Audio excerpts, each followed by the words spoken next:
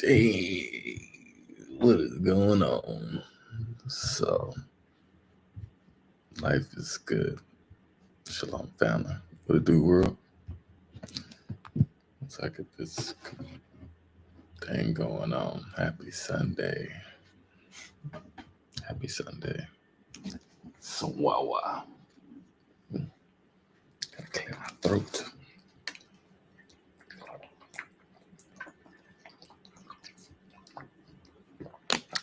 Because it's going to be a long. It's going to be a doozy. It's going to be a doozy. Whenever this chooses to get some act right, bring it over here. But happy Sunday.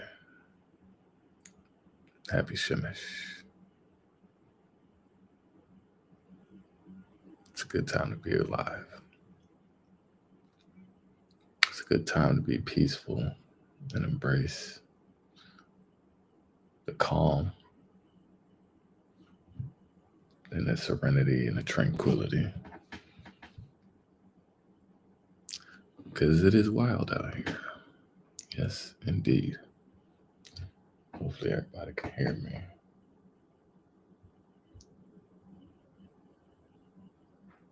I know that I had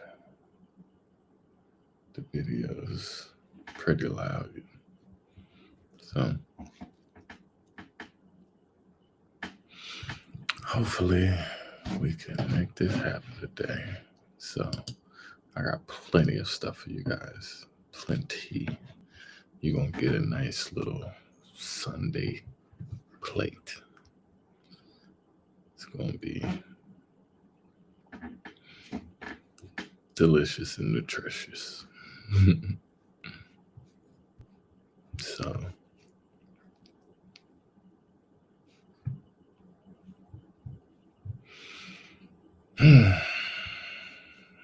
it's a lot going on in the membranes of folks right now. It's a lot going on. Definitely a lot going on.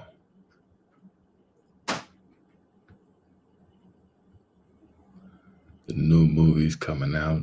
I'm just looking at that right now. So, matter of fact, I'll put that on the screen. So, shalom, everybody out there. Before we get started. So, see the kind of presentations and representations we're trying to see today. So, we got Snow White. We got Elio.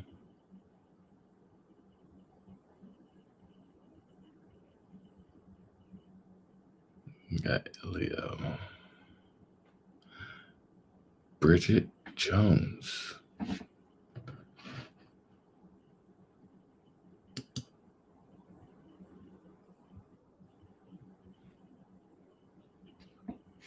And Bridget Jones, mad about the boy. Got Sinners. Got F1.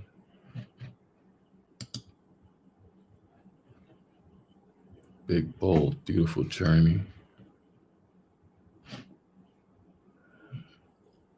A big, bold, beautiful journey. The Running Man. Avatar, Fire and Ash.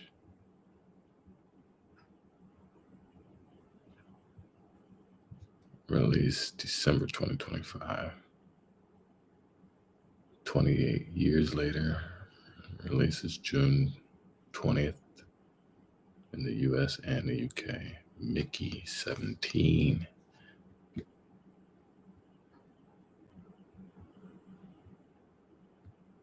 Untitled Paul Thomas Anderson film. Wake Up Dead Man. The Bride.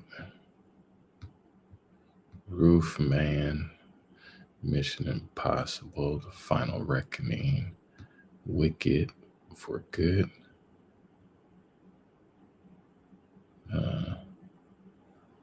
The Ballad of a Small Player, Love Hurts, Frankenstein, The Fantastic Four, Superman, releases July 2025. Fantastic Four releases July 2025 as well. The Materialist, Golden, and Snow White, March, Untitled, Noah Baumbach, Mother Mary, yes. So that's the list that we're running down, and we're going to be seeing some of the little hidden tidbits that may be not seen by folks, getting into the movies and start seeing what people are trying to signal. Gotta watch the signal this year. Signal is going to be important. So, shalom, family.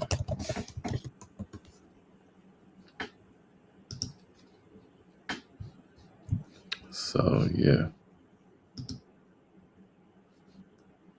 What else we got going on?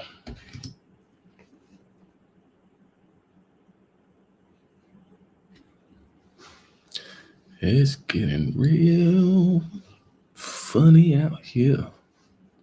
Anyways, let's get to it. All right.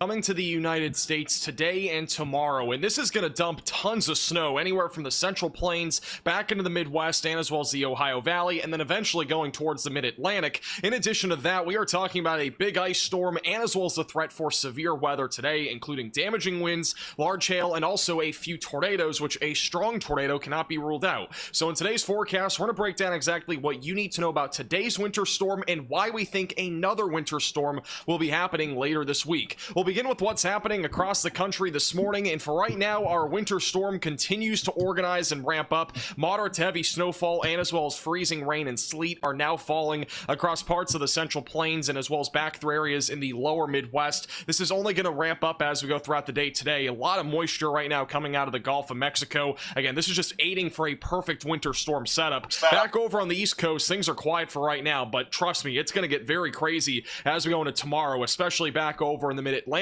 region where we are expecting a lot of snow and as well as the threat for some sleet and freezing rain. And just a heads up before we go further in today's forecast, I do want to mention that we are going to be live on this channel in a few hours with multiple storm chasers in the field and hundreds of live cameras covering this winter storm and as well as a severe weather outbreak. So if you are new to the channel, subscribe down below and click the bell icon so you're notified when we do go live. Now, we have a ton of watches and warnings across the country now. This is just crazy. Kind of look like a whale or an elephant to me. We have basically over a dozen states right now under some level of a watch advisory or warning related to this winter storm. We have blizzard warnings that now include almost all of Kansas, back into northwestern Missouri and southeastern Nebraska. This now does include the Kansas City metro, where we are expecting near zero visibility today due to heavy snowfall and high winds. Winter storm warnings are in effect anywhere in the pink, so that goes all the way over into Virginia and now going into Maryland and across much of Kansas, Missouri, Illinois, Indiana, Kentucky, Ohio, West Virginia. Just a ton of states included in that. Winter storm watches in effect still back over near New Jersey, and then winter weather advisories in the purple, which still includes several different states. Now, this right here is a view of this winter storm this morning. This thing has blown up in size. I mean, this is way larger than what it was only 6 hours ago. You'll notice this was what it looked like last night. This is what it looks like now. This thing has become a lot larger, and it's only going to get larger as we go throughout the daytime today. Notice we have lots of snow falling on the northern side of this low pressure system. We also have freezing rain and sleet right smack dab in the middle of that, anywhere from Kansas and northern Oklahoma back throughout parts of Kentucky. And this is only going to intensify and get worse as we go throughout the morning and afternoon. Heavy snowfall is expected to blanket areas in Kansas, Missouri, back into central Illinois, Indiana, and Kentucky right around the late morning into the early afternoon. Freezing rain will continue, especially back over in parts of eastern Kansas, back into central Kentucky. There will be that threat of severe weather as we go into the early to mid-afternoon hours across the lower Mississippi Valley, We'll talk more about that threat here in just a couple of minutes, and also some sleet will be falling here as well on the furthest southern side of where that wintry precipitation will be. Eventually, about 3 to 4 o'clock this afternoon, heavy snow will continue to move east towards West Virginia, southern Ohio, southern Indiana, and also back through central Illinois. Snow will start to taper down back over in Kansas, and then eventually, as we get closer to around 9 to 10 o'clock tonight, heavy snow continues to track east towards areas like Washington, D.C., northern Virginia, central Ohio, and even back over closer to the Chicago area, where there will be a little bit of light snow up there. And as we go into the overnight hours into early Monday morning, notice how we are going to be talking about some very heavy snowfall back over in the mid-Atlantic and the Northeast, Pennsylvania, New Jersey, Maryland.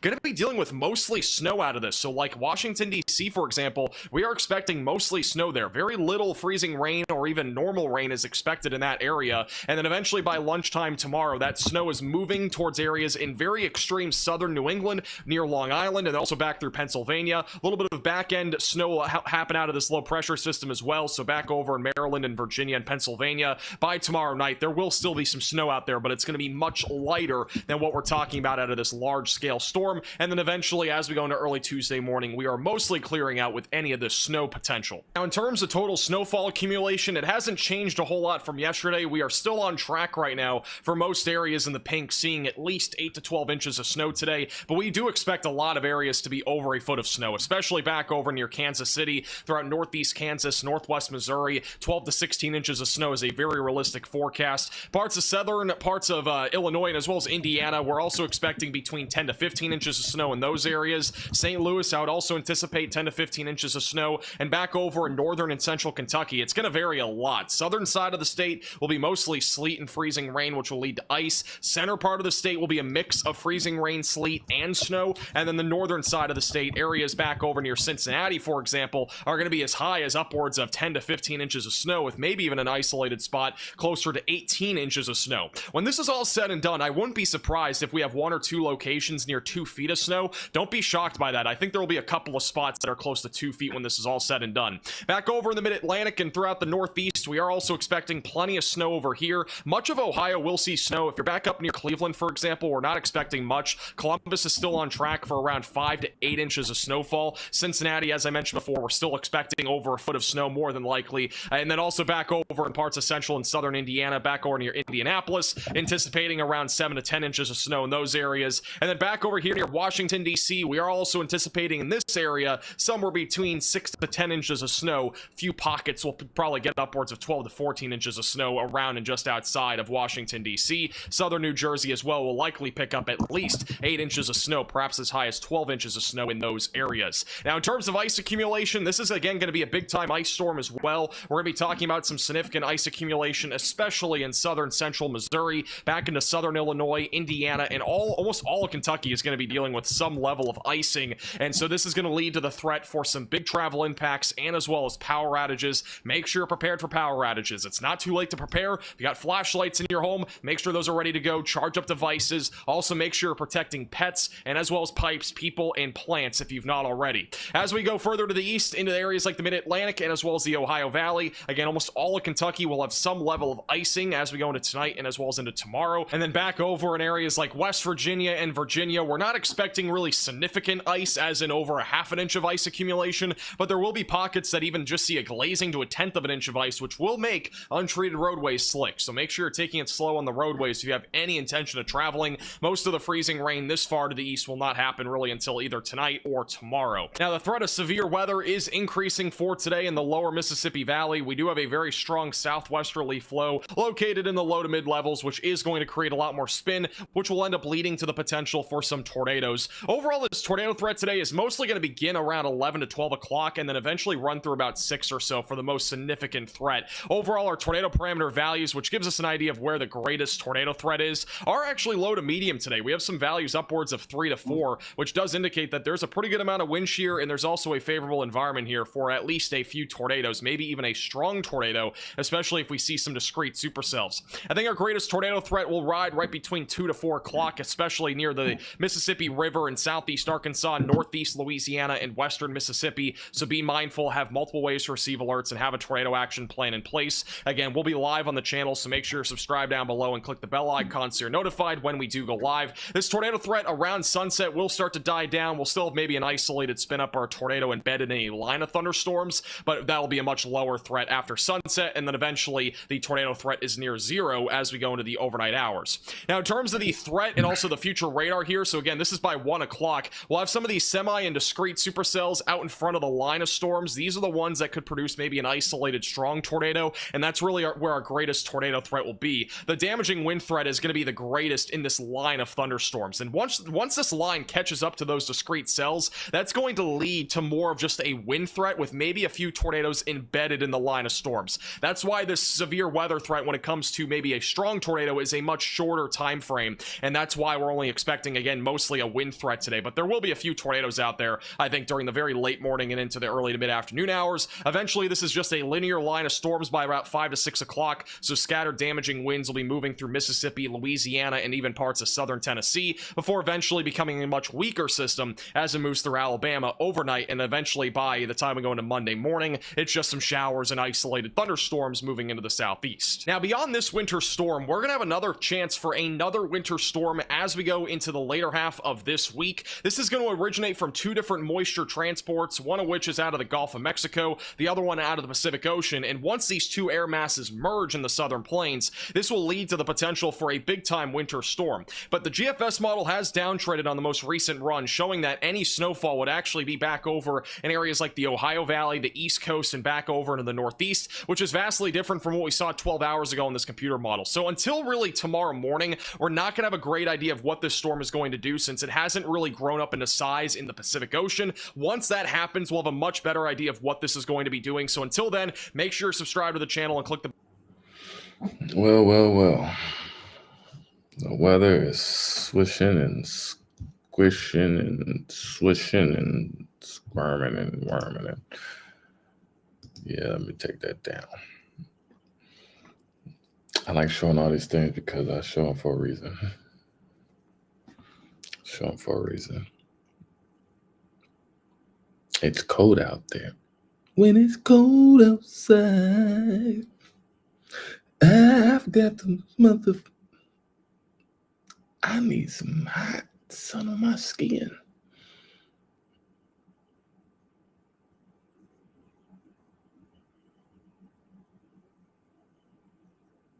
Yep. That's what this needs. It's cold, y'all. It's cold outside. And a lot of people are going to start feeling it. A lot of people are going to start feeling it. That means people are going to be staying inside. They're going to be inside activities. And so I bring that up is because most times people stay inside, you start accumulating more of the person you already are. So, but when people stay inside, some people are not as cleanly. So, not being cleanly, that brings on insects and rodents and other animals that are predators to those other rodents. So it's the circle of life. It's the circle of life. Yes. So with that being said, you have so much going on that the weather is causing. That because there's a rodent problem. Because it's cold outside. The animals are cold. Yes. They're coming inside. So that means other animals are coming in and following right behind them. So you're starting to see rats, crazy amounts of rats, and roaches and all that other stuff as well. But rats. And now that's bringing snakes. It's definitely an influx of Burmese pythons, I think.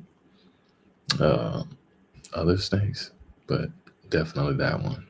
Definitely got the python.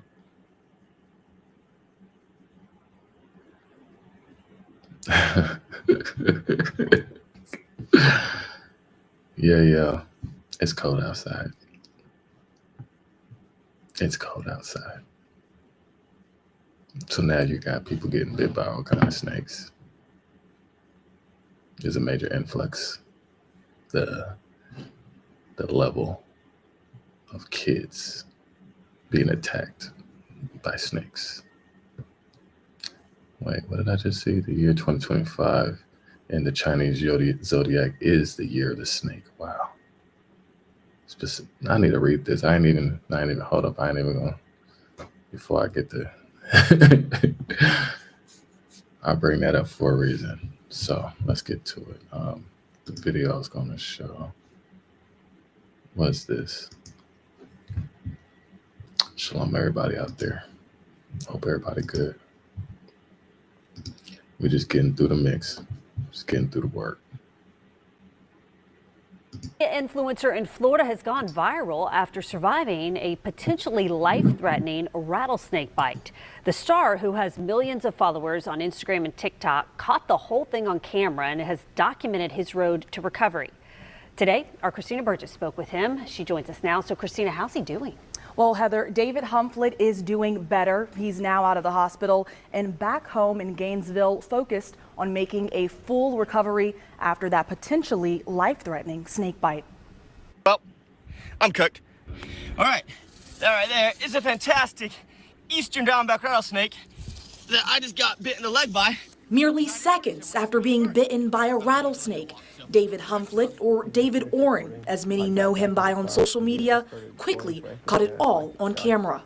Humflett was out in Dixie County, spending the day looking for snakes, something you can often see him documenting on his social media pages for his millions of followers. But this day was unlike any other. Internally, I was definitely freaking out. I knew my first thought when I got bit was, dang, like this might lead to like me losing my leg. Once I got in the car, just my whole body shut down from the venom. You go numb, you go tingly, you can't feel anything in your body. It's hard to talk, hard to breathe. I think I had some anaphylaxis as well.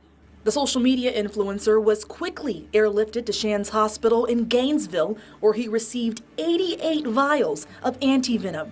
At the hospital, I mean, it felt like my leg was just gonna explode. The pressure and all my tendons and nerves was just insane. Horrible feeling. I mean, worst pain of my life for sure. His wife, Emma, by his side through it all. Internally, I say, I was really uncomfortable and scared, but externally, I was just staying calm for David.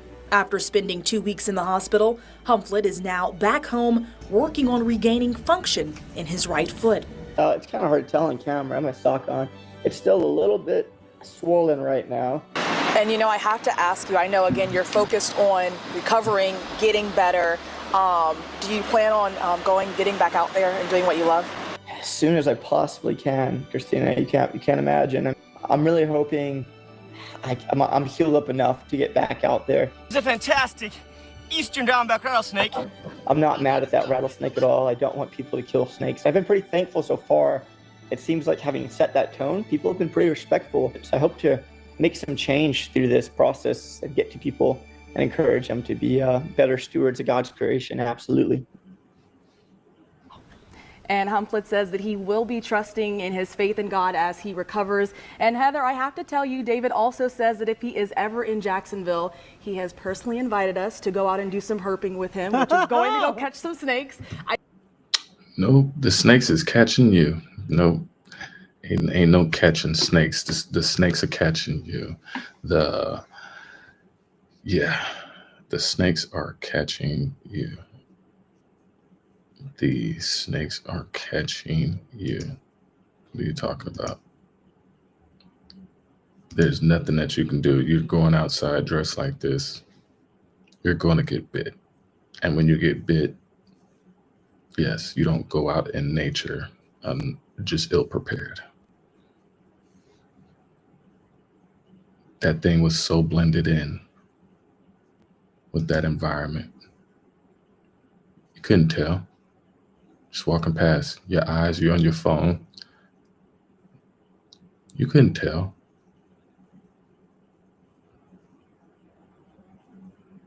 You got people out here trying to be out in nature and you being ill prepared. No wildlife is going out in wildlife and being ill prepared. Why do humans have to go out in nature and just be just ill prepared? And it just goes to highlight just to even the knowledge that people will have. And so, pretty lucky about that.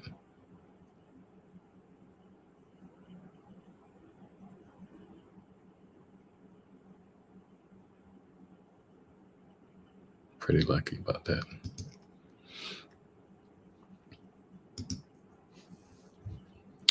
Yeah, he didn't lose a leg or nothing.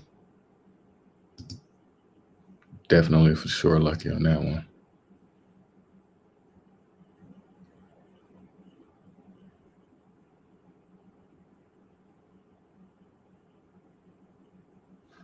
Definitely for sure lucky.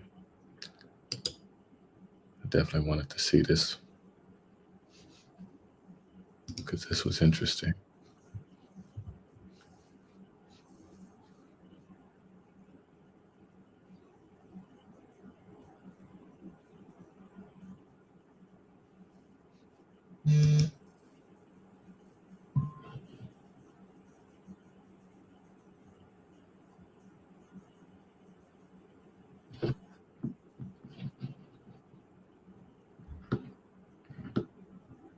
Mm-mm-mm. So, yeah. Will 2025 be the year of the snake bite? It looks like it will be. Look like we're off to a very hefty start. Looks like we're off to a very hefty start.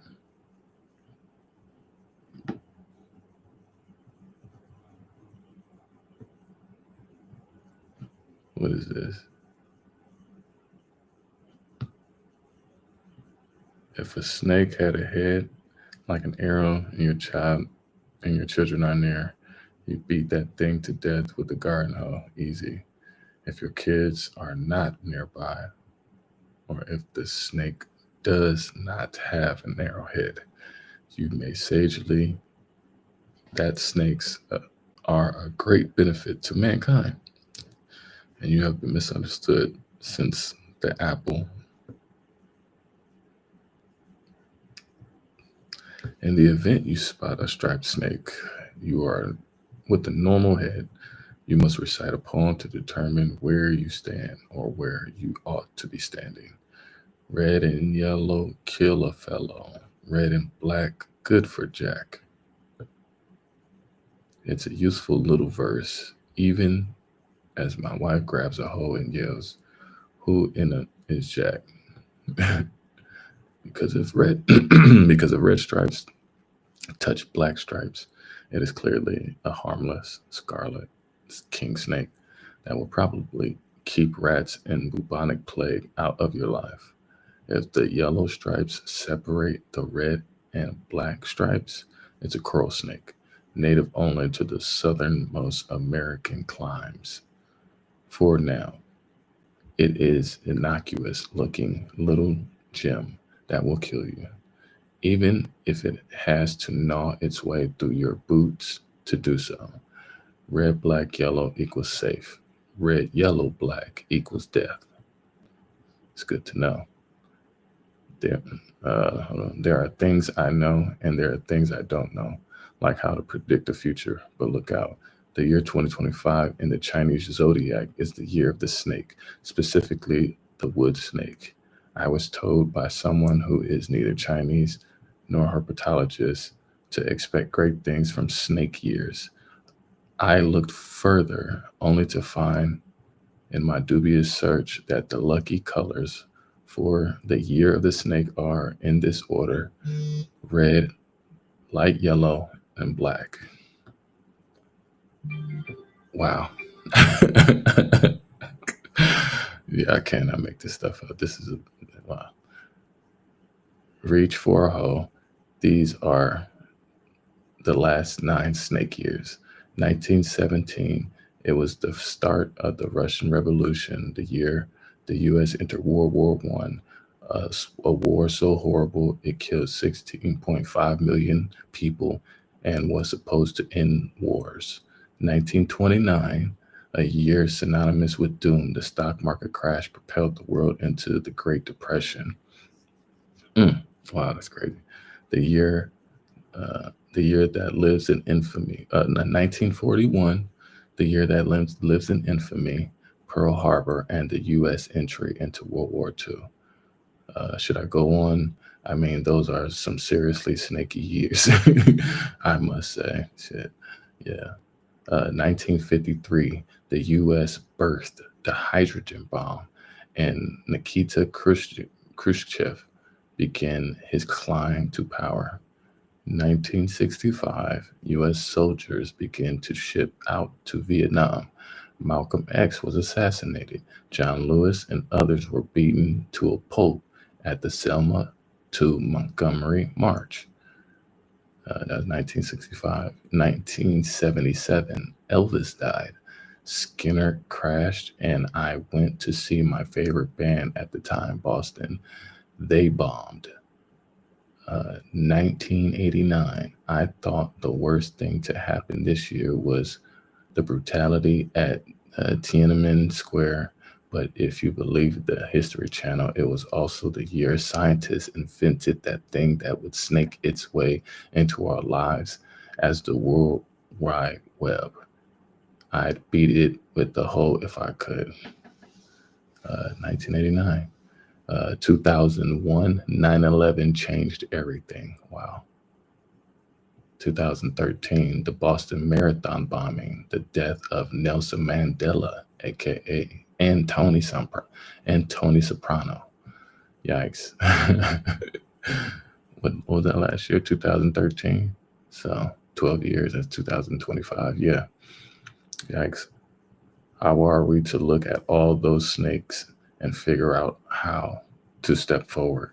It helps to, well, know a few things. Like the horror of 1917 gave birth to Ella Fitzgerald and JFK in the NHL. It was a world that needed song, encourage, and hockey too. Martin Luther King Jr. was born in the crash year of 1929. So were my dad and the car radio. I like to think that they all made the world better. In 1941, we got Citizen Kane. We got a lot of people call the best movie ever made. Ted Williams hit 0-4 for 400 for those Red Sox, and nobody has done it since. Sure, Joe DiMaggio ran up a 56-game hitting streak. That's some kind of year. Scientists discovered DNA and developed the polio vaccine in 1953. In 1965, Joe Namath went to the Jets, and my wife, who firmly believes snakes' years are the best, was born. So was Medicare, the Voting Rights Act, and My Girl. It came out in December 64, but lived in 65. SNL premiered in 77, and scientists fittingly discovered the rings of Uranus that year, too. 8th grade boys have been laughing ever since. Game Boy debuts in 1989 and American Gods in 2001. I'm pretty sure something good happened in 2013 too, if only you look. I guess at the end of the day or year, predictions don't matter as much as intentions. So don't fear a scary year. Just take it on like you would a snake. You really don't need to beat it to death with the garden tool. Just step aside and head on down your path. That is interesting. Sometimes I never know what I'm gonna get. I don't. I didn't know that. But yeah. Watch out for the yellow. Red light. Black light. Wow. Wow. There's a lot going on.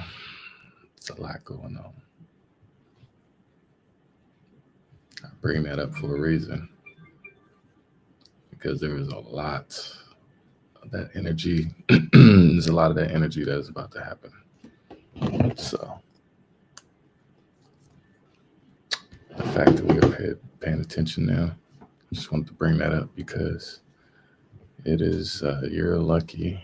It is your lucky day. But anyways, let me just go ahead and bring this over, because we just gonna keep it pushing. We're gonna make sure we know what's going on around the world real quick too. Hey, how's it going out there, folks? Welcome back here to a Saturday night, about 10:29 p.m. California time. January 4th, 2025 is the date. Latest activity here on the Earthquake 3D Globe shows a 2.1 into the California area, so that's where we're going to start off right now. There is some movement there on Petrolia, also a little spike of an earthquake on China Lake down there in Southern California.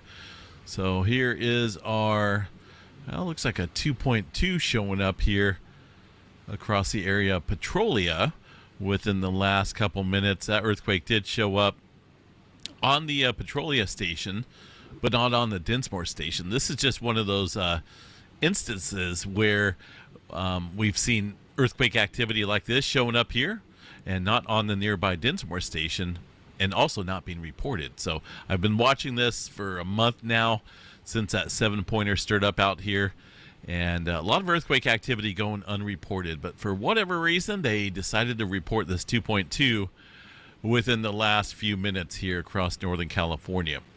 That is continuing there across the area of Northern California, with a couple other 2s in there throughout the last 24-hour period. Let's double check the tremor map here this evening, see what we have for Cascadia tremor, which continues at 0. Nothing going on here for the Cascadia tremor down into the subduction zone. So interesting. Still looking at some activity back building here across the plate boundary. Now for the rest of California out here, got the typical swarming out there across the Clear Lake volcanic field. This is geothermal operations ongoing, and this is nothing new. That activity is just common. There's earthquakes that are produced during the operations there, and we're looking at over 1,000 earthquakes in the last 30 days across this area of the Cobb Mountain area. Geothermal operations. Nothing going on across the Bay Area as we look further down south here. A couple smaller earthquakes there on the San Andreas Fault, and even as I showed you guys here at the beginning of this update video, one little spike of an earthquake on China Lake. Now that's obviously an earthquake followed up by what looks like maybe a smaller quake there. When you revise the amplitudes there of the seismograph, China Lake sits up here. Nothing being reported there following that earthquake on the seismograph station. So a little odd. Most of the time we'll see that earthquake activity stir up down here on the seismos and be reported, and then vice versa up here not reporting. So I don't know what's going on with the USGS this weekend, but it is what it is. Nevada area still seeing some earthquake activity in western Nevada. Nothing major going on there across Southern California for now. I'm only watching. I'm definitely watching this activity right here. There's a couple earthquakes on the San Andreas Fault, the southern segment, and also on this area down here as well. Now, those 4 earthquakes of interest, not very big, but it is in a zone here where the pressure tends to transfer across the plate boundary. So obviously we know we got a lot of strain building up out here along the southern branch of the San Andreas Fault, and it's been building up there for quite a while. Yellowstone National Park, nothing showing up there across that super volcano, but I do want to double check because we had a little bit of activity out there earlier. And there it is showing up on Purple Mountain, Mary Lake, Upper Falls, Joseph's Coat, and Maple Creek as well. So a handful of earthquakes, but nothing being reported here from the USGS. It is the weekend, and that's obviously they're not reporting it. Now, I kind of want to bring in the Ethiopia earthquake activity. Now, obviously, there's a big difference between Yellowstone, the hot spot there, and a Rift Valley out here, where the land is separating. Obviously, different scenario. But if I was looking at this on Yellowstone, for example, just say this is at Yellowstone supervolcano, we were seeing big time earthquake activity like Ethiopia is seeing, with upswelling of the land and periodic steaming, new vents taking place out here. I would be a little concerned that we're looking at a supervolcano eruption, but this is not Yellowstone. This is obviously a different type of boundary out here, but it is still concerning. And I have seen some videos out here across, not the volcano here, but a little bit further up north around this area, where we're seeing some steam explosions come up out of the ground, along with some mud and debris as well. Now, that is localized to the area, but this earthquake event is taking place across a broad area of the Ethiopian rift boundary. And what is a little concerning here to me is that the depth of these earthquakes here are 6 miles deep underneath the area. Now, they've obviously seen some uptick in terms of inflation out here. I want to show you guys, let me go back over here real quick. I found a seismograph station out there in the area, somewhat close there to the Ethiopia rift boundary. This one in the green triangle here. Now, the rift boundary sits right about here where the earthquake activity is occurring, but the movement is showing up here on the seismograph station. So if you look here at the last, this is going to be the last 24 hours here of earthquake activity. And USGS stating that there's 7 earthquakes here in the last 24 hours of various magnitudes. But on here, obviously they're only counting 1, 2, 3, 4, 5, 6, the bigger ones. If you look in between all these bigger ones, there's a lot more elevated earthquake activity here. So they're seeing a major increase in not only the upswelling of the land, but obviously the earthquake activity here. Now, that's the only seismograph station here I can find local to the area, which sits right over here across this region. I don't know how to pronounce that, but that's where the seismograph station is, and it's picking up all the earthquake activity. I don't know if the EMSC is going to show anything other than what the USGS is reporting. Let me double check here and see. For the last 24 hours, they got roughly about the same. But obviously, as I showed you guys on that seismograph station, that plot, the 24 hours, there's a lot more than what's being shown here on the graph. So the concerning aspect here is that there's so much earthquake activity stirring up out here, 6 miles underneath the region, not localized to one area, just underneath a broad region here of about 70 to 80 miles in length across the rift boundary. So the question is, are we going to see something bigger than just a localized eruption, which is very possible here, due to all the elevated earthquake activity? It's not just in one local area. That would be typical, right? Thinking that maybe one of these volcanoes are going to pop here, the Fantel area. But it's not localized. This is a broader event, and it's deep, which tells me right there that this is probably something bigger than just a localized eruption. If it does take place here, the magnitudes are getting larger. The multitude of quakes out here are getting larger as well. 74 earthquakes here in the last 30 days. Today, what the USGS is reporting is only 7. But as I showed you guys there on the seismograph station, there's a lot more. Some smaller quakes in there as well. I wish I could add those on here, but I don't have the access to that data aside from the raw data, the seismograph station. So there's some big type of event about ready to take place out here across this rift boundary, something that we haven't seen, I don't think, here in history, at least in our recent history. if you think about it here, this is thinning out of the crust, and depending on how much magma is below the area, if we got, a huge amount bubbling up, or, it could go either way. This could be a scary scenario if you really think about it. It's not just one single area. This is a huge, broad event. Yes, there is some steam explosions going on there across this area. North here around this area, but that it kind of makes sense, right? Obviously the steam explosions there are a result of heated areas coming up, heated material coming up from below, tapping into the groundwater, and obviously that's how you get these steam explosions. But this earthquake activity is not getting any shallower, so how big of a blob is down there? Could it be way bigger than maybe what we're thinking? A little scary scenario here. I don't think this is just going to be a localized minor event here. There's something big brewing out here across the area of this rift boundary. Any rift boundary there has a potential of something major happening, and we've got to watch that pretty closely here. It is being picked up across, some news agencies and obviously some social media sites out here.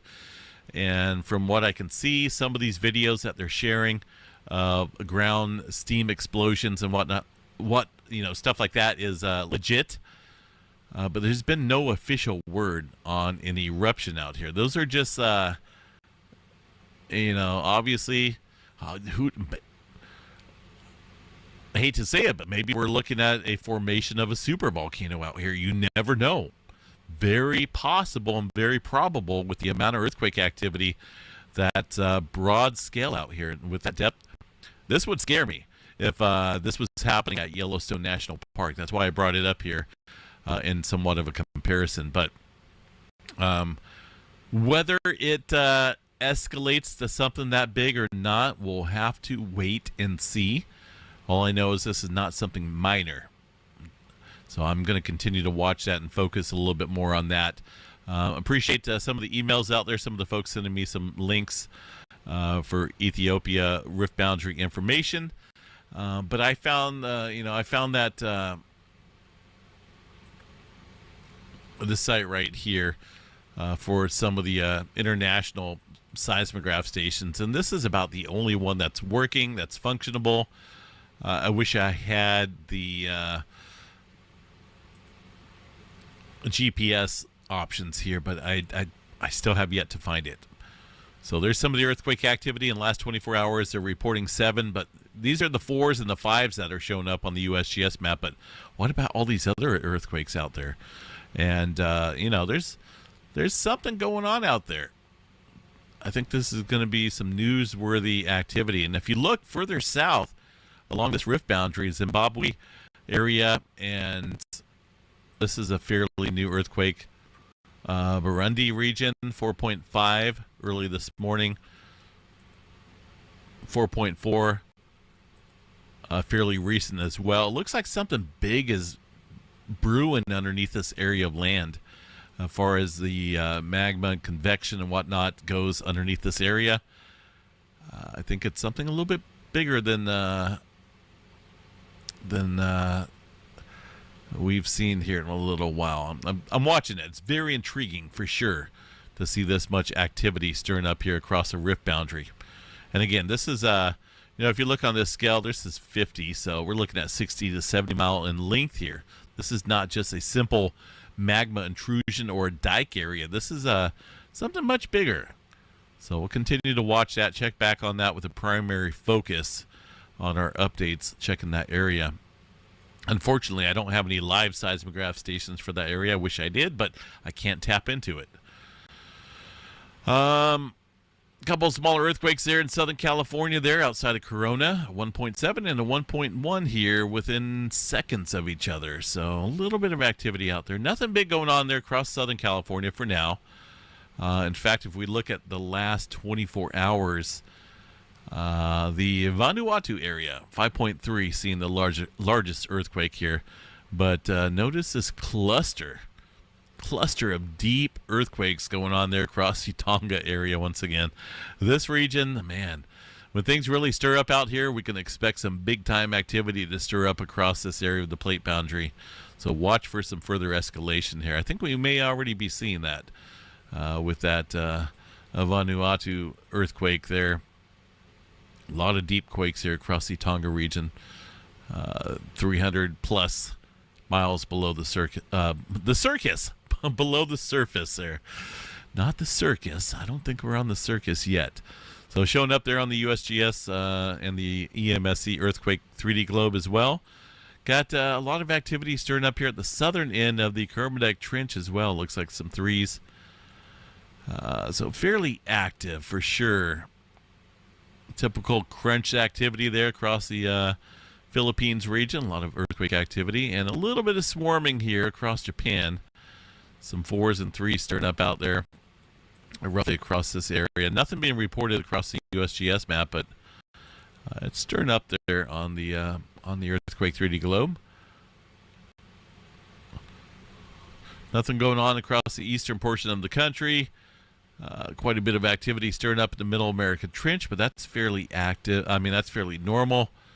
But man, we got to watch this down here. Look at that. That's, you know, you got to follow these tracks here and see what's been taking place. Man, there's just a lot of activity there on the Ethiopia area.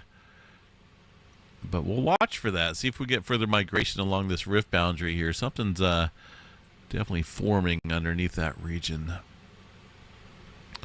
Let's see here. One earthquake out in the Red Sea, it looks like 4.6. Yeah, nothing showing up again on the USGS model. I don't know what's going on with these guys, but no, I take that back. That's going to be the Red Sea here. This is going to be way up north around the Iran area, it looks like, right here.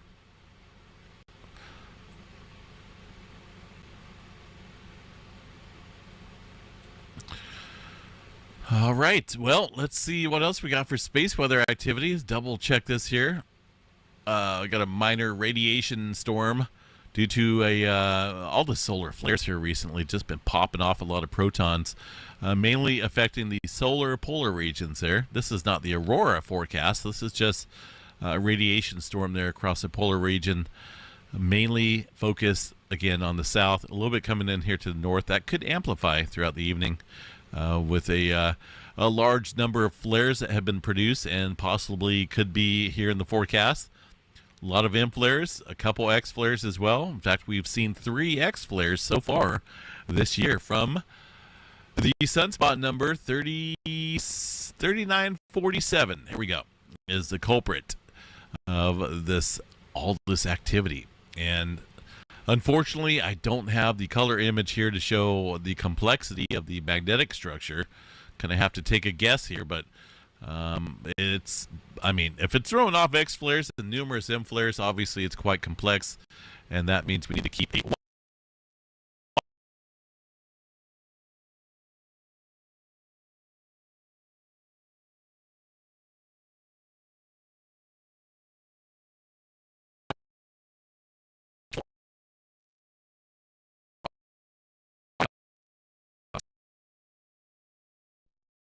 flaring out.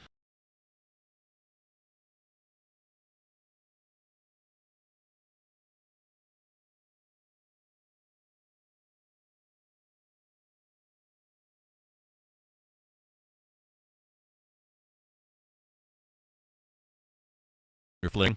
Elevated flare threat remains. These guys have percent. I'm basing this to about a 25% chance for X flare, M flare at 65, C flare around 99% chance or so, proton event around 75. And we'll keep a watchful eye on 3947. Here's a visible disk. There's definitely a trail of activity here, you know, but you could have a super large sunspot there, and as long as if it's not complex, then obviously it's not going to produce any stronger flaring. But that is the source to watch, and that's a lot of activity out here. Goodness, numerous sunspots out here, and more out on the eastern limb and the far side as well. As far as the aurora forecast, things have died off here. in the last few hours. Not really expecting much for the remainder of the night. This was the forecast for tonight, but yeah, since died off. As far as any major severe weather goes, let's see what we got tomorrow and next week here as that cold air comes in. I think that's going to be the severe weather day. Already seen quite a bit of traffic issues out there with the ice developing on the interstates and the highways. Goodness, I wouldn't even be out there because it's almost guaranteed that you're going to crash. It doesn't matter if you have four-wheel drive or not. An ice-covered road is just not good. Best to kind of stay home there. For the day here tomorrow, Sunday, we got a decent chance here for some tornado activity down there across Louisiana, Mississippi, and eastern Texas in there as well. That's a pretty decent chance, 10% there across Monroe and Jackson area. Some wind, a little bit of hail threat in there as well. For the day there on, where did we go here? Hold on a second. Day one, day two. What's going on there? Day two, day one, they both look the same. Maybe this is for later. Day two, that's identical. Almost identical. Huh. Same time period. That's a little odd. All right, I'll have to check back on that. Maybe different forecasters there, Goss and Windit. But yeah, severe weather obviously going to be a concern here for tomorrow and early next week. There's that low pressure system there. Really ramping things up there for the tornado potential. Got to be cautious of that. After that, a much colder air behind it, but a little bit drier until some moisture returns, it looks like, towards next week. And a lot of snow out there across the eastern portion of the country.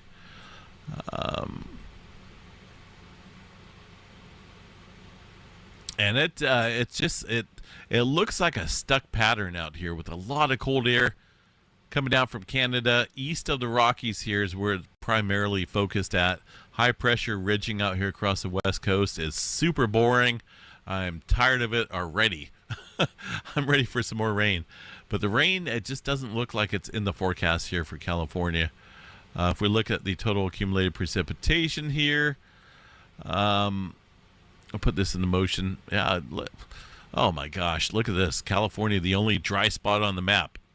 Goodness, how worse can it get? Pacific Northwest looks like a little bit of precipitation up there, but man, this is not good. Snowfall. Let's check out the snowfall potential out here. I know a lot of folks are wishing for snow down here across the south, but it looks like that's backed off a lot here with primarily focused areas northward for some ice and whatnot across this area. But it looks like that's backing off quite a bit. So I guess that's good or bad. It depends on if you wanted snow or not.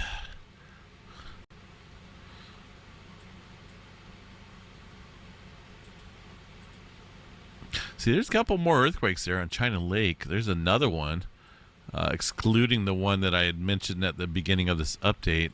Really nothing being reported out here, even though there's earthquake activity. I don't like that. West Coast is lighting up, and there's definitely earthquake activity showing up on the seismos, but nothing being reported there across Ridgecrest area.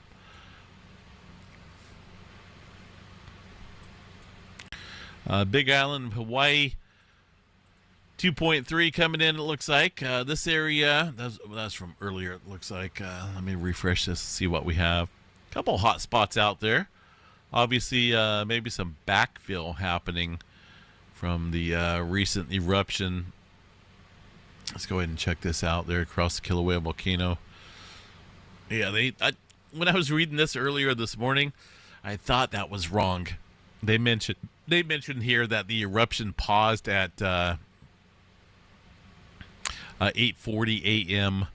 on Friday, but that wasn't the case. The correct time of the pause was 8:40 p.m. So somebody messed up there with that. It kind of clicked in my mind this morning when I was reading this, but I kind of went through and just read it. But obviously, at a pause right now.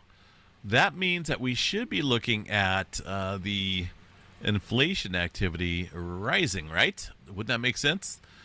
With a pause, we should see deformation data come up, and look, just like magic. Here's the pause of the eruption right about here. Obviously, with the depletion of magma from below, we get deflation. As it pauses, inflation there. So going to be interesting to see what happens. We've dropped quite a bit in terms of the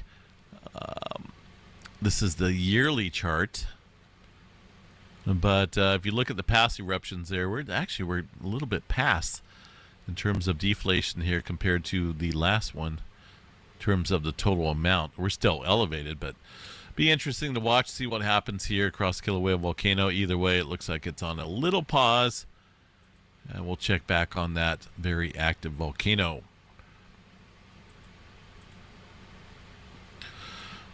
All right, I'm out of here, folks. Have yourself a good Saturday night. Make sure you guys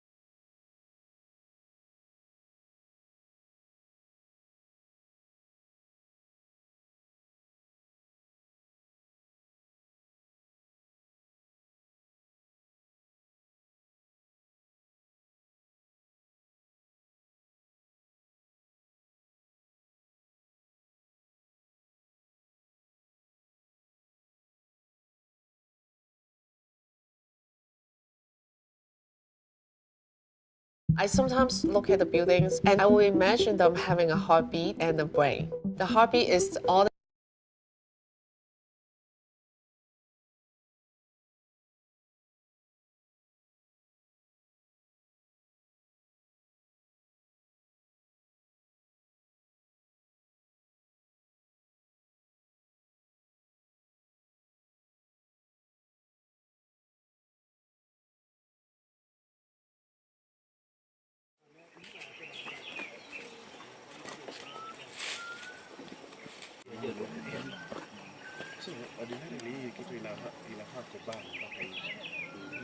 It is a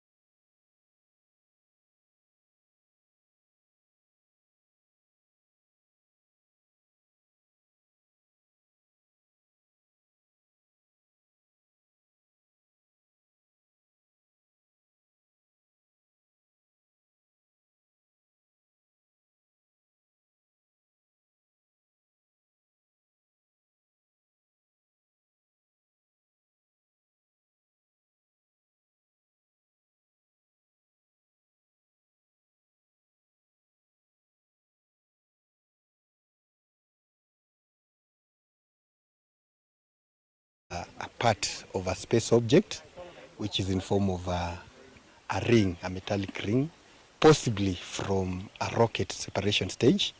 We are to assess the impact to the area, identify whose space object is this, so that we can use the existing legal mechanisms under international law to first get the person and bring him to the responsibility of his space object.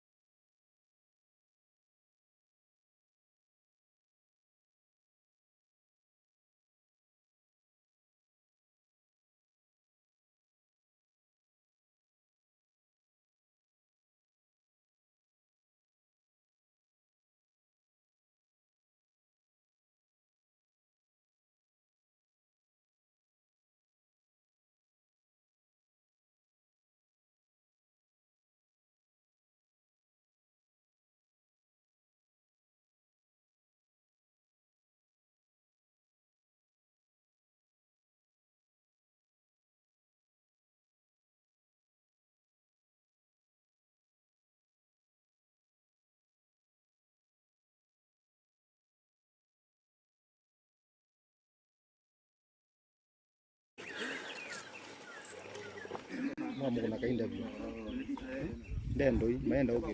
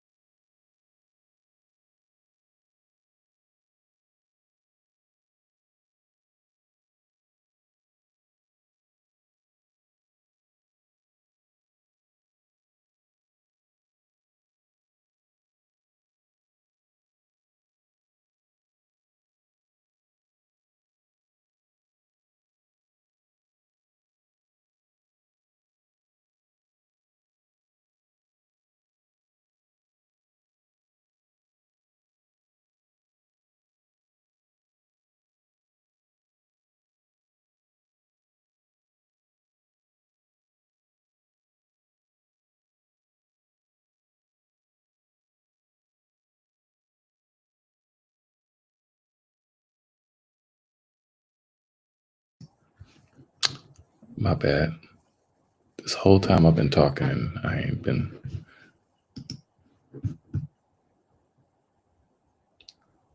The whole time I've been talking. There we go. There we go. We can now get the party started, I guess. Yes, y'all. Shalom, everybody. Hope everybody good. I wanted to showcase that because, yeah, you are starting to see these pythons, these snakes. This is the year of the snake.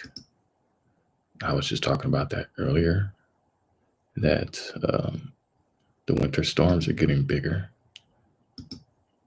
The animals are coming out. The uptick of activity, volcanic activity, the planetary alignments. I just showed you I just spoke about that,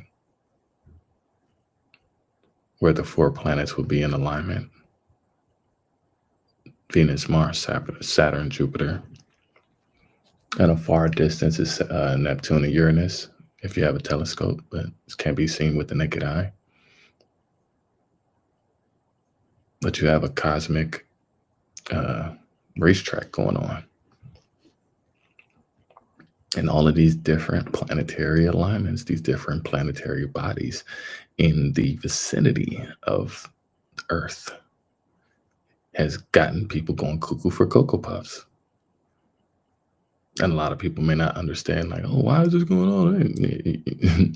You're getting knocked upside the head by a planet. You're getting knocked upside the head by a planet. And because if you don't know thyself, you wouldn't see that. You wouldn't be able to know. You're seeing so many devices happening. You're seeing so many people keep trying to go back outside. This is not the time to be going outside and acting stupid, celebrating and getting all caught up and getting emotional. People are still acting stupid. They still want to go outside and drive. Thank you. Thank you for letting me know you can hear me.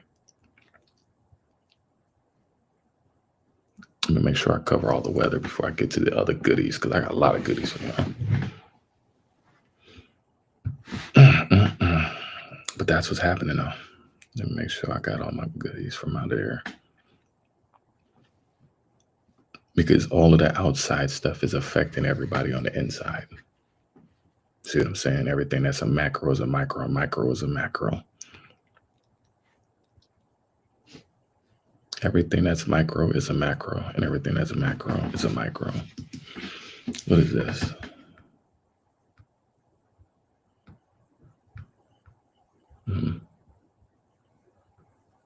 I don't know what the hell they're talking about.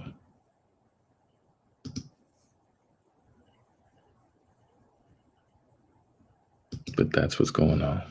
You're starting to see all of these vortexes. Like, it's frozen across the whole country, and it's frozen across the country in places where it is necessary for these places to actually thrive. They have to thrive, or they won't be able to survive. And so you're seeing places that are getting choked off in so many different ways. But while this is going on, hey, you know, you got Uncle Buddy here. Uncle Buddy here is just worried about his buddies. Biden Awards. Biden Awards. Let me make this bigger. Let me get that bigger. Biden Awards. How many? Ooh. Yeah, that's where we're at with it. The Medal of Freedom. He awarded them the freedom to detain and shackle and imprison people. Yes. Now, what did George Soros, the founder, Controversial Open Society Foundations, how open is that society? Is it open enough for me to be able to be in? No. She looks like a snake. He looks like an old snake. This is the year of the snakes being seen. Slithering right in front of us. All of this must be exposed. No exemptions. 18 others. 1 plus 8 equals. Others are recipients of the Presidential Medal of Freedom, including politicians, scientists, entertainers, athletes, humanitarians. President Joe Biden announced Saturday. You see Hillary right there. Great leaders keep faith, give everyone a fair shot, and put decency above all else. There's nothing decent about the manners that these people had to become billionaires or powerful presidents. The things that people had, the disgusting things that people had to do, the unforgivable things that are not talked about. Yes, many people will create businesses or give jobs and say they're given a fair shot for, hush money. We know that terminology, right? Hush money. To, just kind of deflect and throw off the scent, And I don't know if I'm tripping. Am I tripping? I don't know. But I'm kind of smelling something. I'm smelling the same type of, yeah. These 19 individuals are great leaders who have made America and the world a better place. Really, have they? Have they truly? They are great leaders because they are good people. By whose standard? By whose state? Elon Musk, is he a good person? He got all these millions. Do you believe that he can help the world? As you listen here on X, instead of trying to shoot to the stars, do you think Biden, Magic, Bill Nye, Trump, but everybody with all of this money around the world, you would think that they would be able to really want to think about helping? No. You have to listen to the word hypnotism. The words will throw you off the scent if you're not listening and paying attention or smelling what is out there. They are great leaders because they are good people who have made extraordinary contributions to their country and the world.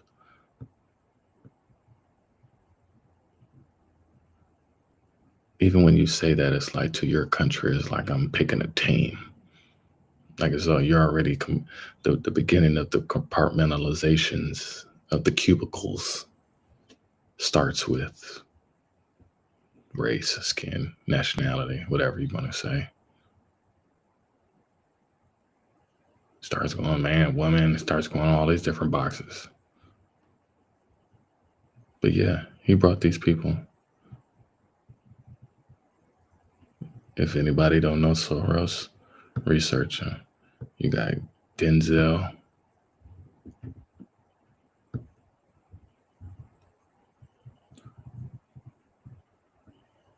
Yeah, you got some names here.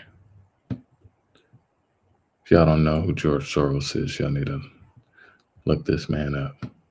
When you're seeing other faces up in here, it's like, you don't know if who's the good persons or who are not, Now that I see Denzel up there, it's like, damn, say it ain't so. You know what I'm saying? You look at people like Hillary, who has been just evil her whole life, say it ain't so. People still don't, but it's a gang. It's a gang, no different. It's a clique. It's a grouping of people who have a common agenda. And that's what's rising above the cream of the crop right now. Where you're seeing everybody who's under is they're trying to stuff you under and like suffocate you under. And so they're grouping together because they are scared and petrified now. There's a lot of paranoid people out there. Y'all.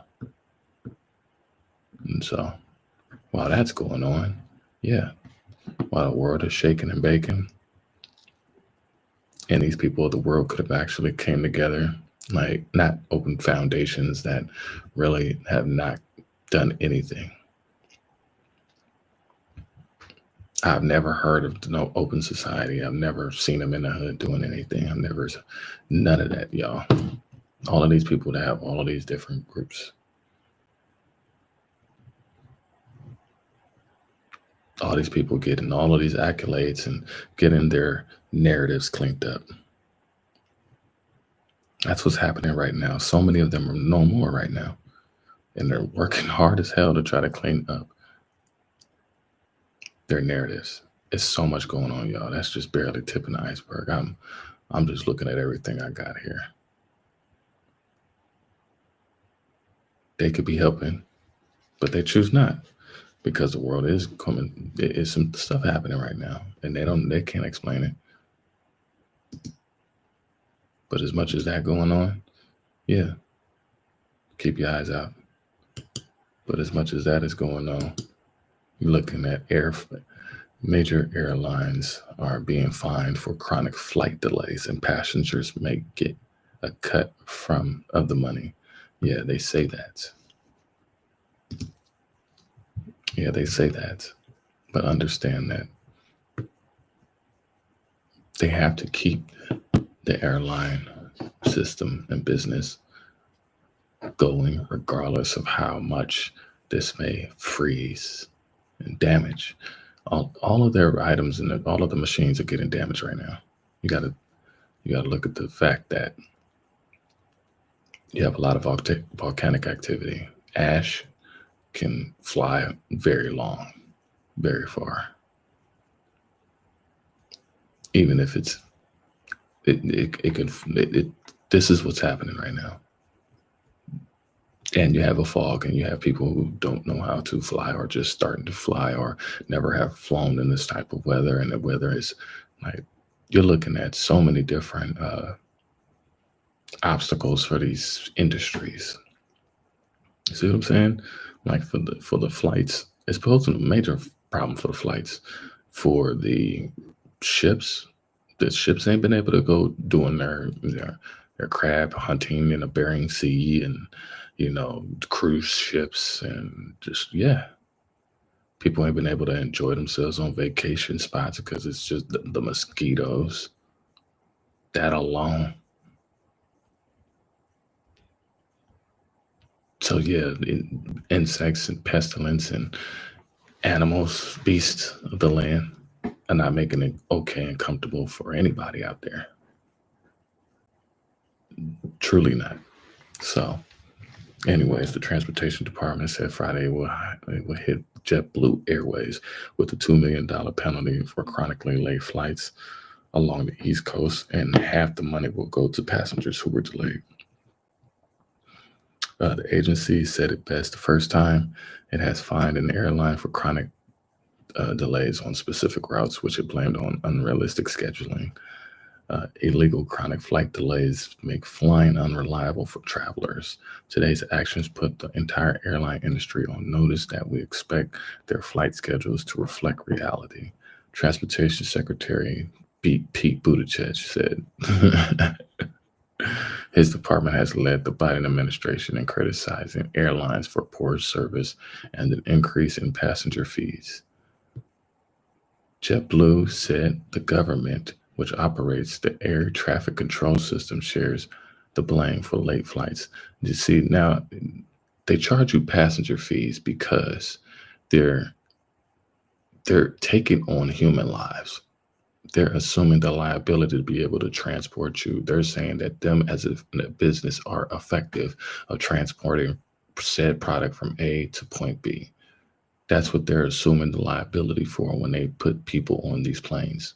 So as a customer, you're not listening and even thinking about that. You're just trying to get to Florida to try to get into your bikini. But at the end of the day, these places are held that if something goes wrong on any part of that, it literally ripples off and domino effects into a very, very bigger ripple. So yes, they're going to charge you because they're like, okay, if we wind up having to assume, let's at least get the costs covered that we can actually be able to deal with any of this was to happen. And in the process, we're still going to make a profit. But if one of these happen to slip off of the runway or slip into the ocean or anything like that, we at least need to have some type of, backup money as contingency to be able to cover our asses, because that's what it is. People are willingly signing up and committing themselves to commercial transportation, whether it's the subway, the bus, the cab, or a plane. You're submitting to the service of said, industry, company. So when this is going on, people complain about this, but if you had a sure-proof system, if there was a system that was put in place where there was 100% zero car accidents, yes, you would at least it shouldn't even cost that much. Then they would be scared of that industry. They would be scared of that industry if it was that sufficient, and if it was efficient like that, and it was able to show the high margins. Now, nothing could be 100% because many things get, like interrupted or disrupted. Like say, like with the bright lines, it's a train. Like it can get to point A to point B without any, as long as anything doesn't disturb the track, it's progress. You see, as long as but if it is infringed upon, then yeah, it's going to cause an accident. It's hard to get around that because it can't maneuver. It's when one particular flow forward and backwards. So when these systems, which operate the air traffic control system, share the blame of 4-lane flights, they can't predict the weather. That's why it's becoming such a, they talk about realistic. You're asking people to go out there in frigid temperature to make sure that everything is running, and then you're not paying them. And then they're complaining about it. Breaking hands, stuff falling apart, hands is cold. You got babies crying, people sick. You just had China break out. You just had China break out. You just had China break out. You might have the cough 2.0. And I'm not exaggerating when I say that. But because of that, they've had to reach settlements and companies, the comfort of people's enjoyment. The fact that most people who try to get around and try to just enjoy themselves are getting stuck and getting sticked every single way. Whether it's the taxi, the Uber driver, getting on a plane, the hotel, everything and everybody is jacking them off. So they're going through a whole gauntlet of just boo-boo. So yeah, everybody's getting it from the restaurants all the way up because of people's experiences. And they're certain it's not even a service sometimes. Sometimes it's because of the circumstances outside that are outside of your control. These are the ones that are outside of your control is because of the domino effect falling down on everything. So I'm trying to help you see from a larger screen, a larger pixel, a better zoom out to be able to catch these things because it can easily get missed. But because of that, people were complaining. They're putting their feedback in the comment box. People were, suing. So yeah, and these companies are getting hit by millions of dollars of lawsuits. So yes, because of one customer had a bitch fit who was already going through their own shit and they didn't take accountability for it, but they just happened to be in the right place at the right time, happened to luck up, and now they bankrupt the fucking company. And now you're seeing that so many companies have been getting bankrupt. Last year was the most companies that closed down or went through these processes.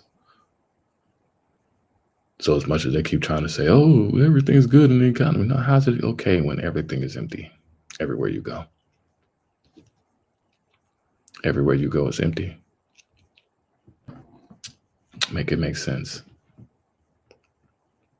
But because of that, you're starting to see a massive amount of people going into trying to take down these industries.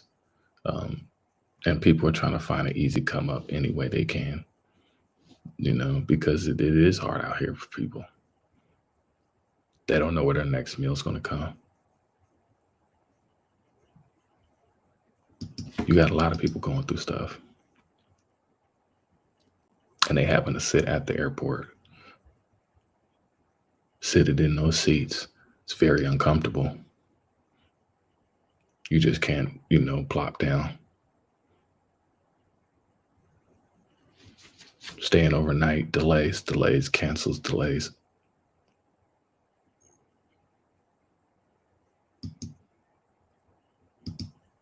And so, yeah, you got many of these people being put on the hook.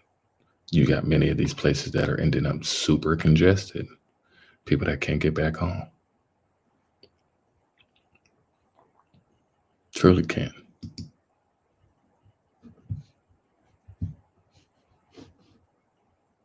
People that ain't going through, traveling just to go and enjoy themselves and then end up caught up, let's say, like the New Orleans event, they had to delay the event or whatever like that. Those are things that are happening all over the place, where there's just massive amounts of hiccups, massive amounts of discrepancies and delays. You can't stop this stuff. Trying to even have something to, stay afloat or, have an event, come all the way together. Yeah.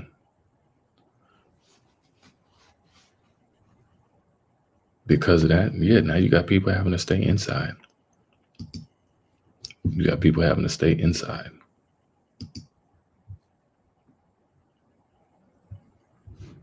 Because of that, hey, you may be dealing with your partner and some people may get on your damn nerves.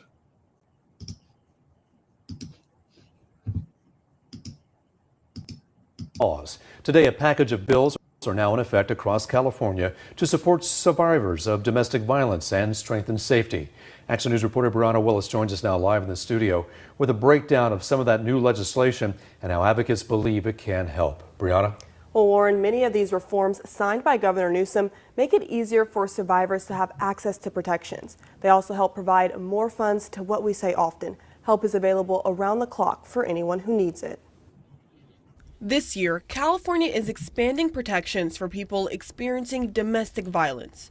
One bill establishes a state victims fund, a welcome step to those on the front lines of helping others. Our bills like AB 2432 are critically important to say we're identifying that we believe that survivors should have a safe place to go. There should be a 24/7 hotline that is paid for and staffed. Nicole Linder, CEO of the Marjorie Mason Center, says while it's not yet clear when the funds will come in, it's important for nonprofit organizations. And many of them merged with other organizations or they just shut down. And that's never a space that we want to be in. It's 2025 now, and we should definitely be in a spot where we're saying we're taking care of people who are in need and who are unsafe. Just over 2 months ago, 21-year-old Clovis resident Briaja Jones was killed in a domestic violence incident. There's another bill adding to law enforcement's toolbox. Provides the Commission of Police Officer Standards and Training to put in place a new training program for officers at the patrol level who have already worked, as well as in the academy, additional training on domestic violence related investigations, as well as possibly suspicious deaths or suicides. But before things take a deadly turn, the laws now in effect also streamline the process for filing for restraining orders and allow survivors to file wherever they feel safe. The more that we can reduce barriers, the better.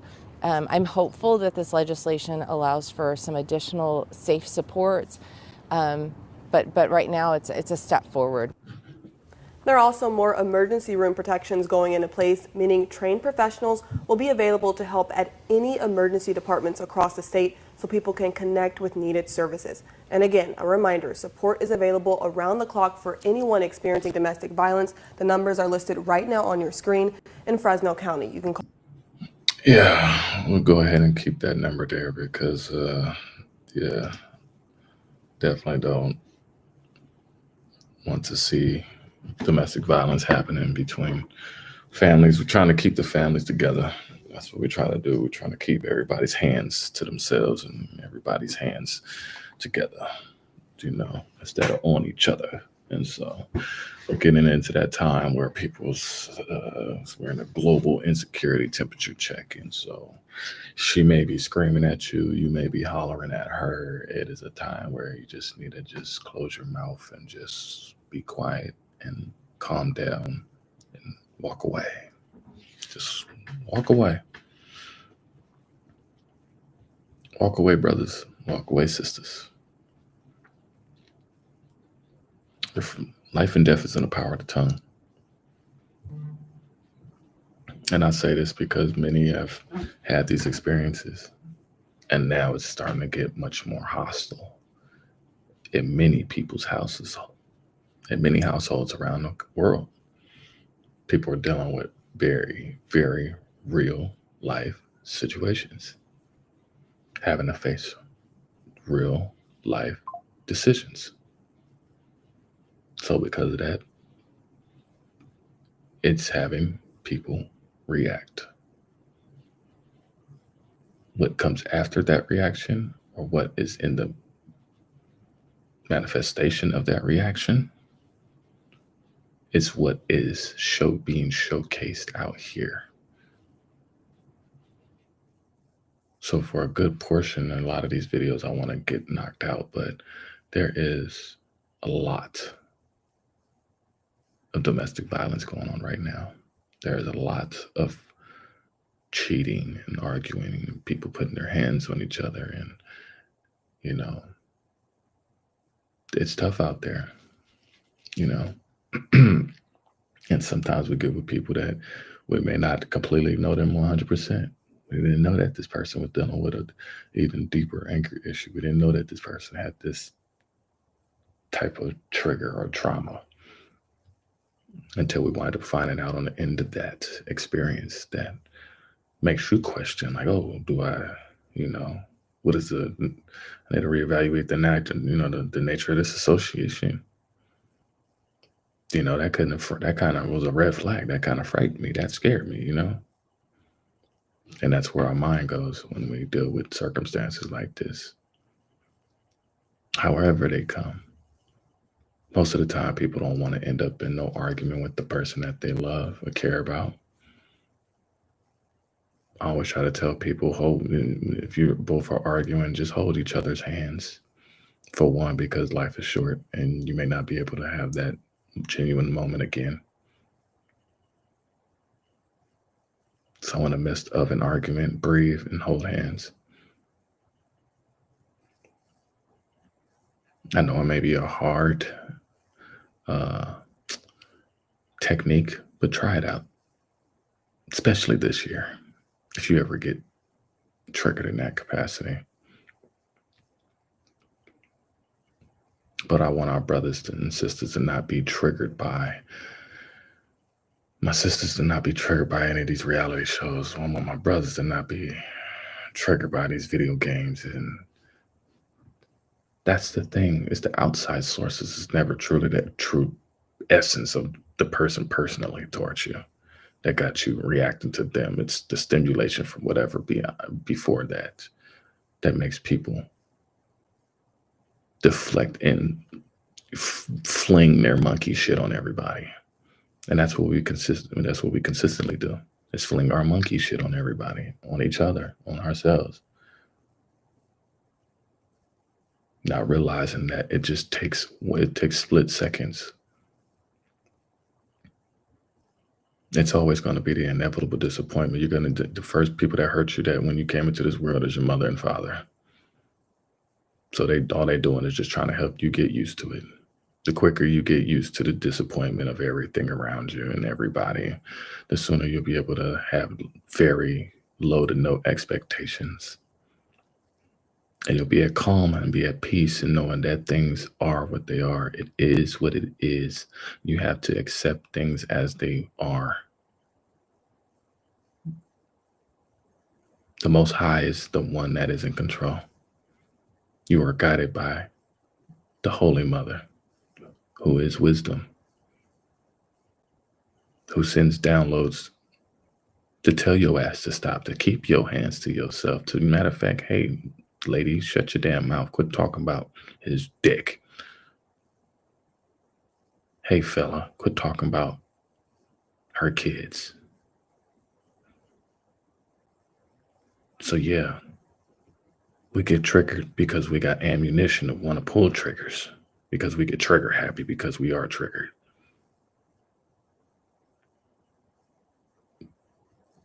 And because people's egos are very already fragile and very insecure and sensitive and vulnerable at this point, people are acting out even more than ever. And because of this, people are getting themselves extra dragged into CPS, into the court systems, having to go through all of these processes, contributing to the legislative body for no damn reason. They have to interject within your life because you're too old to be told by your mommy and daddy. You're legally obligated now to be told what to do by the legislative body of America, because you are no longer, a caretaker of your parents. So because of that, it flips to now who is going to be in charge of you when you get your ass out of line. And that's what we all agreed to when we come to in this America. But now at this point that we have gotten to being adults, and the more that we take on, how do we fix that? How do we figure that out? Because what's happening is that people are really taking what they are going through, that anger, that wrath, mixing it in with the lust, and finding the lust within the wrath, and the wrath within the lust. And it's becoming this very toxic and dangerous cocktail that is out here within the households of people and in relationships. So yes, even just trying to rebuild yourself and heal, to be able to accept a new person in your life, it's not easy. We want to love, we want to trust, as we should deserve and be allowed to, and hope to have the significant others in our life to be able to help us cultivate that, because we're all trying to get better, and we hope to have people in our life that are in the same like-mindedness, who are heading in the right directions of life, that are like-minded, that are working towards showing thyself approved and being a humble servant of the Most High God. Because none of this stuff down here makes sense. It's not normal. We have so many different cookie cutter curriculums and formalities and traditionalisms that we pride ourselves on justifying that this is who we are. Like, this is, who are you outside of your badge? Like, this is your badge that you wear. But I say all of these things because people are taking who they are and not seeing themselves before they go over the edge. It's like they go over the edge and then people are now waking up that, oh snap, I just literally went over the edge. People are now waking up in the middle of the going over the edge just now. That's the interesting thing that I'm seeing now. And that's what's causing the actual shock value within people. Like, oh snap, I just really messed up. But no, you got to serve this 30 years to life. Oh no, I can't do that. I need to get out. I need to escape. I need to pass. I need parole. Oh no. For hundreds of years, this stuff was done on people that didn't deserve it. And now people are saying that they don't deserve that. When you actually do deserve it, you just decapitated your wife, your child. How do you deserve grievance? In that's not my call. I'm not a judge.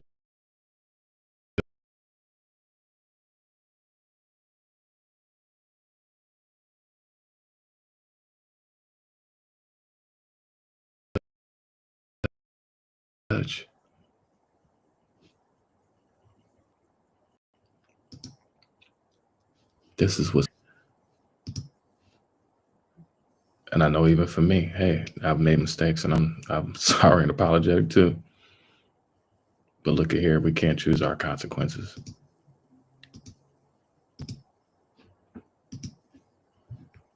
Facing fact and being able to grow back into that, to understand, yeah, it's going to take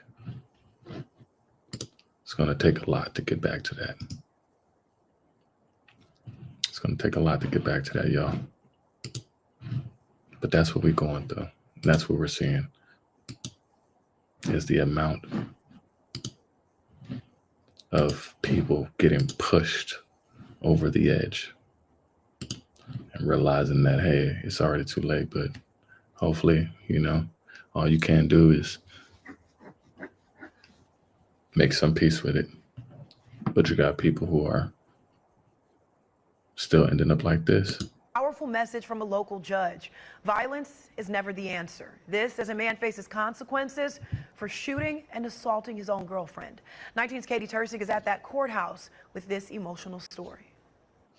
I gave my heart to a person that tried to take my life. Christiane Nichols was shot and assaulted by her now former boyfriend, Eric Parham, in May. And now he's paying the price for his senseless behavior. Cuyahoga County Judge William McGinty sentenced Parham to 13 and a half years in prison. I'm traumatized. Unimaginable trauma that Nichols is still dealing with. It's impacted her emotionally, mentally, and physically. Sadly, her road to recovery has only begun. I have to go to therapy like twice a week. My kids are afraid to leave my side because they scared something gonna happen to me. Police say Parham shot Nichols at Sims Park in Euclid on May 22nd. He took off and headed towards Maria's Family Restaurant on Lakeshore Boulevard. Police quickly found Parham and ordered him to lie down on the ground. And then Parham began walking backwards away from the police and reached for his handgun. That's when two Euclid police officers shot Parham. When I close my eyes, I still see Eric's face. Parham was already wanted by the Euclid police for assaulting Nichols several days before he shot her. I've seen better days, Ron. First and foremost, I have to take accountability for my actions in this situation. And I most definitely have to apologize to Ms. Nichols. The judge ordered that Parham have no contact with Nichols. Eric, I hope you can take care of yourself while you're in prison and get to that part and point of your life where you can be sober and help others. In Cleveland. You can be sober. That's why I am showcasing this to brothers and sisters out there. Because I know that many times that it almost ended up like for me in them same handcuffs. Whether I was under the influence, whether my significant other was under the influence, this stuff can really go too far, y'all. I'm trying to speak on a very important topic because we don't address it a lot of times. It gets swept under the rug. The amount of people that are, caught up in these events right now, as we speak. There are people going through this right now, as we speak.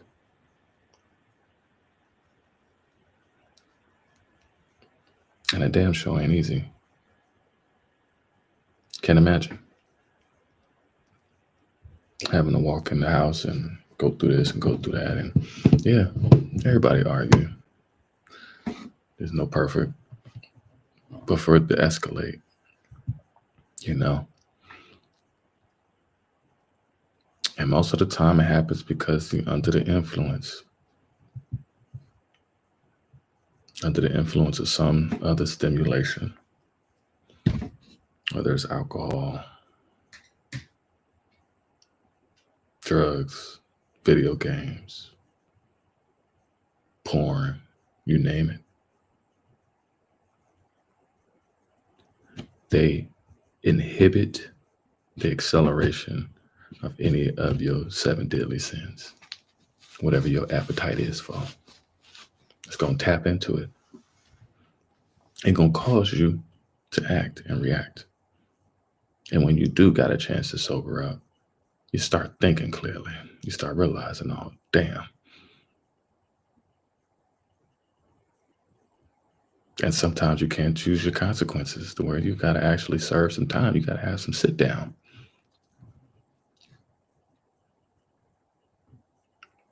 So I'm saying to a lot of brothers and sisters out there, keep your hands to yourself. Life is short. Love the ones you got and love the ones you're with. Stop thinking about the ones you don't got and the ones you're not with. Stop chasing the ones you don't got and you can't get.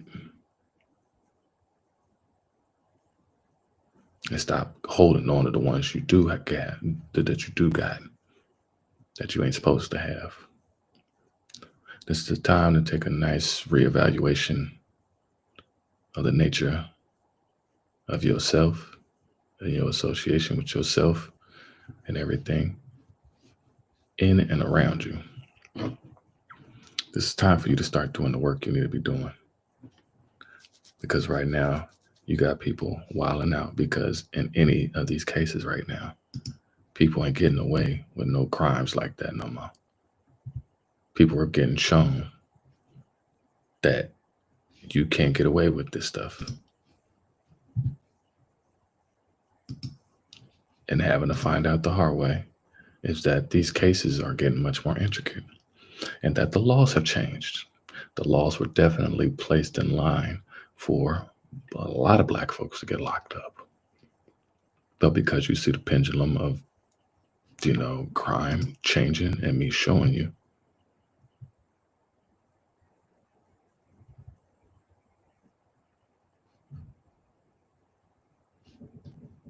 because there's so much going on.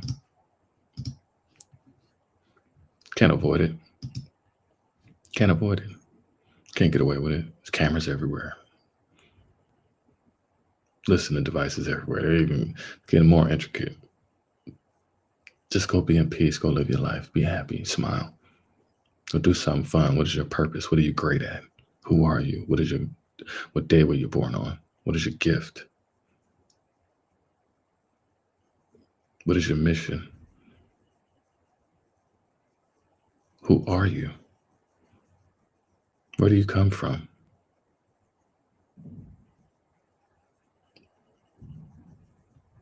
If you don't know and you got these questions, you can always hit me up to help you find out stuff that you may not know. That's why we're here. That's why we're here.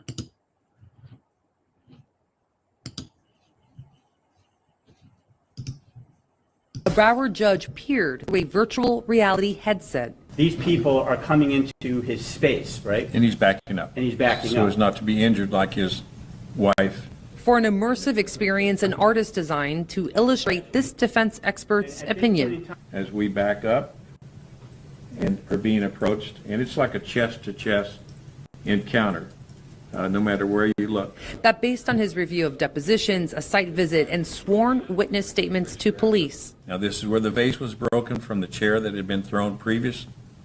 This is actually a photograph from one of the videos, right? Yes, that's correct. And there's the names. And the purpose of putting in this photograph is to show what connection to this animation. That's correct. Miguel Abisu, the Southwest Ranch's wedding venue owner, facing 9 counts of aggravated assault with a deadly weapon for waving a gun at guests last year. This is when he pulls the gun out, when he's backed up against the bar. Did so in self-defense, he testified. Standing right in his personal space, he still has not brought out his gun. That is correct. Placing the judge and the defendant's shoes. Physical size difference, the age difference, and then he's grabbed. Viewing the incident through Albisu's point of view. Saying, get out, get out, get out. As his defense attorney works to convince the judge to give his client immunity under Florida's Stand Your Ground law. I believe is the first time in the state of Florida, in a criminal or civil case, that virtual reality was admitted in evidence. And it may be the first time in the United States that virtual reality was admitted into a criminal hearing. Yeah, that's real. A Broward That's where it's going to. Judge Pierce. The judges will be able to get that immersed.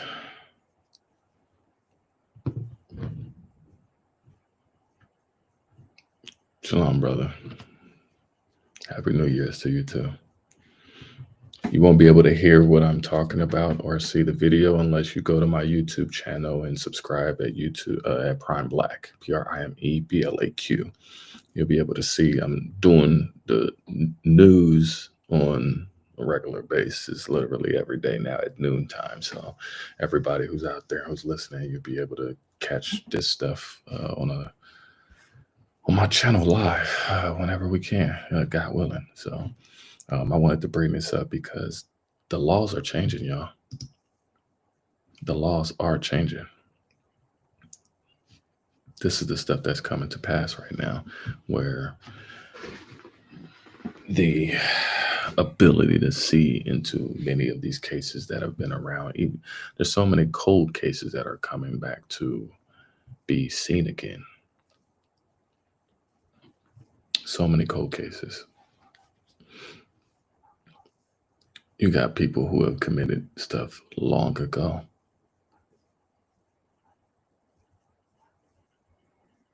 Long ago. To see so many go into court now.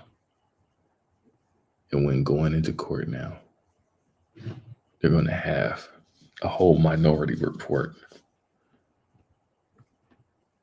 printed out on you.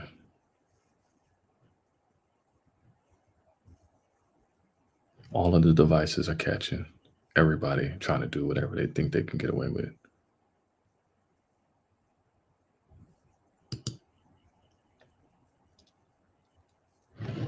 I'm just going to run down the whole list, y'all, because I'm just like, man, this is just so much. It's like I can't even get past like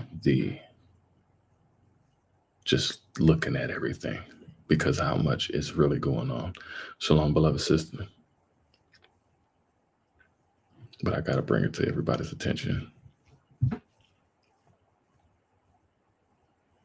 The homeless population, they mess with all the cities, all the people that are getting locked up. People are ending up homeless. You're seeing celebrities and, people who used to, supermodels and stuff like that.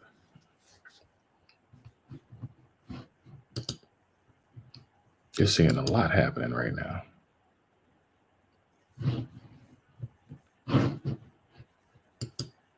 People are literally going through the worst time of their life, trying to bring everything and make sense of what's taking place in their life right now. Some people still have no time. They have no ability to get help. Administrations ain't helped them with nothing.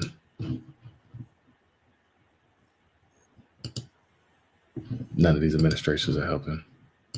So it's like, why be under that false pretense? Remnants hit East Tennessee. Many of our neighbors there lost everything, but there is financial assistance available for those who qualify. Our Tony Sloan, live from our 5 Alert desk with the details and how long you have to apply. Hey, Tony. Yeah, hey, Ben. So many of you may have family or friends there who could really use this information. Now, Tennesseans have until January the 7th to apply for federal disaster relief due to Hurricane Helene. And those eligible for FEMA's IA program may receive help with rental assistance, home repair, and personal property replacement, in addition to other uninsured or underinsured disaster losses. There's also assistance for those who may have experienced damage to their business.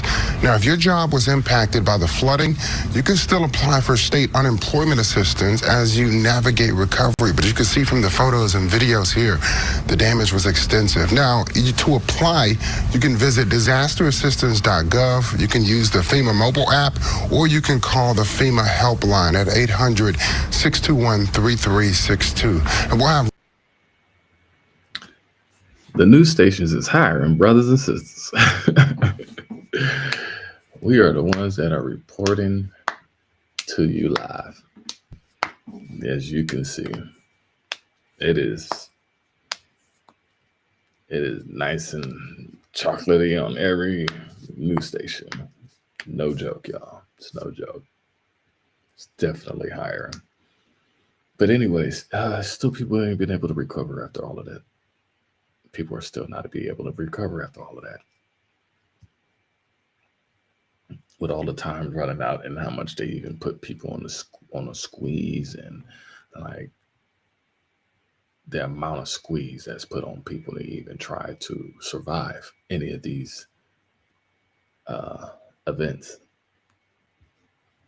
It's mortifying for people having to deal with these, not being able to even recover, not being able to recover. Going through each story because I'm gonna need to, and it's all gonna tie into each other. Well, I'm gonna just keep bouncing because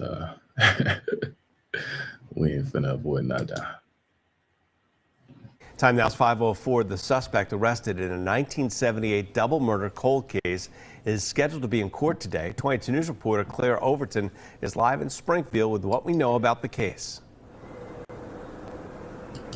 Rich, 71-year-old Timothy Scott Jolie is scheduled to appear in Springfield District Court today for a pre-trial conference.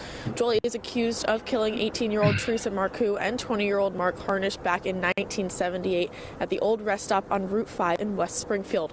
Both victims were found with multiple gunshot wounds. At the rest stop, a bloody fingerprint was found on the passenger vent window of Harnish's truck, but when it was run through the system and manually, no match was found. Then in October of 2024, an anonymous individual contacted the Hampden County District Attorney's Office and gave them Jolie's name. At the time, he was living in Clearwater, Florida. Jolie had applied for a taxi cab license in Springfield in the year 2000, so his fingerprints were on file, but in a different database. With his name, investigators were able to match his fingerprint to the one found back in 1978 and arrested Jolie. He was arraigned in court on December 2nd for 2 counts of murder and has been held without the bail. Now, this is an ongoing investigation, and 22 News will continue to keep you updated online, on air, and on the 22 News mobile. Whew. See, I gotta keep bringing y'all everything. I'm double dutching through everything, but y'all, it's the reasons for all of this. That brother got to enjoy his life. He got to sit there and enjoy his life and live it out until you got caught, until you got popped an anonymous tip. I want you to understand this anonymousness this year. The snake is going to get real lucky. It's going to bite a lot of people. This snake is going to bite a lot of people. It's going to be a lot of BBLs getting deflated. Yeah. Oh, I do got some new sound effects, though. I'm going to play them for y'all. Trying to get through a bunch of these videos. I'm a big chewing through these, man. It's crazy. I got enough to do something for the late night too. But this right now, I played this because the last video you just saw was the judge with the Oculus goggles. Many of these cases, just like you just heard right now, the interoperability of these systems, that's why they're trying to incorporate blockchain technology, because it makes it interoperable for all of these systems and all of these records to be kind of put together, especially when you got artificial intelligence as, operating as the hands of 1 million people, really 1 billion people, because there's a lot of lazy people and trying to even sort through this. Most people don't even want to waste their time trying to go through this. So, AI is one of the greatest tools that is helping out a lot of many things that are going on. So you're seeing a lot of old cold cases being rediscovered and uncovered that people that ain't got away with, and they thought that they were going to take these things to the grave. You have many people who are coming up with who who are being haunted right now. You got people who are being haunted or who are saying they're being haunted right now. They're hearing voices. They're hearing, they're not being, yeah, but I'm not gonna go that, but they're saying that they're being haunted.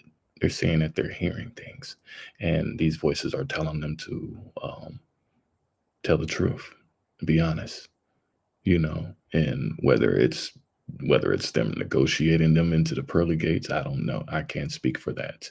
But at the end of the day, I know that every one of us none of us are exempt. We're all in the same cafeteria lunch line getting these cold potatoes. And this old man was definitely getting away with what he was doing. And it's people who go about their whole life looking like a sack of shit, sack of potatoes, looking like a very irritating wart. You know how many people that got away with things like this? Your neighbors, people that you're on the buses with, trains, planes, people going along and going about their life as if nothing fucking happened. Just cold, soulless, no remorse. And then only want to get some damn heart, get a little bit of blood pumping through it after you get fucking caught. Chickens is coming home to roost, and the snakes are biting. People are getting razorbacks, they're getting black mamba'd. The amount of tattletelling going on within their community right now is highlighting right now that this came out of nowhere. Out of nowhere. Ain't no telling how much of this kept on going and continue to keep on going. But I bring this up is because, hey, you can't get away with you can't get away with murder like y'all over here listening to Viola Davis. She gonna get y'all ass locked. Viola Davis gonna get y'all ass locked up. How to get away with murder? You ain't getting away with it, sir. You sat there and watched all the seasons. I know you did, and it didn't work. All of these guys everything is catching up. People that were in biker gangs, people that were in all of these different type of institutionalized organizations, these secret clubs, these breakfast and country clubs, and people tired of holding on to these burdens of secrets that ain't serving them no purpose and stuff like that. People just can't wait. If you want to tell, come and bring it onto the show here. We'll break the news exclusively. World premiere. A world premiere. You bring me some news and we'll talk about it. But yes, this is what's going on. They ain't letting off of the gas. I show that because these crimes are now catching back up. And the amount of federal court and Supreme Court and local court, everything is starting to pile up, and we're starting to see a major influx of these cold cases starting to come, get back warm and get back hot again. So let's go on. Sherry's, the Northwest restaurant chain known for its pie, closed this fall, and it owes millions of dollars to landlords around the state, and that's according to court filings. You might remember Sherry's closed all of its Oregon locations in October as it faced mounting financial problems. Now in Portland, former Sherry's manager Deb Molina previously told our sister station she tried to keep her restaurant running as long as possible, even going to the grocery store to buy eggs when they ran out. The managers and some of the employees of Sherry's are so dedicated, were so dedicated to this brand, that they did everything and anything they could to keep their customers happy and the doors open every day. Court documents filed in recent months shows just how bad it got for Sherry's across the state. Roughly 15 different landlord companies have now sued Sherry's for failing to pay rent on its properties. The landlords stretch all across Oregon.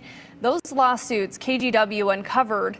Landlord companies claim Sherry's owes close to $4 million in overdue rent, late fees, and future rent payments. That is what is on the minds of people who are inside of the airports. These are on the minds of the people who are stuck in delay. These are on the minds of the people having to come out of pockets to pay for an Uber, to go to a hotel, to pay for an expensive hotel. And yeah, you owe $4 million and you don't have $4 to be able to eat even a Happy Meal. Can't even afford a Happy Meal. Ain't even nothing happy about your meal. Because you got to drink, air sandwiches and diet water. That's how bad it's gotten to where people have taken matters into their own hands and have decided to do the unthinkables. People have gone out of their way to start doing the unthinkables now. People have gone out of their way to do the unthinkables now because that amount of debt is heavy for most people. $4 million in profit in comparison to $4 million in liability and debt. Yeah, you have people who are going all the way out of the way and getting like hammered drunk, committing all type of, becoming drug mules. All type of drug mules. What can you do?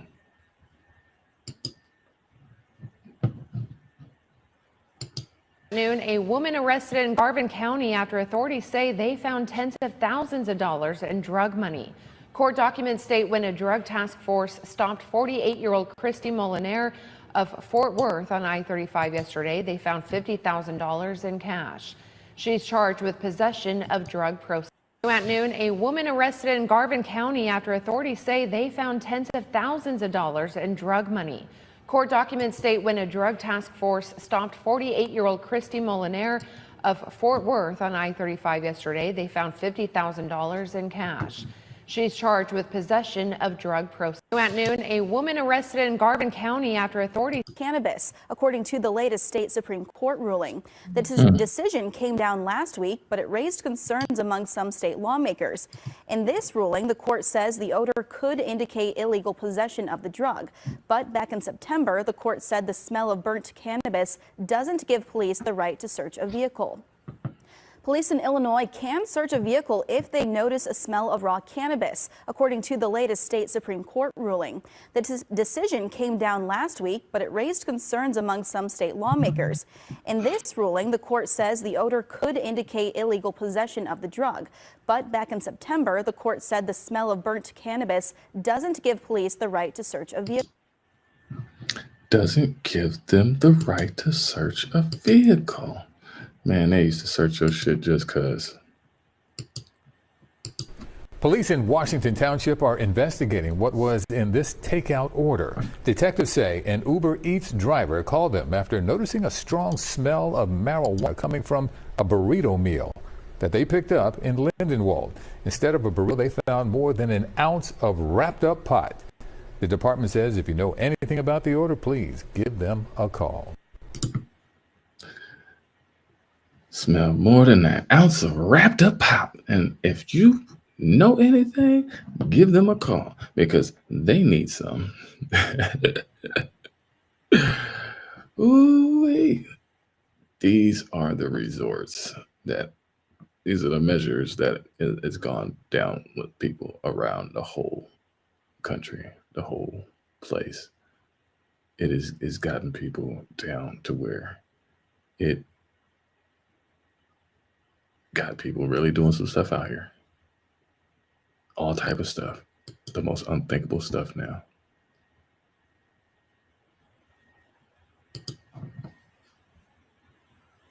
The unthinkable. Video tonight from the Matthews Bridge. It shows the moment a man accused of driving drunk slammed into the back of a police car that was helping a disabled car on the Matthews Bridge. This happened back on December 26th, the day after Christmas. The other tire doesn't look looks just as bad. My leg! Oh, my leg! You can see in this video, this body cam video, the officer is outside his car helping two men change a tire. Now, when a pickup crashed into the police car, a lot of trouble happened, causing a chain reaction crash which pinned a man between the two cars. And when the JSO officer looked into the pickup truck, he found 30-year-old Alexander Brawlin slumped over the wheel. The person in the passenger seat, we understand, was also passed out. One whiskey might passed out. You guys all right? Can you hear me? Now, the two men who were changing their tire had serious injuries. The officer was treated for minor injuries. Now, Brawlin, the man behind the pickup truck's wheel, is facing charges, multiple charges, in fact, including DUI, DUI with property damage and injury, and failing to move over for an emergency. DUI.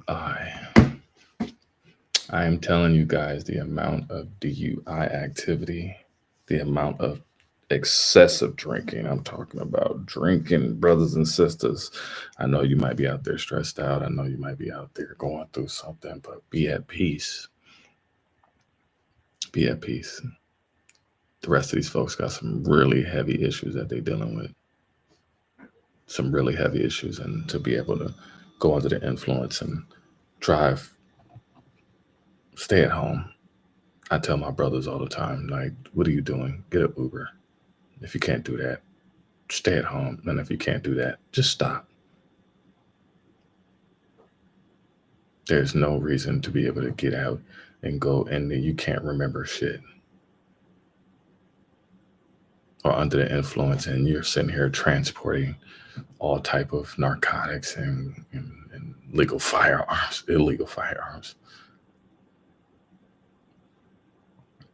You got people really doing some stuff right now. You got people really doing some stuff right now. The amount of drinking and driving has gone to an all-time. Last night, we told you about a Lexington man who was just sentenced to 25 years in prison for a felony DUI involving the death of a 2-month-old. His name is Charles Varn. He's 66 years old. According to the 11th Circuit Solicitor's Office, he entered a plea to felony DUI involving death in a 2023 car crash that killed the 8-week-old Gabriel Arroyo. Records show Varn had 6 prior DUI convictions, as well as convictions for assault on a police officer and arson. The solicitor's office telling us back on August 13th of 2023, Varn crashed into the back of another car on Highway 302 near Pelion, killing this infant who was in the car he hit. State Highway Patrol troopers say he was driving 100 miles per hour when this crash happened that Sunday night, nearly double the speed limit. Well, this afternoon we spoke with one of the assistant solicitors who prosecuted this case. This case in particular kind of hit everyone that touched it due to the fact that we were dealing with such a young infant and this family's only child. So obviously there are a lot of emotions involved. We just took this, with the utmost sincerity and utmost seriousness from day one.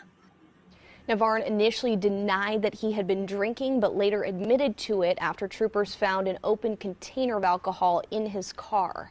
Felony DUIs involving death are no parole offenses, meaning Varn will not have the possibility of being released early. These laws are hitting very much so different. These laws are not allowing people to serve minimums anymore. That's what's going on right now. You're seeing the amount of DUI tolerance now because of the factor of it affecting people in such a grand capacity. Yes. We do have a breaking update in medical news. The U.S. Surgeon General this morning is calling for new warnings on alcohol products. In a statement in the last few hours, the Surgeon General said alcoholic beverages are a leading cause of cancer and should carry labels similar to those you find on cigarettes. Dr. Vivek Murthy said alcohol directly contributes to 100,000 cancer cases and 20,000 related deaths every year, saying in part, quote, "For certain cancers like breast, mouth, and throat cancers, evidence shows that this risk may start to increase around 1 or fewer drinks per day." Recent studies show less than half of Americans know that alcohol use is a risk factor for cancer. Not even just that. Yeah, it might hit you later, but it's going to hit you right now with the decisions you're making by actually putting that key in the ignition and driving off, not knowing who you are and where you're going. That's what I'm trying to express right now. Because whether it's later or whether it's now, just trying to help a brother out. Can I help a brother out?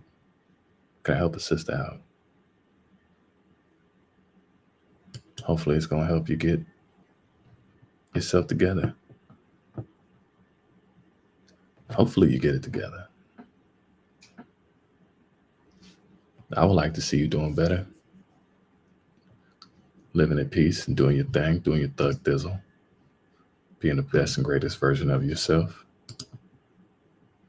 But that's a choice that you must choose. Because if you don't choose the right one, the wrong door. Is facing charges after police found methamphetamine during a traffic stop in Kewanee. 42-year-old Rochelle Sampson of Champaign, Illinois, was pulled over by police yesterday. Officers found 178 grams of suspected meth, packaging materials, scales, cannabis, a bludgeon club, and over $750 in cash. Sampson was arrested and charged with possession of meth with intent to deliver and unlawful possession of a weapon by a felon. Yeah. The letter of the law is hanging those F's over people's heads. And now that the APB has been put out on stop traffic alerts for people who, not necessarily of a dark pigmentation, but just starting to see the change of the amount of pullovers, the amount of the frequency of them. And they're turning into very dangerous situations now. Those encounters that cops are really on alert now with these folks now, because you're doing a lot. Like, these encounters are getting so much more dangerous and scary that you don't, like, they're coming up to crime scenes now that they're just blown away by it now. And they're not, they don't want to see them because they're embarrassing to, somebody who looked like them. So having to be able to conduct these investigations and see what's going on, it's like, oh man, this is not good.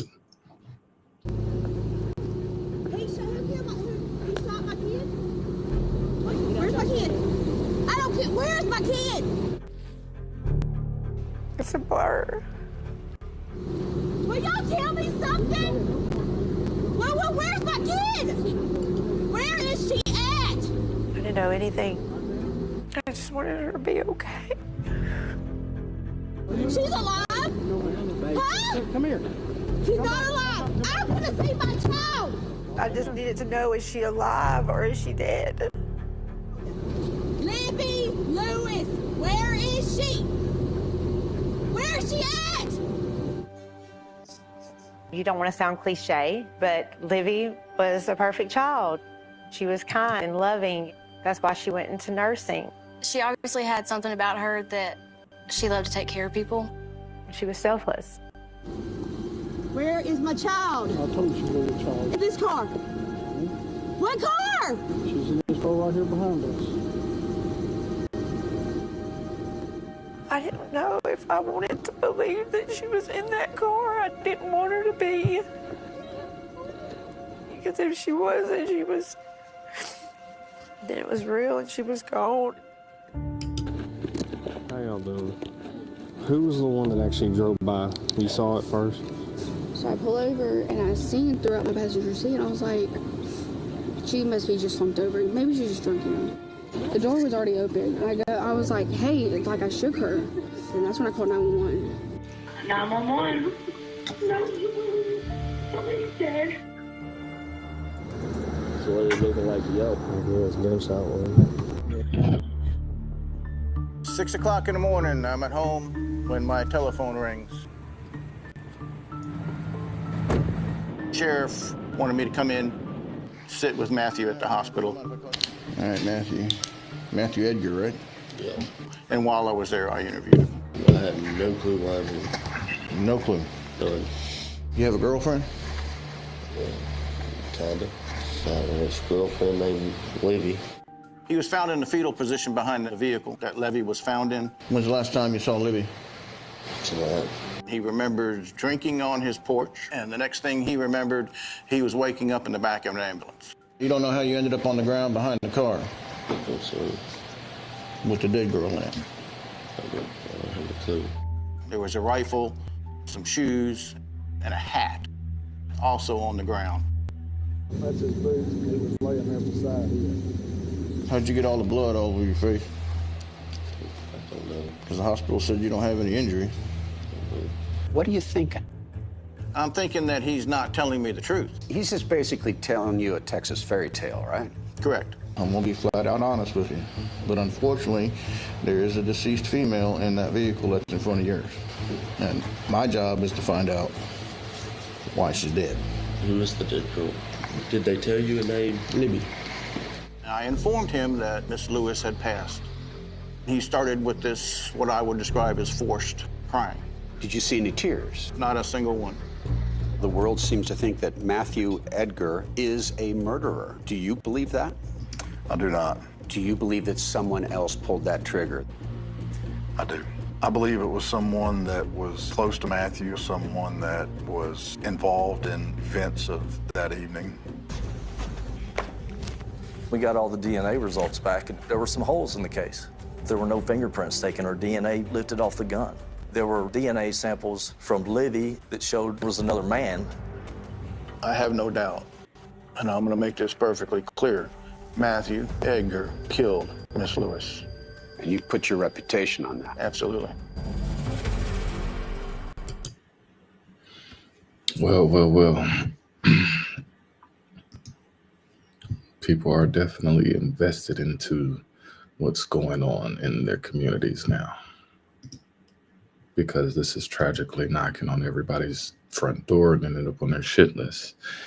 The consumption of alcohol within Caucasian males right now is at a very dangerous all-time high within the household of Caucasian families. So the fact that you are seeing this uptick, and then the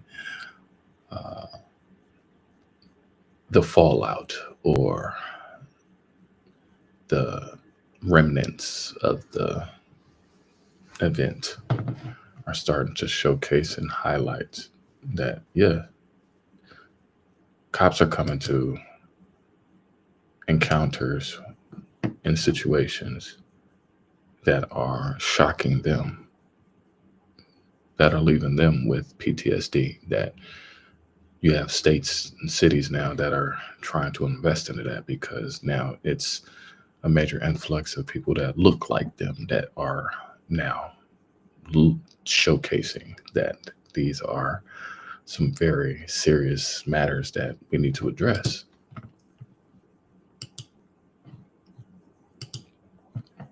And being questioned in connection to a wanted man. Troopers say this is after an Orange County deputy was shot early this morning. Troopers say 33-year-old Austin Shepers is wanted for that shooting. He's described as armed and dangerous. He was last seen in West Baden, which borders French Lick in Orange County. His car was found several hours later in Orangeville. However, Shepers is still missing. He's described as 5'7", 150 pounds. He has brown hair and hazel eyes. Authorities say Shepers was last seen around 1 this morning. If you do see him, you're asked to call 911. The amount of pressure it is to keep the household up right now is at a very alarming capacity right now that is not being maintained. That is looking very fractured, and the stability is looking more like instability right now and insecurity right now. Instability is heightening and enhancing and exaggerating the insecurities now. The instability is enhancing the instability. So the instability is enhancing the insecurity. You're starting to see that now on a very high level, that you got people who are going out and taking drastic measures. Taking drastic measures. Can't hold this stuff back. Can't hide it. You know, people are dealing with a lot of issues that are not being discussed right now in these households. And people are definitely being affected right now. They're not being spoken out. And so you're starting to hear the stories start to come out now about, okay, what led up to this happening? What led up to you crashing out and crash landing as you are? You know, that's the notions, that's the narratives that are being pushed out now, to where trying to figure them out in a most subtle way to kind of soften the blow of how much it looks like. You can't look past the fact that this man has a cross tattoo under his left eye and that he's considered armed and dangerous. You can't look past those things. Even in the midst of him trying to fix his life up and get his life together, some old lady is going to always remember his face as that of him not being a real upstanding citizen and a contributor to society and to the betterment of America. He's now written into the system now as that. And so you're starting to see many, many more getting written to the system with this type of identification after a fact, after it's been so swept under a rug and not been, you know, spoken about. But because now we're in the land of the snakes, where their man is biting their women and their women are biting their men, and it's the Ouroboros, it's the snakes that are eating themselves.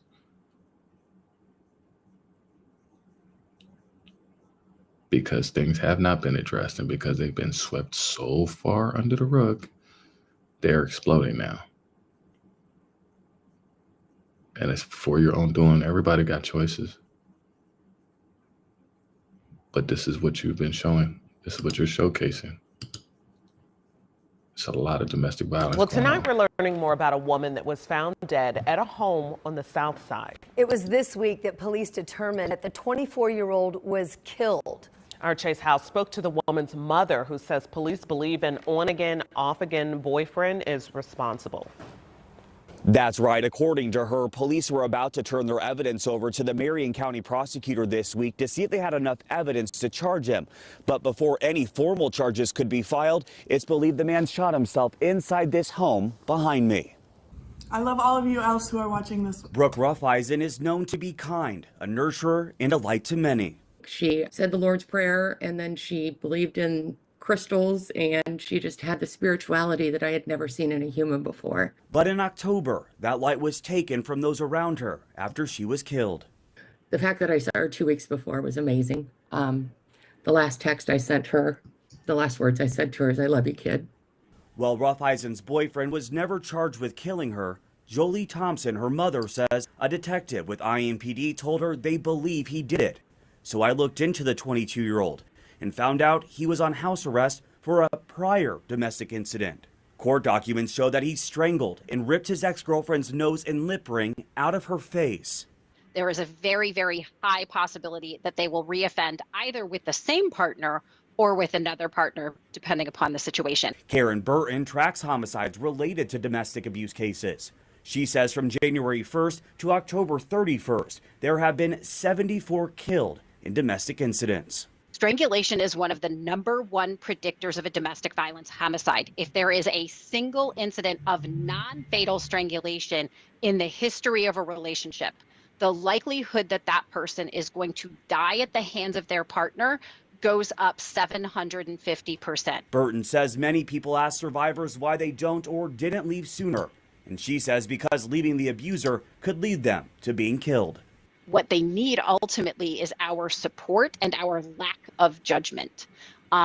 Judgment from the community is actually one of the #1 barriers for survivors to ending or leaving a relationship. And while Rufeisen may not be here to be that light to her loved ones, she's still spreading her kindness to strangers through the words of affirmation her mom passes out. That was Chase Howe reporting tonight. Now, we also did reach out to IMPD to see if the man was indeed a suspect in Rufai's death, but he's, yeah, that's how heavy it is. That's how I want people to understand how heavy the times that we are living in, how much people want to sit here and praise and rant and rave all these people who are successful, who ain't doing shit for none of what's going on. You've been sold and they give you all these Steve Harvey tears. Literally getting sold. And so now you are dealing with many situations that are ending up because of very crazy domestic situations. So, to a woman's neck. Deputies ordered him to drop that knife several times before shooting him. They were originally called to that house after reports that Paul was threatening to kill his neighbor.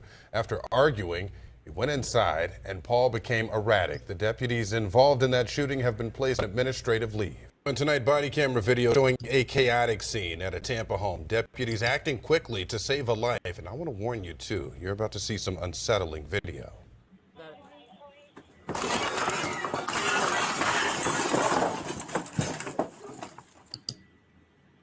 Hillsborough County deputies breaking into a home on Camden Street after they reported seeing a man with a knife. They found Jason Paul holding a knife to a woman's neck.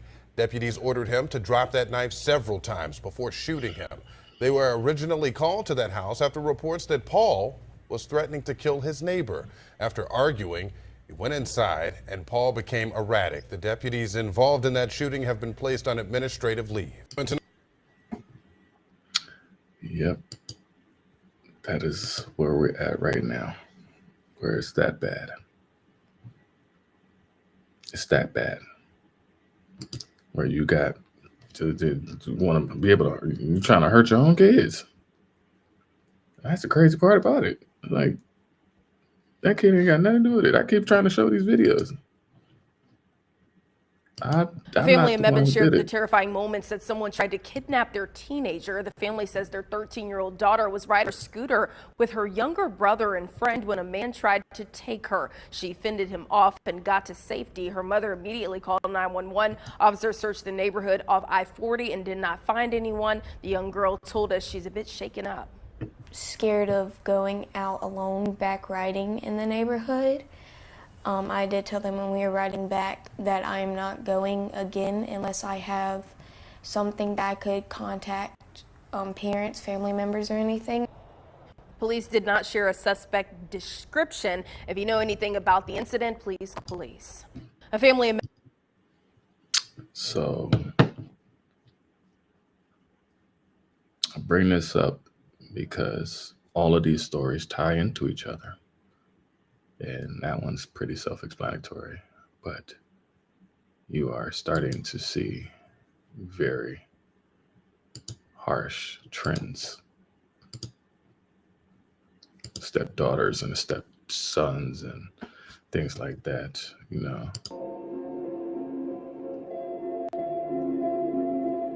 Texas tycoon. So, Texas tycoon charged with murder of his missing wife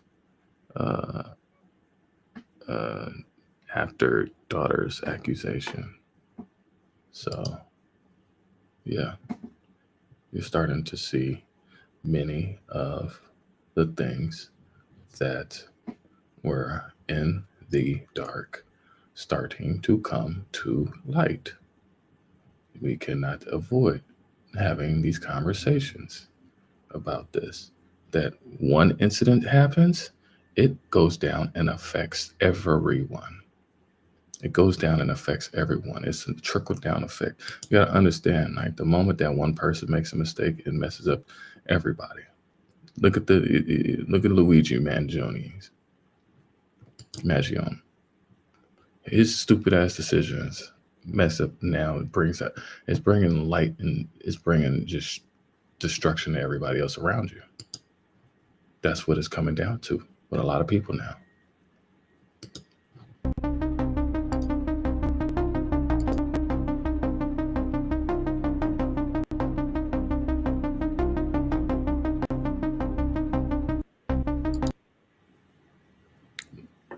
His family runs nursing homes. They run nursing home empires, hit with fines and accused of abuse.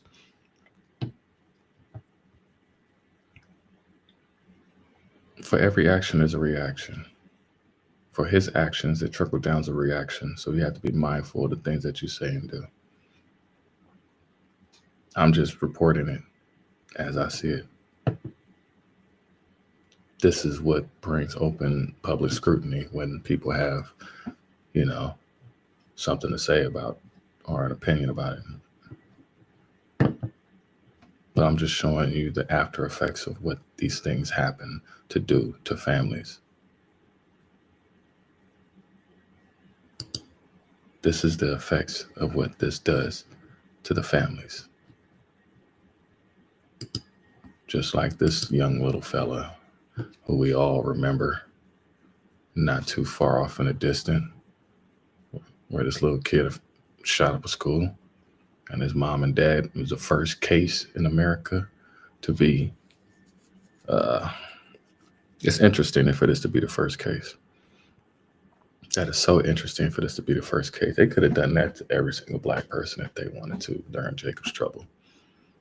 And that would have just been crazy devastating. The amount of single mothers that would have been hemmed up because of sons and daughters. But now for this to be the case where you're seeing these kids doing what they're doing, and the parents are low-key assisting and being an accomplice. You're guilty by association. And lo and behold, this happened to his parents.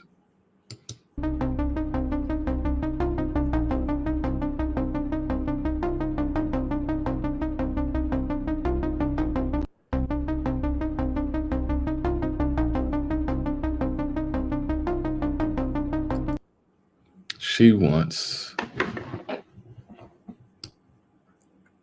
can't see behind it. She has made a desperate plea for her freedom. She was sentenced in April of last year or something like that. But yeah.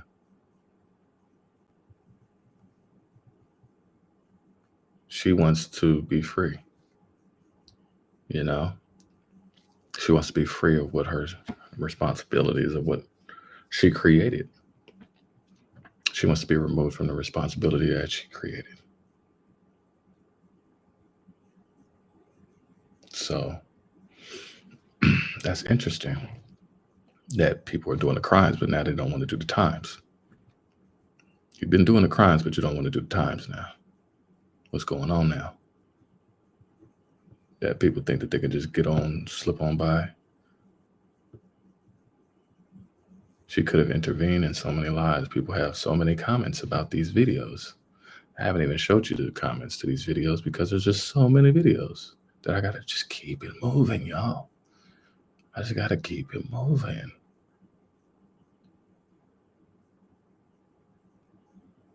But the amount of stuff that these people are doing to their own kids, or their kids are doing to them now at this point, because it's getting that heavy. A parole board in South Carolina has ruled that Susan Smith should remain in prison. She rolled her car into a lake in 1994, drowning her 2 young sons. She spent the last 30 years in prison. Just moments ago, Smith appeared before the board for the very first time. She argued she should be released from prison. Her ex-husband and the father of the children then argued she should remain incarcerated. Prosecutors say Smith killed her 3-year-old and 14-month-old sons because she thought they were the reason a wealthy man broke up with her. In her confession, Smith wrote that she was at her lowest when she let the boys go into the lake without her that day. Interesting. Interesting. That a wealthy man would do that to your whole family. If you not understand that part. How many times do you see a situation where you got like the Chris Brown pictures, or you got the Usher Raymond cherries? You know, this is an insecurity temperature check that's going on right now that you're starting to see. You got these folks wilding out completely over a fantasy. You willing to just blow up your whole thing just for a little bit of attention. And that's what you got many of the women out here. They're being weaponized. They're being coerced into these situations where you just jack up your whole family. Now that same family that just got jacked up is right here speaking out on the circumstance that this woman, her choices have ripple effects. Today has been 30 years coming. Wasn't sure how to feel, what to expect. I know what I was hoping. I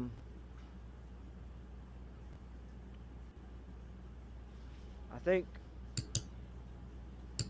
Susan, in the last 30 years, through her action, has continued to proven that it's all about her. What all this has done to her, how it has affected her. I haven't seen any remorse from her. So for her to think that I would even speak on her behalf, I do not understand. But it's been such a tough 30 years for my family, for friends, loved ones, near and far. But today, the committee made the right decision and denied her parole, at least for another 2 years. So I'm not looking forward to it in 2 more years to go through this again, but at least I know for now she'll still be behind bars. And for 2 more years, there'll still be justice for Michael and Alex. Thank you. So they're willing to even rise up against their own because of how much the heartbreak is. They're willing to uphold the very corrupt justice system that tore apart many of the lives in our communities. And so I'm just highlighting and showcasing these things because there are very important points that need to be seen. How the stark contrast of years later. That's what I'm trying to show, is that years later, the same thing that may have been getting highlighted in our communities where it may not even been have happened. Oh, there's domestic violence in the Black community. How's the domestic violence if the Black man ain't even in the house? If the mother is a single parent. The amount of stories that I used to hear that they used to spin. And that used to never make sense. So it's like now I'm kind of like re-showing it back on them. But actually in the truth, because these people are actually living within that truth. The amount of unforgiveness that these people have for one another it's really highlighting, because it would be justified if it was from somebody else. But the fact that it just always just hits so close to home, it's different now, y'all. It's a different feeling.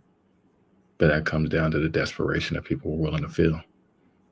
The yearning for something else. Something else other than the connection with the higher power, your higher being, with the Most High. And that's where we've gotten stuck. That's where we've gotten lost. That's where we've gotten confused. So after 400 years of all of that trauma, and now getting back to it, to be able to heal,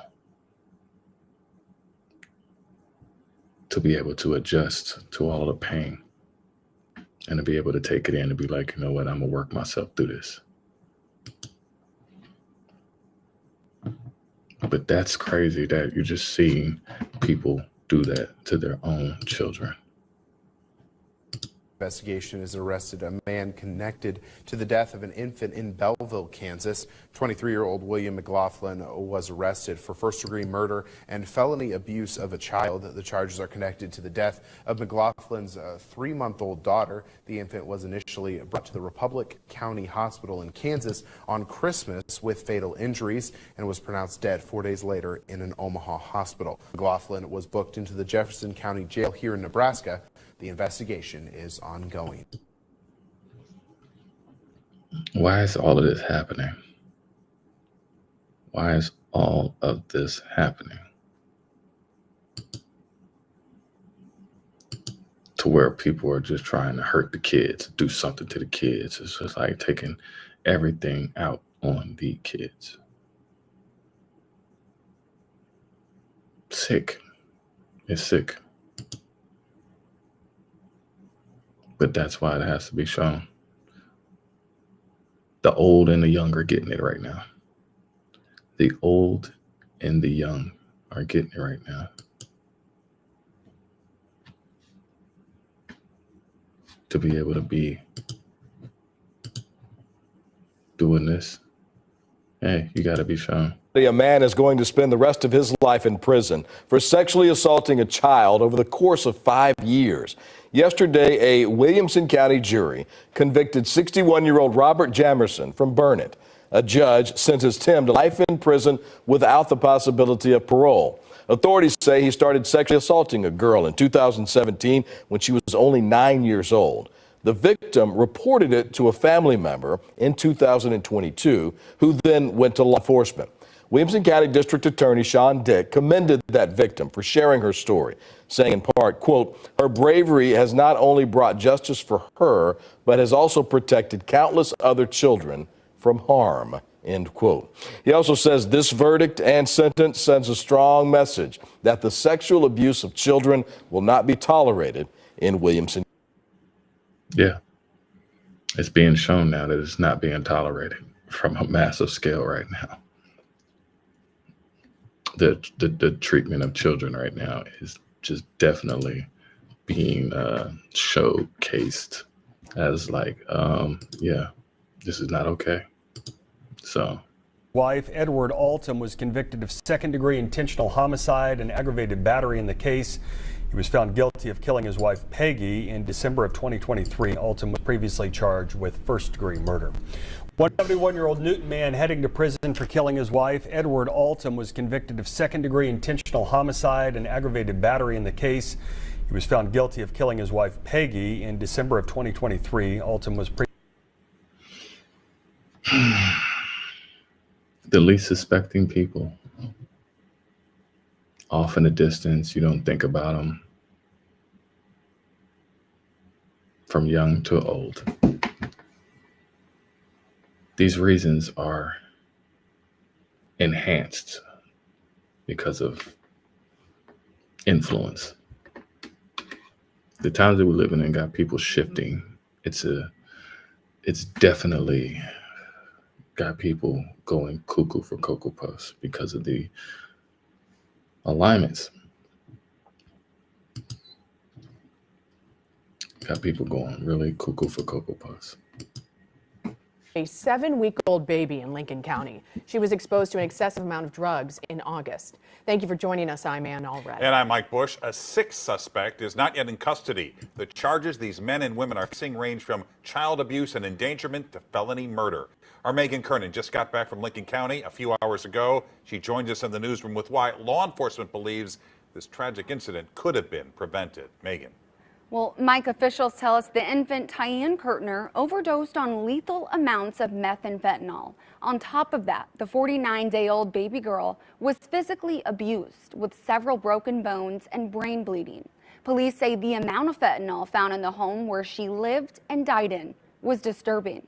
It's an extremely tragic incident. The morning of August 19th, police found 7-week-old Tyann Kurtner dead inside her father's home in an unincorporated township just north of Troy, Missouri. There was several injuries. There was traumatic injuries of the baby, but the main cause of death was the methamphetamine intoxication. The amount of fentanyl that we found in the house was quite disturbing. It was in every room. Last week, Kurtner's mom and dad, Selena Rodriguez and Gabriel Clark, and 4 others who all lived in Clark's home, were charged with felony murder and child endangerment resulting in death. Mike Wood, the Lincoln County prosecutor, says the parents also face child abuse charges for their daughter's physical injuries. It's not clear how drugs got into the infant system, but the Lincoln County coroner, Dan Haven, says the home was part of a drug operation. Haven believes Kurtner was dead for hours before police were called. The drugs that had been present, they had been in there for at least 24 hours. It could have got on the baby's pacifier, the bottle, anything. And they would have never suspected it because it was everywhere. Wednesday morning, several law enforcement agencies, including U.S. Marshals, arrested 5 people in connection with Kurtner's death. Police are still looking for the last suspect, Adam Hauserman. But it was nice to see the start of justice for Tyann. This is entirely preventable. We want to send the message that we're going to treat these as seriously as we possibly can and pursue the most aggressive charges possible. Anyone with If you hear that, we're going to pursue the most aggressive charges possible. Why? Because you are doing something to a child. You are doing something to the innocence of a child. And whether you're a parent or not, that is tugging on anybody's beautiful heartstrings. Babies and puppies. You do anything to a baby or a puppy, yeah, you're going to trigger most people. Whether they're at peace and they're calm or not. But just to see that this is going on, this is how heavy the times are right now. The people are stressed out and they got to go into them escapisms. Them escapisms is trying to get them, that meth was very open. That baby was walking around, crawling around. They didn't give a damn. They participated in, were zing-zonged out of their mind. Every single one of them. To be able to allow that to happen. So yeah, these people ain't playing around. They're not playing around with these laws no more. When you're doing stuff when it comes to a child now, in their community, oh no, hell no. They already have issues with the birth rate. And the fact that you're doing that, that's like you're breaking code, bro. It's like you're breaking code, bro. Now, with breaking news. Good Friday morning. I'm Shelby Roberts, and this is a Live 5 News update. We've got some good news regarding a story that we've been bringing you all morning long. An abducted 1-year-old out of Florence has now been found safe and appears unharmed, according to the city's police department. And just now, the Amber Alert for baby Dylan Sage Cooper has been canceled. Now, originally, the South Carolina Law Enforcement Division said that the child was abducted by 32-year-old Macy Edie. Florence PD says that Edie was also found just now in. We've been told that she is in police custody, and baby Dylan Cooper has been taken to the hospital just for precautions to be taken. We're still working to learn the circumstances, though, surrounding that original abduction, as well as where and how the baby went. Yeah. People are flying off the radar, crashing out, high on all type of shit. And the babies are caught in the crossfire. The moment people that are definitely weak-minded, I'm humble to say that I was weak-minded, that I succumbed to some drugs as well. It's not my greatest days. I'm not proud of it. But I know that I said no, and I said stop. And here I am now. So you can do it. It's about choices. And even if those choices may be shunned in the eyes of people that are around you, it's about if you were doing the work to show thyself approved unto the Most High. It's not about trying to people please everybody out here, whether it's your family, your mom, pops, friends, girlfriend, boyfriend, husband, wife. It's always going to be the inevitable disappointment, regardless of whatever you do, how many roses you get them, how many chocolates, how many times you gave a blowjob while he was driving. People always find a way to act, to not be appreciative of their cup being filled, even if it may be filled up halfway. So that's why we get a lot of imbalances within having to deal with somebody else's antics when they complain about their cup being half empty. So yeah, you got people who will run off and kids get caught in the crossfire now. The kids are getting caught in the crossfire right now. And a lot of these different situations right now. You don't expect these to happen, but they are happening. So that's why I have to showcase that.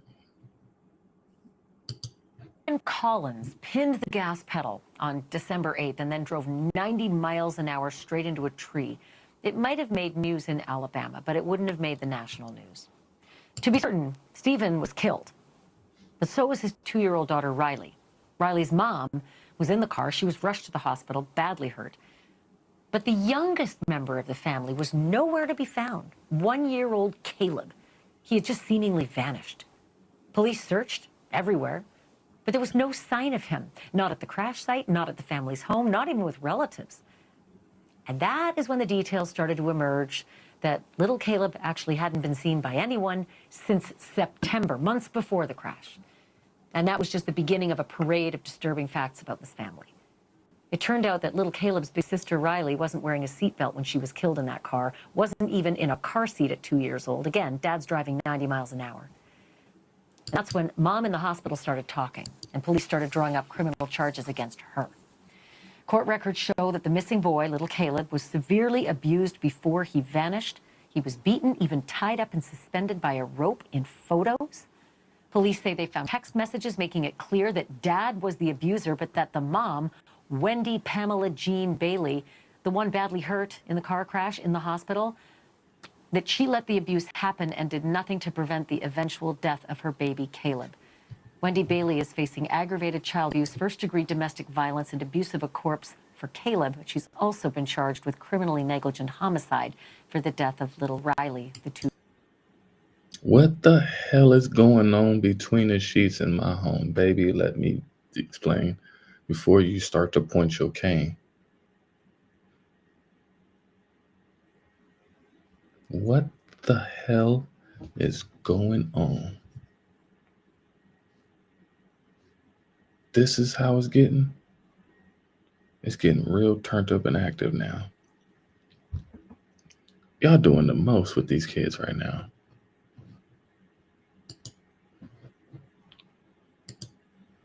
Y'all doing the most with these kids. Can't hide this stuff. What are y'all doing? What is going on in the households of white America around the world? Specifically in America. Breaking news just in before we came on the air. A couple just indicted for what prosecutors call horrific crimes against a baby. And this is absolutely disgusting. The man and woman charged with rape and assault Last month, an infant girl in their care was found unresponsive in a Springfield Township motel. This is Jamie Lee Hunt and Jason Santos. Officers said they actually called 911 because the little girl was unresponsive. Well, once officers showed up, they noticed several fractures in her arms, legs, and ribs. She was rushed to the hospital, and that's when doctors discovered she was sexually assaulted. That infant is still recovering. Are you kidding me? What is going on, folks? What is truly going on?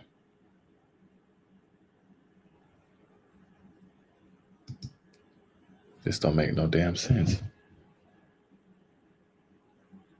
I can't believe this stuff is going on. It's that much domestic violence. It's that much sadistic. Yeah. I have to show you guys, regardless of how much you may not want to hear it. You may not like it, but this is reality. That's the reality of that kid in that moment. That kid is just trying to play with his Barney toys. And it gets taken at that capacity? Come on, y'all. What are we talking about? What are we talking about when it gets to that level? When it gets to that level and people are just not even saying anything and they just dismissing it and it gets covered up and people are just doing all of the most obvious things to just, they look suspicious. Yeah, this is happening in y'all community. I'm glad y'all actually opening your mouths and calling us up and speaking about it and disturbing sounds and noises and, suspicious activity within your own community. And it wasn't what does he look like? He's not a black guy. Are you sure, ma'am? I'm sure it's not a black guy. He's whiter than me. Ma'am, are you sure? Yes, I'm sure he's not black. She's not black. She's a white girl. She's a white man. They look like me. And they have committed an act of fuckery. So to see what is going on right now, to see these things getting highlighted, they must be highlighted. Why? Because now this is showcasing the letter of the law. And it becomes a domino effect of trickling down to other ways that this needs to be seen. It has to be seen. It has to be shown. This is how these people will constantly be remembered now. This is what's coming down the pipelines of you didn't do anything good in the world. So you must be showcased for your inequities, the scumbaggery. Like when you don't fess up and, do your shadow work and get your shit together and just be a good person. People think that they can continue to be a bad person and get away with it. People think that they can hide behind the badges of work. And people do hide behind the badges of work and things do get dismissed because, hey, this is the system and the law, the letter of the law that y'all created. But now that loophole is closed down, now people are getting caught in that shit. And getting caught and getting stretched. So now you're getting people that are getting stretched who are no longer viable to society right now. You have these people can't work at AutoZone. These people can't work at Burger King no more. They can't work in the hotels. So who's going to fill these spots up? Oh, you don't want to hire black folks. Oh, you're going to we need more people. Oh, so yeah. You guys have been doing this. You guys. It's now 2 states that are looking into the crimes against children allegedly committed by Carlos Giovanni Castañeda Lechuga. On December 10th, KGNS first reported Castañeda was arrested in Laredo for distribution of child pornography. The FBI linked Castañeda Lechuga to child abuse videos circulating in a dark website known as The Exchange through facial recognition. KGNS has since learned the District Court of Arizona filed their own case against Castañeda Lechuga, accusing him of 2 counts for production of child pornography based on 5 separate videos involving 2 minors. The case states the videos were allegedly produced between 2013 to 2019 when Castañeda Lechuga lived in Arizona. The documents state the FBI requested an agent search for the identity of the girls in the videos. A search on the Phoenix Police Department's database showed Castañeda Lechuga had 3 separate reports of molestation accusations with 5 separate minor victims. The FBI identified 2 of the victims as the girls from the videos obtained. Unlike the Texas federal documents, the Arizona complaint identified Castañeda Lechuga as being an instructor for multiple music courses at Texas A&M International University. In total, Castañeda Lechuga has been accused in California, Texas, and Arizona of crimes related to children. If convicted, he could serve 15 to 30 years in prison. For KGNS News, Salma Lozano. Yeah, that's what it's becoming now. You're starting to actually question the people that are in your community, people that you entrust to be in these systems that you just let people just hire just because you need bodies. Letting people get by on fake papers and not really doing an actual thorough background check. Why? Because a lot of these systems are not interoperable. They don't speak to each other. So the backlog. There's been a backlog of remittance for decades, y'all. Prime example, look at our fiat system, our currency. The fact that you have to have Brinks trucks to move the money around like that literally becomes walking licks or mobile licks. Not having a safe and secure way to be able to move things around. Just as much as not having a safe and secure way to be able to move information around that will be able to identify people to the best degree.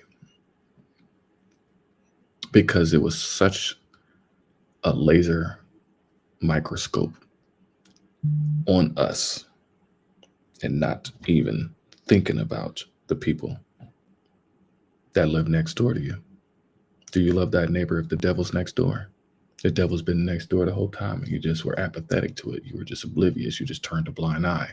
You just, disregarded it. So now that it's knocking on your front door, ending up on your shit list because it's coming to ask for some of that sugar. Because they got a sugar rush. They got a sugar high. And sugar is more addictive than cocaine. So now you're dealing with that sugar rush that is superseding anybody's temptations now. The temptations are not like they're being closed off now to where just the brain capacity to be able to make a thorough decision within that amount of sugar now has just clicked people off. So now you're just you're in a sugar hypnosis. And then you wake up and then you realize that, oops, I done made these decisions. Alcohol with all of that in it. Yes. These are the situations that are getting out of hand now in these communities. It's no joke, y'all. An update for you and a warning about this next story. A woman from Shelby County and her imam are now federally charged with conspiracy to engage in sexual exploitation of children. Blake Barakat and Wissam Sharif are indicted on several charges, and we can't share most of what they are accused of doing. A criminal complaint says Sharif was Barakat's imam and he used religion to get her to produce and share child pornography. Barakat also faces several state charges related to this case. Used religious practices. All of the different religious practices that have covered up the horrible acts that you guys conditioned and taught people. Conditioned and taught people these ways. And it wasn't like you were doing it to, everybody got it, men, women, and children. But just the fact that it has been now over so many years of not talking about it, all of a sudden, this particular topic is being addressed now because it's tying into money. It's being tied into other activities. So I'm not finished, y'all. I just want to keep tying this together. But you're starting to smell it a little bit better now. You're starting to see, because I need you to see, that this is just not one-off ponies. These are not just one-off ponies. This is all over the country. This is literally all over the country.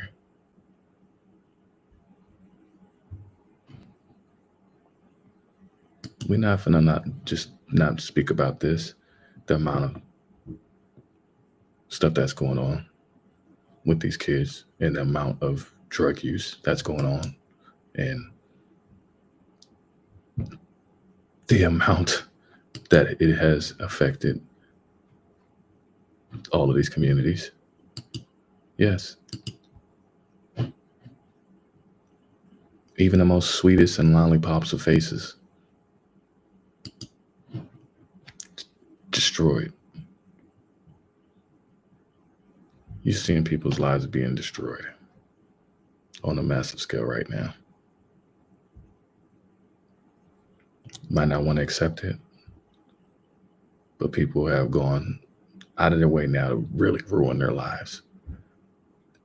This girl's a student and she clawed her eyes out during a shocking overdose. Clawed her own eyes out during a drugs overdose. 20-year-old Kaylee Muthart fell in with the wrong crowd after leaving school, leading her to drug abuse, a mental breakdown, and finally a disturbing act of self-harm. Just days before going to rehab, Kaylee took a larger dose of meth than she normally would and was hallucinating for hours. During her trip, a friend she'd been staying with told her they'd locked up the house and asked if she had a spare key. In Kaylee's mind, being locked out was a sign that her sacrifice was the key to saving the world. She said she thought everyone would die if I didn't tear out my eyes immediately. So she gripped each eyeball, twisted, and pulled until each eye popped out. The drugs she had taken numbed the pain. Doctors performed emergency surgery to fully remove what was left of her eyes, but Kaylee must now wear prosthetics for the rest of her life. For the rest of her life. What kind of drugs are doing that to where it is having you rip your eyes out, where it is having you decapitate, where it's having you drive 100 miles an hour with the kid in no seatbelts and no car seat? What kind of drugs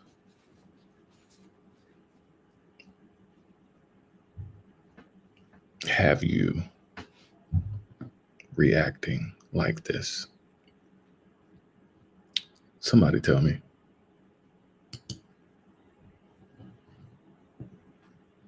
Because we got people that are doing a whole lot. You got a whole lot of people doing a whole lot. It's a whole lot of drugs going on right now.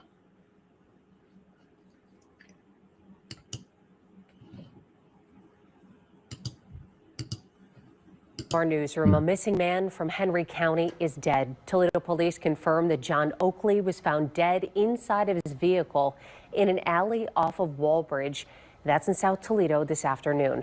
Police say they were called to that area to look for a missing man after reports that his cell phone had pinged near Spencer Street.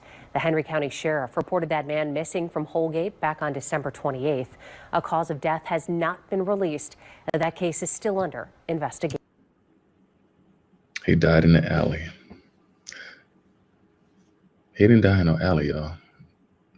They have to create these narratives so they don't actually be completely 100% honest with it like they was with us. They are trying their best to eliminate having to be completely honest about what had happened. What happens in alleyways? I know what happens in alleyways.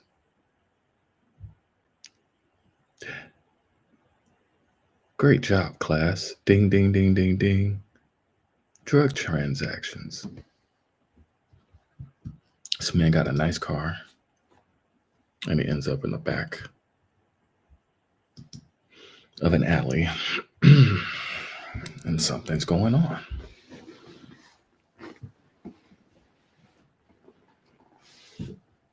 Only time you're in an alleyways if you're trying to get some mobile booty because you ain't got enough room, you ain't got enough money for a hotel, or you still live with your mama.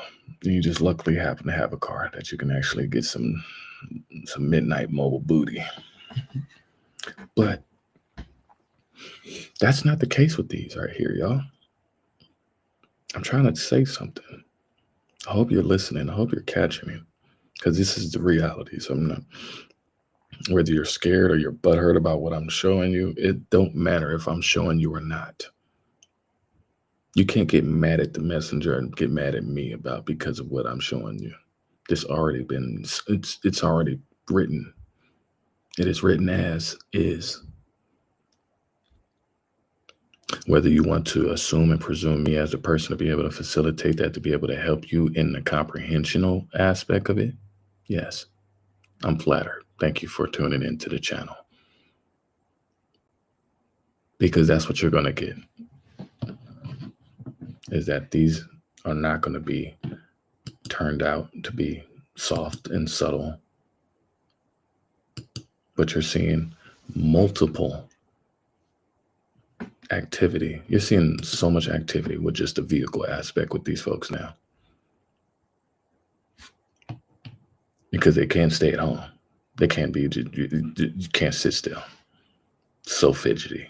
Got to be out and doing something. So yeah, you're running into people that are in their vehicles. From tonight, San Antonio police have just released a video from a deadly shooting involving a police officer. You're detained right now. Walk over there. We're crossing the street without a crosswalk. Go walk over there. On December 3rd, 33-year-old Jeffrey Shope was stopped near Loop 410 and Jones-Maltzberger for jaywalking. An officer tried to detain him, but Shope ran off. The officer ran after him while a nearby officer drove to East Rector. The second officer said he saw Shope raise a gun and he shot at him several times, hitting him. Investigators say Shope shot himself in the head as he was shot by the officer. The district attorney's office is reviewing the shooting. I remember in high school, not even high school, I was in college, actually. And I had never, well, I know that the university, that wasn't a university, it was just a scam. But the school that I was going to wasn't nothing like any of the, the national universities that we know about, And so I just happened to want to go down to USC. Now, I just happened to walk across the street. Now, the crosswalk was being walked in. The moment that I walked out of that crosswalk, a cop came out of nowhere and drew on me and gave me a ticket. Now, this is the first time I ever had somebody draw a gun on me. And that was a cop, person that I would think that was trying to protect me. But you're trying to take me out over a simple jaywalk. So that's why I highlighted this, because, I wasn't, I wasn't a hobo. I wasn't a bum at the time outside and, didn't look nothing presentable like that. I was just a kid with with a backpack and a dream, enjoying the sights of USC, because I remember as a kid, I was in the vicinity of it because this is down in Southern California, if most don't know. Down in Southern California, you have the National Science Museum, which is one of the most amazing places that I went to as a kid. It was a field trip, and I went there and I was blown away, and it kind of helped enhance my I guess, desire or, love for everything. You learn so much at these places. And they had the California African American History Museum.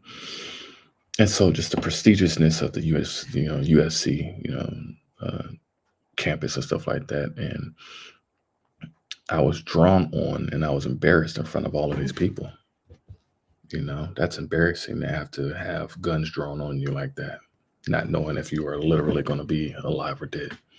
Just that God complex, that fear initiation into people to to instill like I have the ultimate power over you. I don't you know that I can take your life right now? And we're birthed in with that trauma that you can just be gone any day. I'm just walking down on a sunny day and knowing that a person who has a badge on is going to take me out.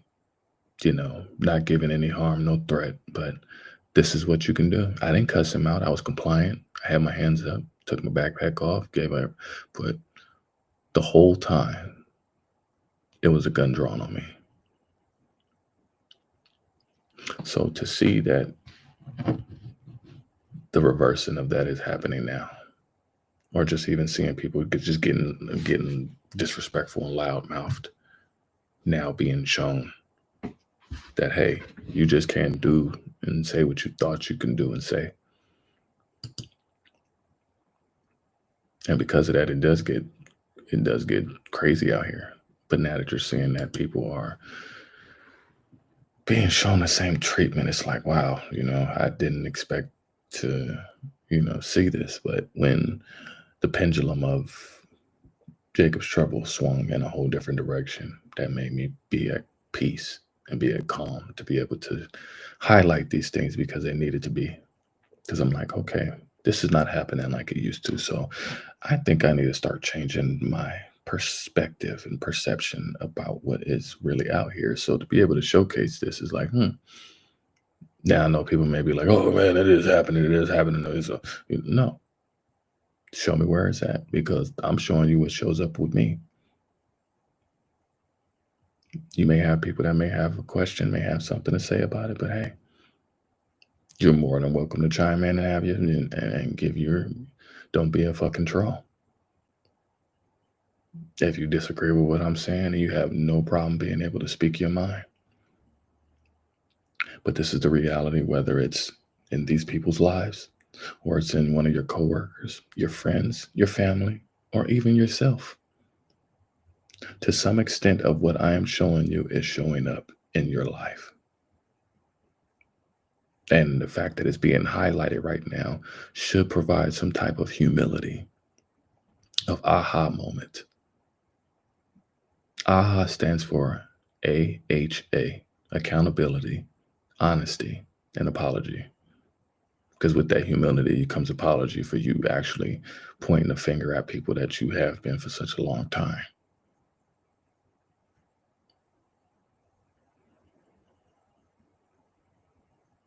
So yeah, it's being seen, it's being shown. We're starting to see so many different things happen to where people are committing these crazy crimes, ending up in jail. And they're like, well, shit, I don't want to be in jail no more. You was tough when you said that, oh yeah, I did it and all this stuff. And they're just like, all right, well, they'll just take me out then. Pride cometh before the fall. An Arizona death row prisoner is asking to be executed sooner than the state wants. Aaron Gunchis is asking the state Supreme Court to schedule his execution for mid-February. He murdered his girlfriend's ex-husband back in 2002 and says he wants to skip the legal procedures to give closure to the victim's family. The Attorney General's office says time is needed to properly prepare for the lethal injection. People will do and say anything in the heat of something going on to try to create the, fluff the flamingo feathers. That's what we'll call it. To bring closure to the family like you really gave a damn. Most people within that community, you see a lot of dads and moms that are not showing any remorse for the conduct that is happening within their own community, because they're like, oh, how could you? How dare you? I trusted you. The level of trust that is broken within it's forever shattered. The fact that you can do these things, you have circumstances where you're having a stepmom and stepdad and a stepson and a stepdaughter, where you're having these people do these things. People have such a sexual deviance and salacious taste for kids, and it's being highlighted and exposed. And this is one of the channels that will definitely expose these people. Not going to sit here and hide behind it as much as many people have. We have many people in our family who know about people getting molested and they never said nothing. We got plenty of people out here who have been raped and spoke up about it, and people didn't believe them when they said it. And they had to go about their life and still live it. People have to still go about their life and still live it. And sometimes they may have been screaming and yelling and nobody was listening. And they just said, hey, why am I screaming for something I may never get? Hooting and hollering. Yeah, you may never get forgiveness.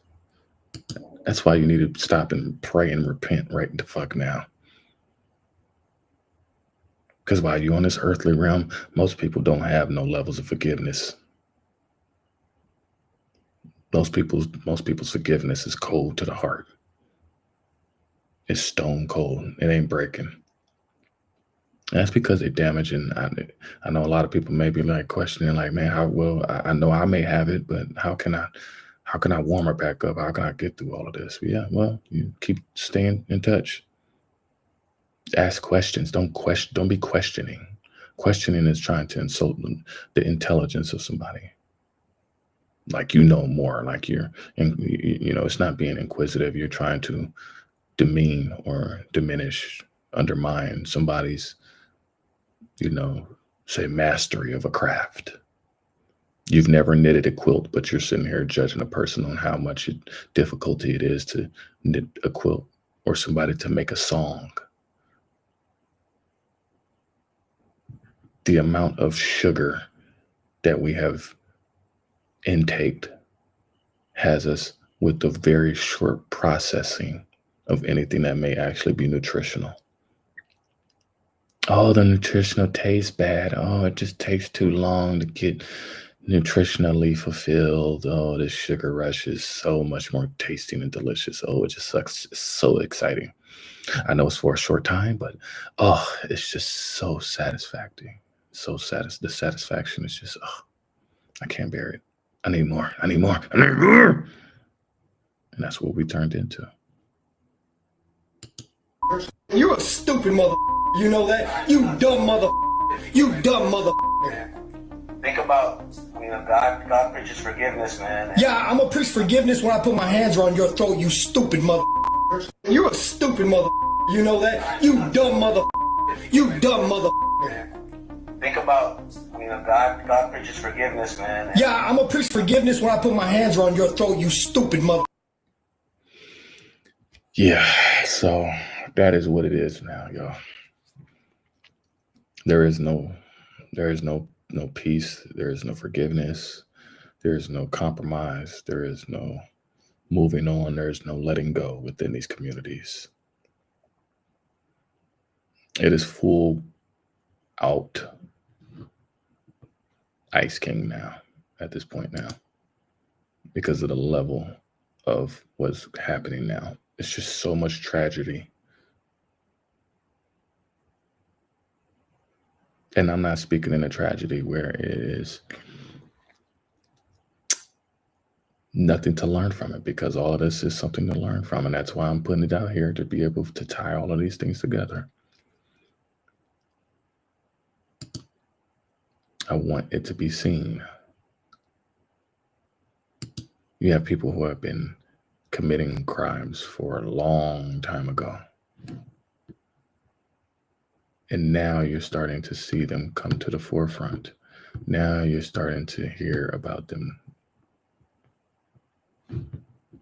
So no, people are not just, just not letting these things just, just going about life now. People are going about their life, but they're still dealing with these issues.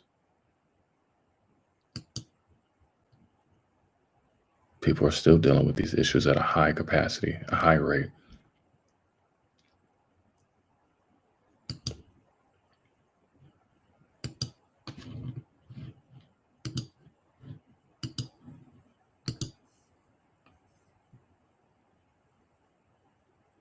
This woman was tragically shot by her own son.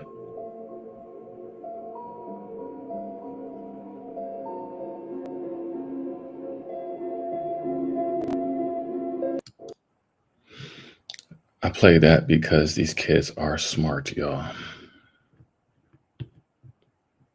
I play that because these kids are smart and the parents just happen to just get completely dumb.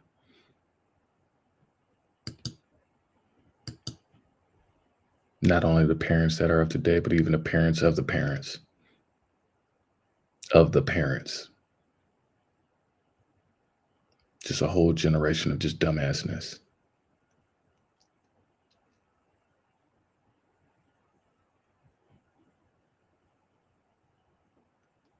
To where these kids are getting their hands on substances, items that are causing tragic events throughout these families now. These are major events that are happening. Shattering lives. You know what I'm saying? People are ending up on substances because of these things. The capacity of just shattered shit in people's lives right now. I've been across all of America. The amount of people having to get through their days. You know how many people I've witnessed just crying at work? And then they tell me why. Or I may just happen to be in the room because I'm working there and they just happen to be talking about it. Yeah.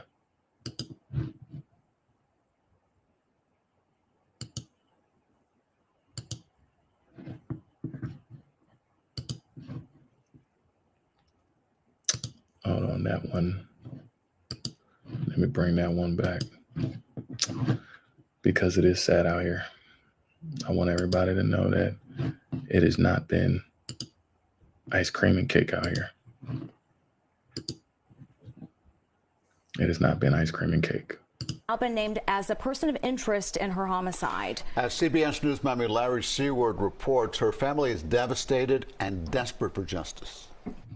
Naomi Cittadini's mom says her daughter tried to end an on and off again relationship with Laurent Jr. Pillon, but the mom says Pillon refused to go away. Tonight, Pillon is in jail preparing to face a judge in the morning for a probation violation. Saturday, Miramar police arrested him after a chase caused a crash. Pillon faces charges for that, but he is also a person of interest in Cittadini's death. About 8 hours before that chase, Miami-Dade police found Cittadini's body face down and naked on the side of I-95 near Ives Dairy Road. According to state records, Pillon's past includes charges for carjacking, felon in possession of a weapon, fleeing, and eluding. Outside her home today, Cittadini's mom breaking down, describing her daughter's relationship with Pillon. Oh my God, I can't. She didn't want to be with him anymore, and he would just show up in all the places. She even went to New York, and he showed up in New York. Everywhere she went, he followed her. Court records show that a judge ordered Pillon to stay away from someone accusing Pillon of battery back in August. Those records do not name the victim. So yeah, it's a worldwide insecurity temperature check, brothers and sisters.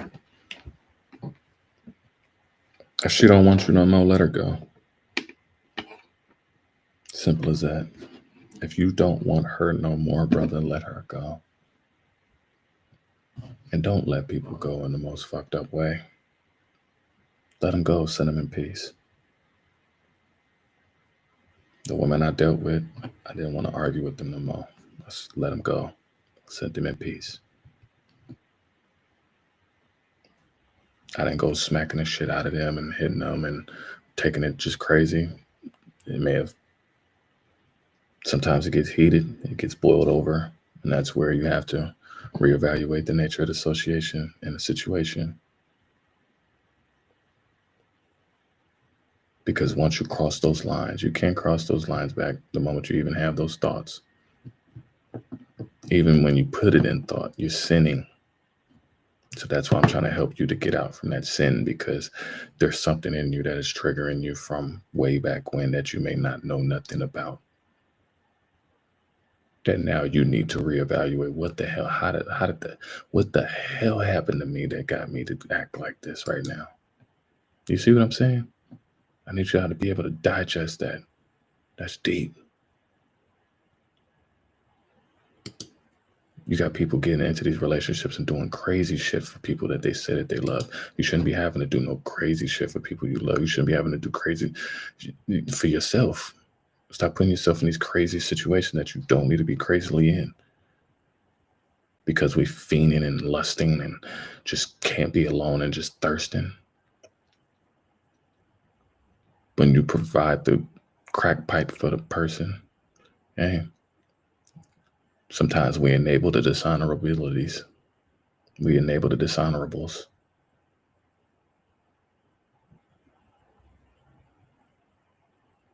Because of the loose nature of the word love and family.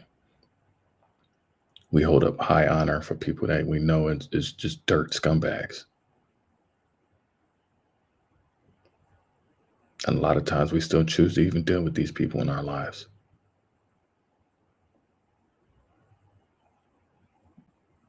But now that you're seeing that on the other side of the fence, people are disassociating themselves with people who are committing these acts because now they're being shown and they're being exposed. And all of the records is being shown now when it was never privy to us because we weren't in these communities. This is what's being brought up. This is what's being shown. Well, we have a tragic update to a story about a missing woman we brought you last night. Stephanie Troilo has been found dead. Her brother, Chris Troilo, told us that she was found today in a creek bed just 2 miles from Northeast Baptist Hospital. Chris tells us his sister likely had a seizure last Tuesday and was taken to the emergency room. When she arrived, Chris says she was in a state of confusion and was unsure of her whereabouts or her identity. He says she was discharged from the emergency room around 5 a.m. and given a bus pass and sent on her way. That was the last time she was seen. Chris says police told them they do not suspect foul play. Stephanie was 58. I bring this up because this is another part that I did not incorporate yet, but this is where it's the helmet. It's people's heads is out of the game. You got people who are being turned off, short-circuited, taking in these substances, all type of crazy concoctions. The amount of stress levels, strokes and aneurysms, sudden adult death syndrome, aka SADS. Yes, the amount of pressure that is being put on these communities is a very stark and dark contrast to the sudden expulsion of people now. I bring that up because, like I said, these substances are starting to really show their faces. And even with the alcohol, I brought that up because, yeah, Diddy's in jail, but that's not just because of what he may have did. When you have entities that will teamwork and conspire, he was dealing with a liquor mafia. And they can see the amount of hold that it's going to have on the people. If you think about throughout history, we're in the same centennial year as the Great Depression. We're in the roaring 20s, and look how fucking much it's roaring right now. Roaring. And it's the same time as Prohibition with alcohol. And if you're able to lock down the alcohol market, you're able to lock down the people. And that's what's happening right now. So to see people get under the influence of something like that, it's like that liquor company is taking a badge of honor from that particular customer now. So yeah, Jack Daniels did it. Oh yeah, Tila Tequila did it. Oh yeah, Fireball, Jaeger Bomb, all of that. El Presidente, you name it.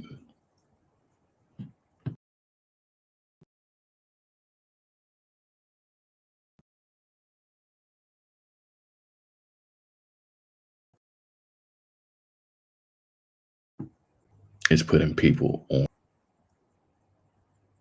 their guest list.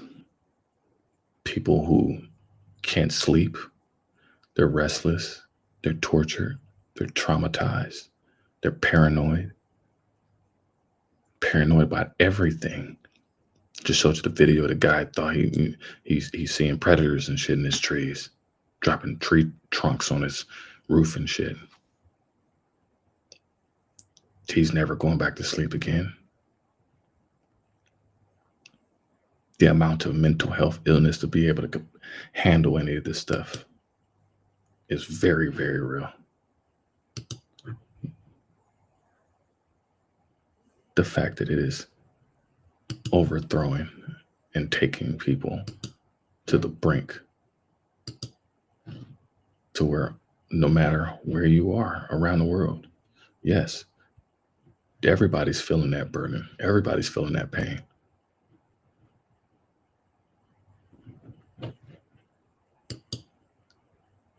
Every country is now feeling that pain.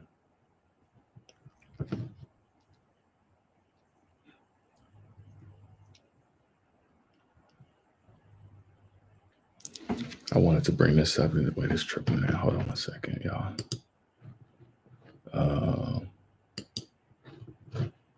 Let me bring that back.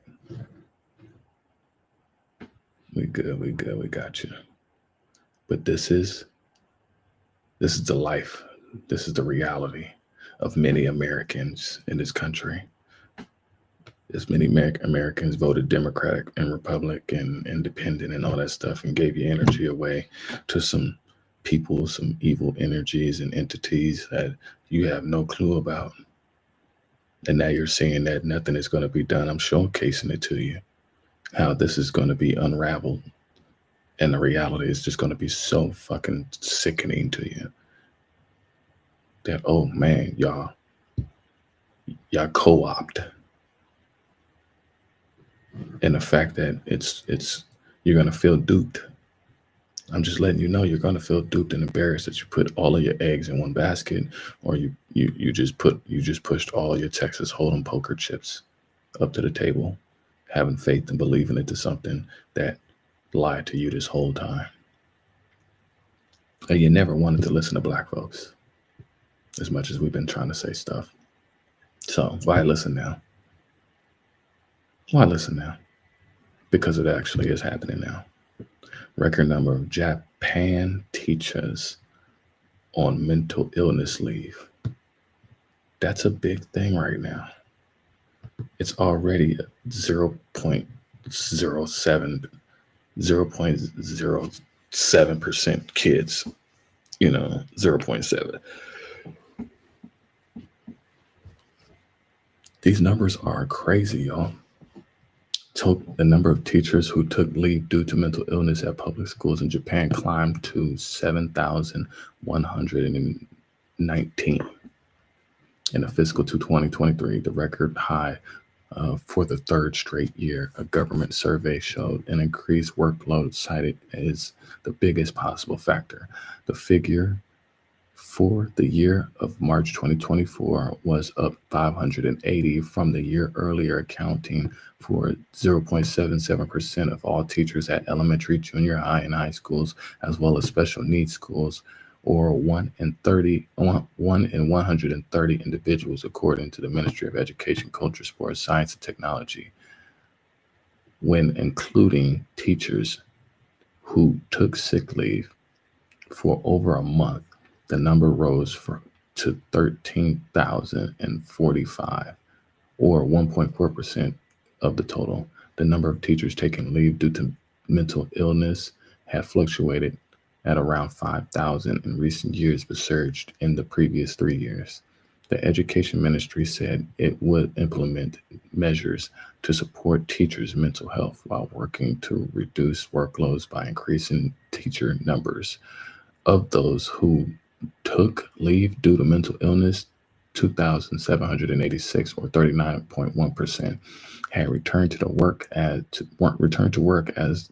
of the start of the new fiscal year of April 2024, with 2,903 still on sick leave and 1,430 having resigned. The number of teachers who quit after less than 1 year hit a record high of 788, of whom 269 cited mental illness. Meanwhile, the number of teachers who faced disciplinary action or were reprimanded for sexual crimes or assault also logged a record high of 320 in the fiscal 2023, up 79 from the previous year. Of them, 61 were punished for intercourse and 40 for indecent conduct. By age, those of their 20s made up the majority at 73, followed by 41 in their 30s. 19 individuals were in their 40s and 24 in their 50s or older. The government is planning to launch a fiscal 2026 system similar to the British government's disclosure of and barring service to block convicted sex offenders from being recruited for work involving children. A law that came into force in 2022 allowed prefectural education boards to reject the rehiring of former teachers whose teaching licenses expired after they were dismissed for sexual conduct. So, I bring this up is because, yes, you have many of these people who get the job because of nepotism. They don't care about the people's background. To be able to allow that to still happen and still go on. Shalom, beloved. Bringing that news to you. Talk about mental illness. Yes, the mental illness is the sexual deviance. These people can't keep their hands to their damn self. Can't keep your hands to your damn self. But that's what's going on right now. You got people who say they're affected by the amount of mental health issues right now.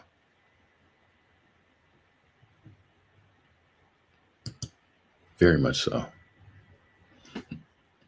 It's not just, it's just not rural. It's just not the unknown,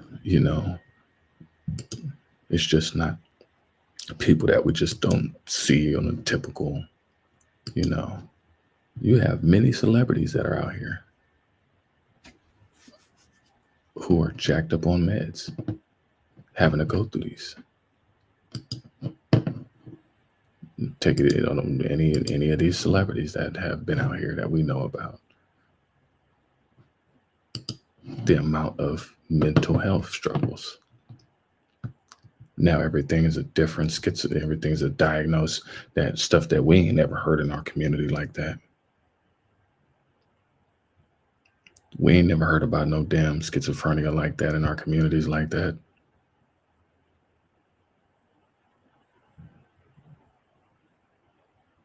But just the fact of the breaking down and the amount of meds that have been pumped into these kids since this kid right here,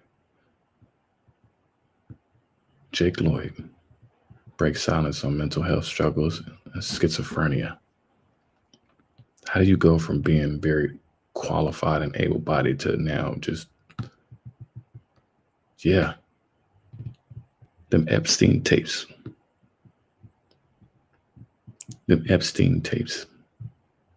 All these scandals where all these people who have been in these offices, they have no film experience. They just have a deep pocket and they can be able to fund the movie. They may find and look up a damn child star and they will put the money just because that one child star, they want them to be. It's just a sensationalism. It's a sick sensationalism behind some of these people. He had a psychotic break in 2023 during which he turned his car off in the middle of a 3-lane road in Southern California. Jake started having some trouble in high school. He started talking about realities. He didn't know if he was in this reality or a different reality. I didn't really know exactly what to say to that. The Anakin Skywalker actor finished his stint at the facility a few weeks ago and is now living at a new rehab center where he still receives treatment but can come and go as he pleases. When I mentioned that, I asked the audience, have you seen the movie I Care a Lot that's on Netflix with Peter Dinklage? And this comes up to me when I see people, okay, this is a famous star. He has money. If we're able to tell him that, hey, even though you came in for an oil change, that, hey, your engine is clunking and you actually need a new transmission. These people get sold on these transmissions, and lo and behold, you end up taking concoctions and cocktails that had no relevance to you. You just probably needed to just chill out and not be burnt out, but that's not what they do. For years, Lloyd struggled to even acknowledge his schizophrenia diagnosis just because you're being told by people. And you start believing the opinion of people because they think that they know better, because they're experts. People put on a fake badge all the time.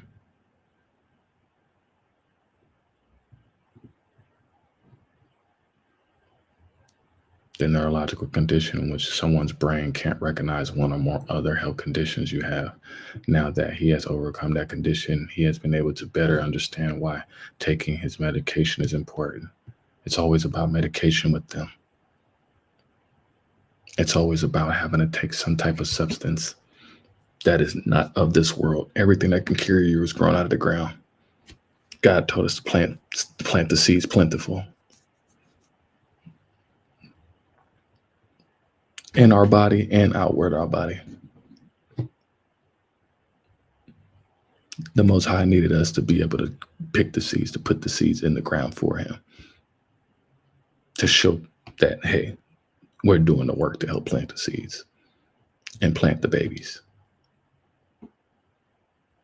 But when you're dealing with people who desecrate and disrespect and discard the seeds, whether they're the babies or by doing the stuff that you're seeing right now that I'm showing you, or by not actually taking care of the earth as we should. Now you're seeing these people get scorched from these lands. You didn't take care of it properly. You're removed. You're evicted. So yes, these people are getting evicted from Malibu to New Jersey. Yes, Florida, Milton, Hurricane Milton. You're getting removed. Sorry if I hurt your feelings, but I'm not sorry. You're being removed for things that you have done, and you're having to pay and foot the bill for people that came before you. That's the reality that you're living in right now, that you're not going to get from your President Biden. You're not going to get from your President Trump. You're not going to get from your Pope. You're going to get that real reality right here. Looking at his life now, 35 former actor shared that good things have come from his treatment. Yeah, they're going to tell you that because now you're a recurring customer. You're going to be a recurring customer because they convinced you. But this is what they do to their own. And the problem is we have adopted a lot of those customs too. So yes, we have to understand how humble we have to be because we did adopt these customs, whether we knew that they were right or not. A lot of times our people got taught the wrong thing, not knowing that it was the wrong thing. We just thought shit. We just thought chitlins was delicious. We thought chitlins was the thing that we were supposed to eat. We thought shrimp and catfish was what we were supposed to be doing that. We thought that cutting the Christmas trees we thought that not having crystals that was taboo. There was a lot of things that we've been told throughout our history to come to find out that damn people told us or swayed us away from the truth because of the fear of the spin around of it and how it will become something far much more dangerous in their eyes as perceived because of retribution, you know? And that's not what we've ever been about. Because if it had been retribution, it had been a long time ago. But anyways, I just wanted to bring that part up of just the mental health of people and being told throughout your life that, oh, something is wrong with you. Many of us have been told that something was wrong with us when maybe there maybe have not been something wrong with us. We may have just didn't have somebody who was really there to understand what we were dealing with at that time. And so you actually have to be able to communicate with somebody who can actually understand what you're going through. Most of the time, we talk to people who disrespect and will actually shit on the stuff that we actually went through. And you'll be looking like, damn, I thought you loved me. I thought you knew everything about me, but you really don't. A lot of people will not be able to be as empathetic to you because most of the time people are very envious of you in the first damn place. They hate that you got that beautiful woman. They hate the fact that you got that handsome husband, that you got that car, that your skin looks so good, that your hair is so shiny. Oh, everybody just carries around just this little list of envious things that they find out in the other people that highlight their own. Ugh, how dare they have this? I deserve these moments. So yeah, you got people who come out here and will take from the next. There's another one. Our beloved friend and co-anchor, Anna Orsini, passed away unexpectedly last week.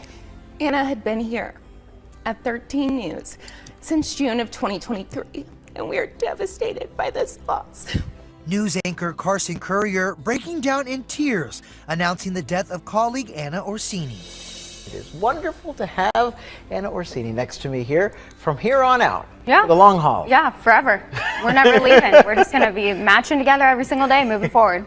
Carson emotionally shared the news of Anna's death alongside co-anchor Tyler Butler.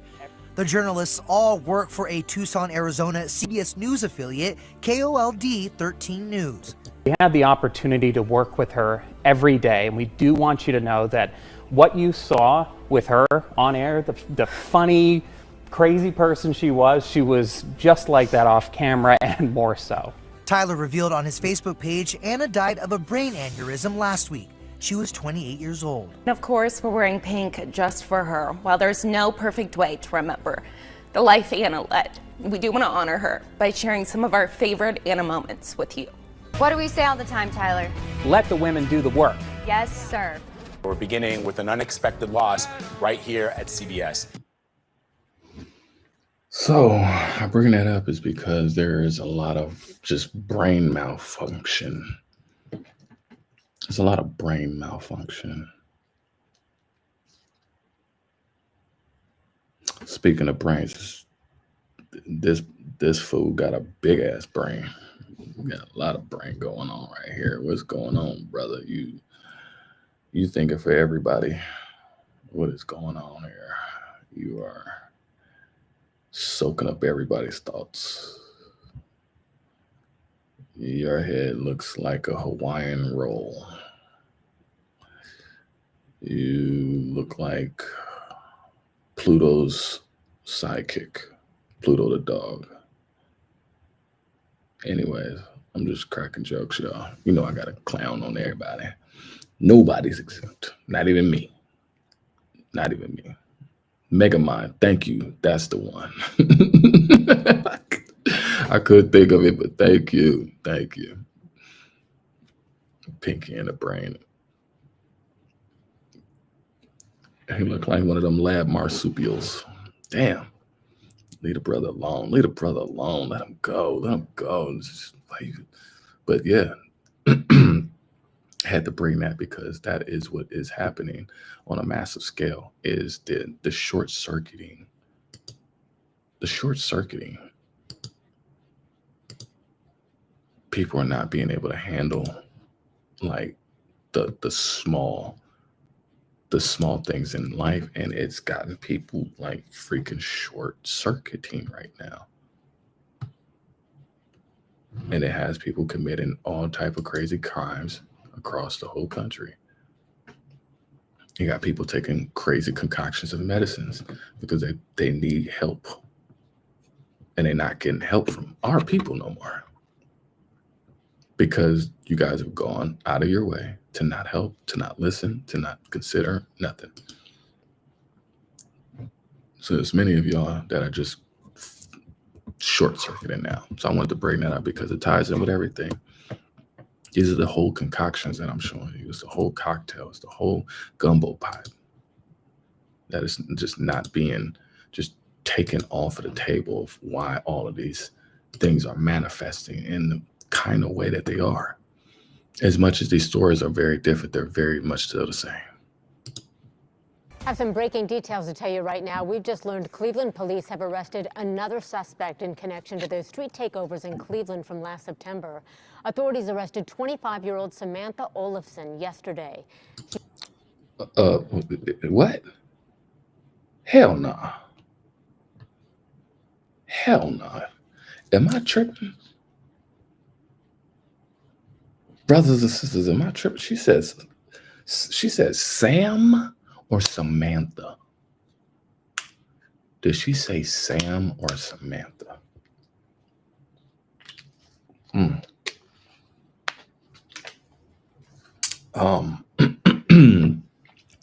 I think she made a mistake on that teleprompter.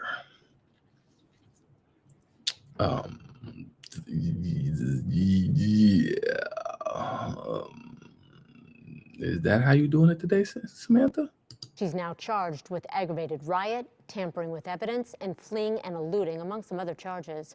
Authorities seized 2 vehicles and 3 firearms while exercising search warrants at 2 different properties. A total of 16 people have now been arrested in connection to the street takeovers. You got to understand that a lot of the activity I'm trying to show you, it's the cars, y'all. The cars are what are exaggerating. That the cars have always been it's been the incriminator in most cases. Whether it's you could be driving straight on the street, but it's an instant incriminator for a traffic stop by any cop.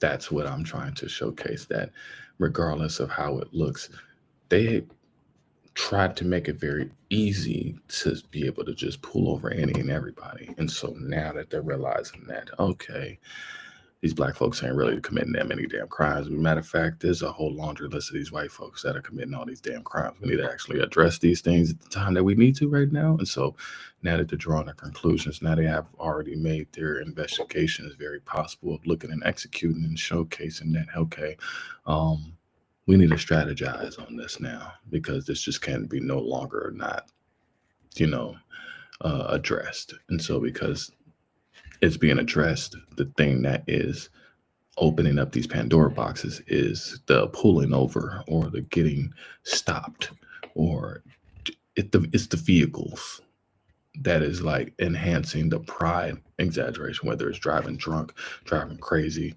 just doing something, trying to go somewhere and not being able to sit your ass still. Because they can't just not die. They rather hold on to it and drive it to the max. Just Evel Knievel. Like, I'm not gonna give up my car. That's how much just Scrooge McDuck it ain't got right now, because people have really lost things. And they're like, I'm not going to lose what I have left. And then you still lose it because you just rammed a damn cop. You just rammed the damn cop. These people are not ashamed of getting a criminal record now. Like, not ashamed of getting a criminal record. That was not the sexy thing, but once you get in the system, it's very difficult to get a job. Not a new video that comes with a warning, because it can be disturbing to watch. Just hours ago, 3 News obtained surveillance video of the fights that took place at Summit Mall on the day after Christmas. You can see fights begin outside of this store's windows. These pictures were captured by their surveillance cameras. Police told us 200 juveniles showed up to take part in Boxing Day, which is, of course, the day after Christmas. I guess they used it in a different way here. 20 juveniles were arrested in this incident. Now to new video that Like they couldn't do it in the park. Like you got to go inside of the establishment. This is what y'all kids is doing. Little bratty ass kids that just bored and just got to have a trend. They got to create a wave. They got to get their anger out. Taking all these medicines and then you get punched in the head and get an aneurysm. Literally get jumped, get kicked in your head because it's fight day. Oh, y'all want to purge. Y'all just mad because y'all done lost at the video games. You done lost it. You done lost getting the girl's number or whatever like that. Now you're taking it too far. But that's what the mental psychosis is right now. That is where the brain trajectory is heading right now. It's just buck wild. I have so many tabs. I can't believe I'm even just hammering through these right now because it's just so many. Good evening. I'm Sarah Frugani. I want to get to our top story tonight. Relief after an accused killer is arrested. A woman allegedly murdered a man in far west Bexar County neighborhood. Bexar County deputies found the 30-year-old victim shot dead in his own home Monday. Later that day, the murder suspect was taken into custody in Port O'Connor, more than 100 miles away. Guns 5's Zach Briggs lays out the evidence that led to her arrest. We're off of Gunsight Pass near Culebra, where deputies discovered Tomas Calavera Jr. shot to death within the home. I caught up with one neighbor earlier today. He says he is grateful an arrest was made and hopeful justice will be served. Kudos to the law enforcement for acting as quick as they did. Michael Russell lives across the street from the home that became a crime scene Monday afternoon. A welfare check involving the victim's father led to deputies finding 30-year-old Tomas Calavera Jr. in a closet of the master bedroom. Arresting documents say he had been shot in the face. Russell didn't know Calavera. Yeah, I was shocked to hear and that it was right across the street. Like I said, this is normally a very quiet neighborhood. The murder suspect, 40-year-old Faith Goins, the affidavit states sheriff's deputies in Calhoun County had responded to a vehicle on fire. Turns out it was a 2024 GMC pickup that belonged to Calavera. Deputies learned the vehicle had extensive fire damage inside. The affidavit says Goins was seen walking away from the pickup and taking off in a kayak. Deputies arrested Goins, who then confessed to shooting Calavera, taking his pickup and burning it. What do you hope for the loved ones, the victims' loved ones? Well, that justice is served and they get closure. And according to BC. Yeah, that sounds very nice. You know what? We would have really appreciated that for 400 years. You know, that sounds really nice. That, you know, that these people, these kind people, deserve their fair point of justice. But when it comes to us, no, you niggas can't get nothing. Oh, okay. I showcase this and I highlight this because you don't know what is going on next door. Do you love thy neighbor if the devil's next door? And that's what's going on for your neighbor to find out and be shocked. Oh, this is a quiet neighborhood. Nothing goes on here. Oh, it's nice. Until a pop and a bang bang goes down. Now, I want you to understand that there's the reasons why I'll be showing these videos.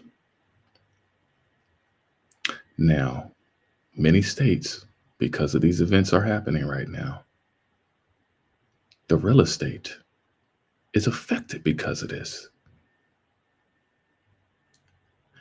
These incidences are happening in houses and yeah. Oh yeah, somebody was in the closet. Those are bloodstains and all that stuff. It's going to be very difficult to sell a house that just had a murder in it. Am I tripping when I say that? I mean, yeah, for somebody who's thinking like that, they may take that, you know, very simply, like, oh no, hell no, you know. People may joke around like, oh, this place is cursed now. This person's body is walking around, you know. Yeah, the people are simple. People are slow, dumb, and simple. This is happening in all of these suburbs and these communities. And then somebody moves in because they didn't know the neighbors, and they finally meet their neighbors and like, oh yeah, you guys moved into a house that was, previously a murder scene. And they'd be like, huh, what? Huh? I didn't know that. My real estate agent didn't tell me. That didn't show up. That wasn't on the Zillow. That wasn't on the Trulia. And now it's showing up after the fact. There's a movie that showcased that, where it's something like that. I want to say like Amityville Horror. But then you buy the house because they're trying to sell the house. But the fact that these houses are now being put up on the news channels now. Yeah, people ain't gonna move into these houses after somebody had just a whole basement full of, babies and BBLs.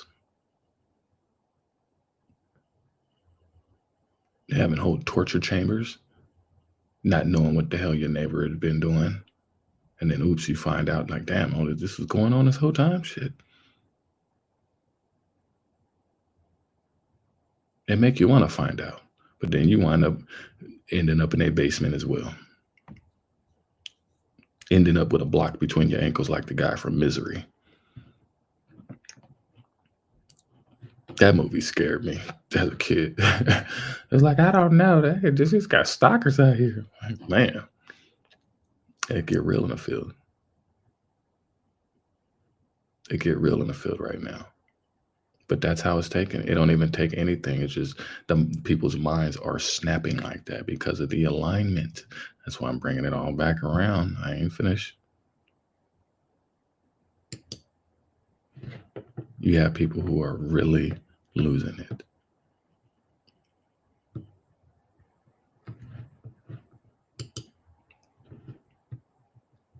But yeah, who's going to buy that house? That's the simple message with that. Is that you got so many of these communities that are ending up like this. And hey, when your neighbor tells you, your new neighbor tells you that, hey, there was a bunch of different murders in these houses down these streets, then it starts looking a lot different. It starts feeling a lot more unsafe and uncomfortable now for these people who moved across the country thinking that they were going to find a better living situation from where they may have been, moved out into the urban countryside or something like that, to find out that you got a whole block of Amityville horrors. Woman's body found in the back of boyfriend's car at gas station after cops stopped him for a DUI. These cops are stopping these folks. These cops are not playing around. These are the suspects that they are actually targeting and tailing behind. Because these were people that were the least suspecting. So now they have to suspect them now. Before it was surveillance scene. Everybody else since 9/11, they were surveillance scene. Everybody else. Black folks. Iranian. You name it. Everybody else was on. But now that we're seeing that, hey, this is different. The families of the woman found dead in the back of her boyfriend's car at the gas station, saying her loss has left an unfillable void in their hearts. Yes, people are traumatized.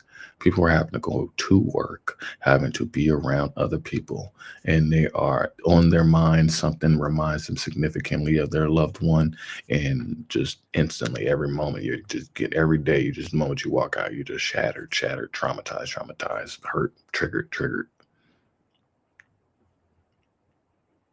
And then them never listening to any one of us, they don't have no education. They don't have no proper knowledge of what the hell they're caught into right now. So I'm telling you guys, you're caught into a curse loop. You may not know it. You may not hear from your churches, your brothers and your sisters, your fathers at the dinner table, but you are caught into a curse loop that was set upon your people now. The clock was ticking and nobody was listening. And when that clock stopped ticking, the bill was due. Holy judgment. Now all of y'all must pay back taxes. There's no exemptions. Now, if you want to adopt a black person and give me all of your belongings, hey, it'll go to a good cause. That may help you. It may help you. But even then, that ain't going to get you out of what has happened. It just may actually give you a little bit more solace and comfort. I put your name in the white people guest book that gave over all of their riches and their possessions to Prime Blaq. Yeah, just give it all to Prime Blaq. I'll show you what to do with it. Because obviously, y'all ain't know what to do with it. Y'all don't know what to do with these restaurants. Y'all don't know what to do with these 7-Elevens. Y'all don't know what to do with these laws and these. No, y'all don't know what to do with these schools. Y'all don't know what to do with any of these things. Y'all keep doing this stuff and messing it up. Y'all keep making things much more dangerous for the world to be in right now. So let the brothers, let the sisters handle this, as we will. But this is what y'all doing. It's found in Utah. And Utah has been hit with a lot of spiritual energy right now. With this planetary alignment, we don't know what type of waves and frequencies and sounds and downloads. We're getting a whole new, unique experience within the planetary realm right now. So being open to all that is trial and error. But for these folks, you're caught into a horrible, evil, worldly version of the Matrix that you are stuck into. That you were stuck in. Significant injuries and trauma that would be consistent with the homicide. Johnson was taken into police station where he allegedly confessed to putting Summer's body in the vehicle. They're just confessing, no pride, no shame, no remorse. They're like, yeah, I took your child and I fucked up your family and I made you. I want you to feel this pain just because I was temporarily drunk. I want you to feel this pain forever just because I was feeling this temporary, emotion that stimulated the action and reaction behind what they did. So yeah. And then they wake up and be like, oh shit, I'm in prison, I'm in jail for life. What? I was insanity. I was insanity. No, I don't know what happened. Nah, bro. Your ass was bright-eyed and bushy-tailed. Jason was taken to the police station where he allegedly confessed to putting Summer's body in the back of the vehicle. The probable cause statement said that he admitted that the pair had been intimate partners currently living together, but it added then they were arguing, with Johnson saying it was over with their relationship. So yeah, just the fact that just not being able to walk away.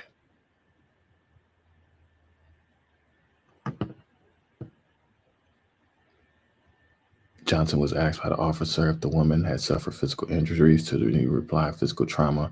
Then he asked if Chilling told them that he put her into it. And the probable cause statement said, following the death, her loved ones released a statement via the legal representative. It read, the family are heartbroken and her tragic and untimely loss. Summer was a vibrant. Oh yeah, they're going to always paint these pictures. You don't know until you actually start finding out. She was deeply loved and all these things. Yeah. She wasn't loved by him anymore though. And that's where people take it way too far. People take it way too far. And when you got those drugs and you got these reasons will make you do things that you would have never done. Seen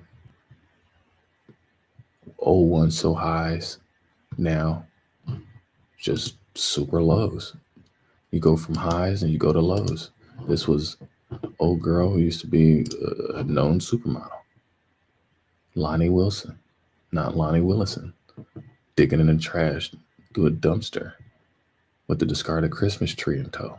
Like, these are pictures of their people falling from grace all the way.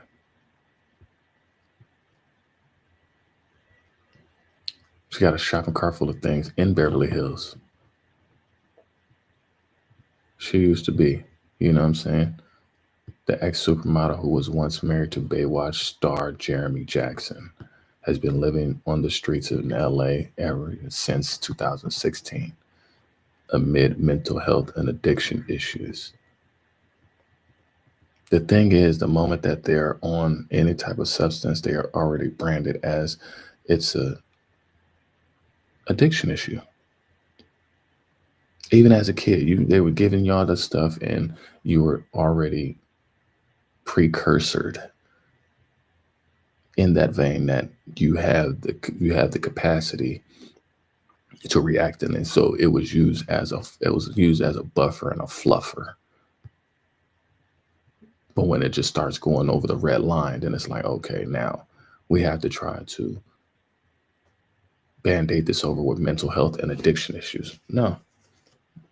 This was a long time coming. That brewed up, that y'all didn't see, that y'all thought that y'all was doing good.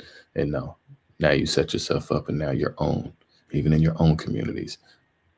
And when they fall from grace, they look up at you guys and they start getting envious of the people. She's in Beverly Hills. Yeah. She's in Beverly Hills.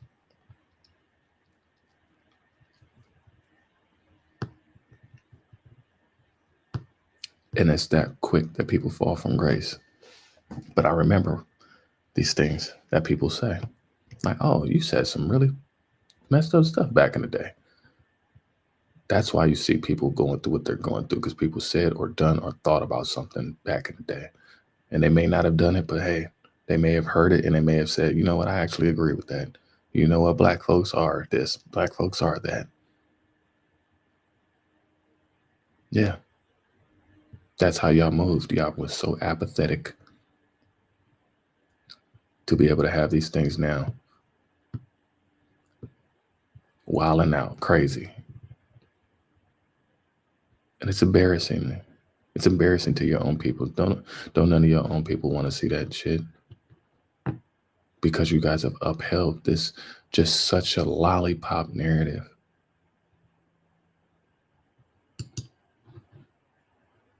Y'all don't care about your own now. Y'all willing to even do it. Y'all do it to y'all do it to the kids and the elders. Breaking tonight, Omaha police sending us new video showing a 71-year-old woman getting carjacked in broad daylight. Earlier this week, we spoke with Khadija Provencher in the hospital after her terrifying experience last Saturday in a Home Depot parking lot. You can see in the video that she tried to fight back.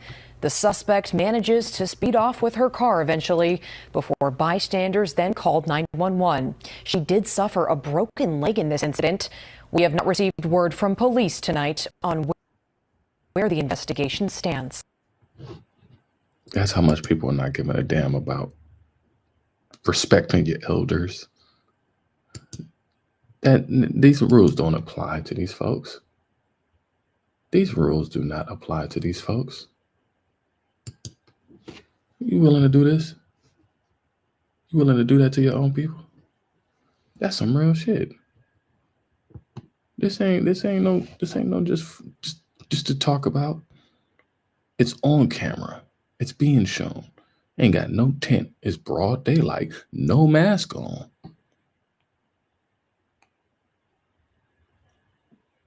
You guys have created this energy by all of your anger and rage and wrath. You guys never tried to put a cap on it and stop it. You guys never tried to. You guys have to find some salacious, horrific way into things. Just like this. I'm almost there, y'all. Man, it's just so much. I had to feed y'all with the Sunday dinner today. Because we ain't finna let this slide. None of it.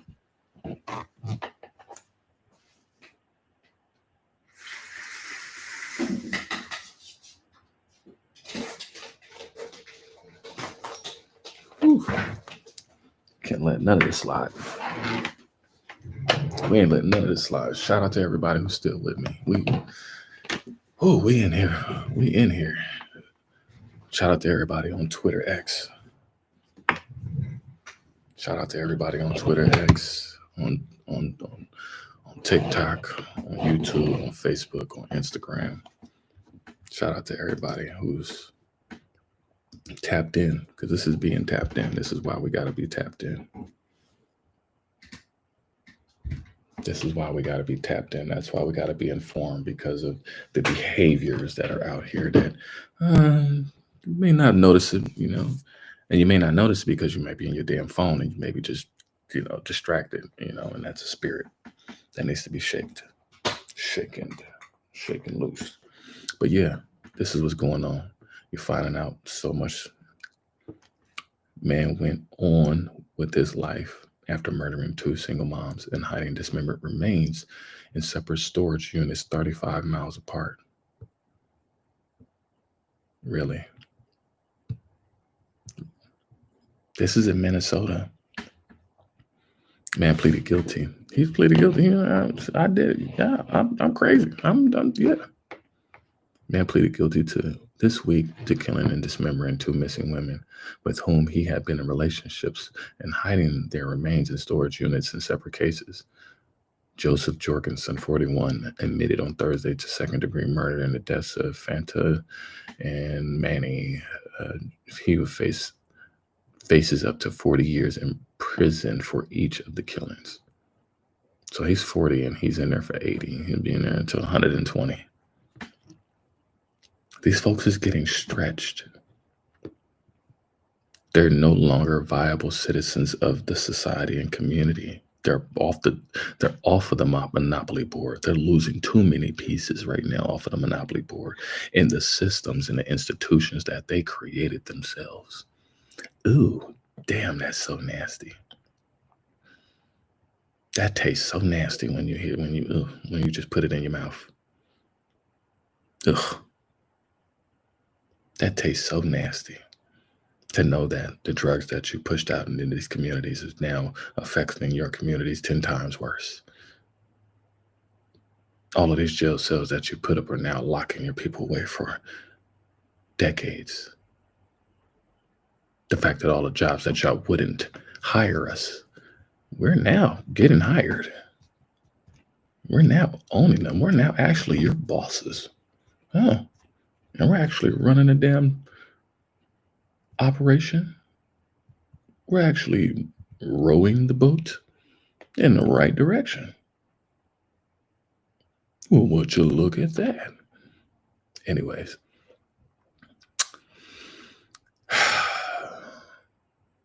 Jorgensen said he and Yvonne had been living together in the townhome of September 2021 when he beat her during an argument. At one point, he thought she went unconscious, and when he checked her, he realized that she was dead.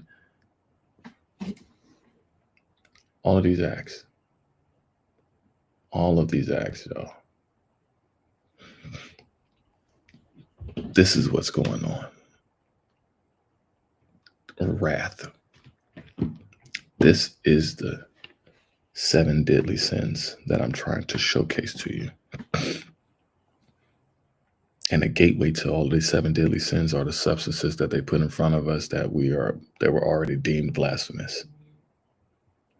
Did we want to accept it? No, most people don't. Because they rather indulge, because they already got to go through the ebbs and flows of life, going through the roller coaster, going through the rat race. So because of that, yeah, you don't want to shake that. So yeah, okay. So you wind up feeling bad about the murder immediately afterward. But it was my intent at the time to kill her. See? They be wanting to do this shit. You get conditioned since a kid. Your daddy takes you out there and you hunt a deer. You get desensitized for killing Bambi. So it makes it easier for you to just go to any of your schools and do a mass popcorn. You're getting desensitized and re-engineered young kids. Your mom and pops are instilling in you the same things that were instilled into them. And the moment you say yes and accept, you become a part of that, but already by blood. It's already written within you by blood. Whether you choose to want to acknowledge that, that's your choice. That's your choice. But if you don't, you just gonna get what you're gonna get a lot much more faster and much more harsh. But you can't escape this loop. This loop is happening to you and everyone around you. And everyone around you that is happening to, it's affecting y'all. It's on y'all mental. Because you're like, oh my God, we just lost Barbara and Margaret. We just lost Barbara and Margaret and Paul and Frank and Dan.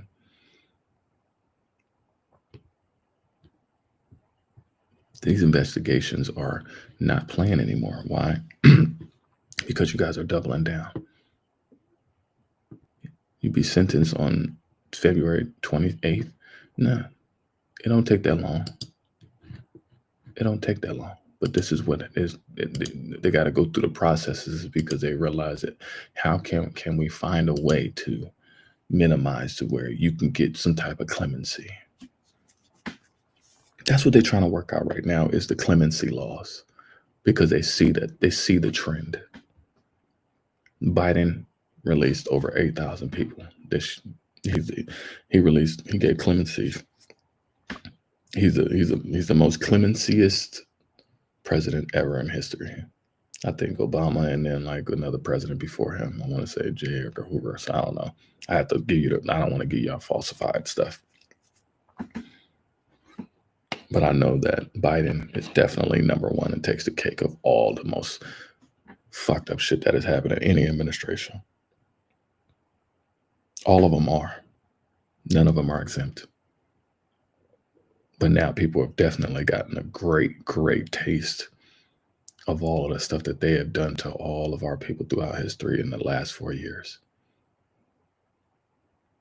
In the mirror, you've been hit with a boomerang that's a mirror.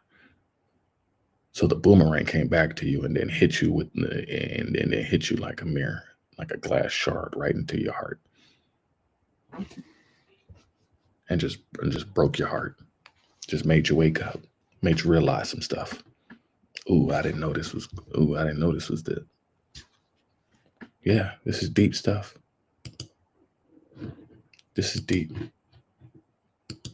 Year-old Danny Garibay is being extradited to California to face charges in connection to a double murder from 2023. Officers stopped him while he was riding a bicycle in Yuma. He allegedly gave officers a fake name and then left.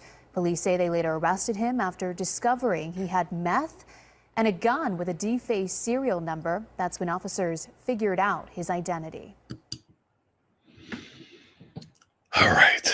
I say that because my mother always used to tell me that your presentation is your best representation. And if you look like a bum ass nigga, you're going to get hemmed in by the cops. You're going to get disrespected by the ladies. You're not going to be respected by the guys. They're going to punk you. They're going to rag dog you, everything like that. So to see that we're out here in the streets and we seeing people raggedy and shit, and, you know, you're sitting outside of stores, like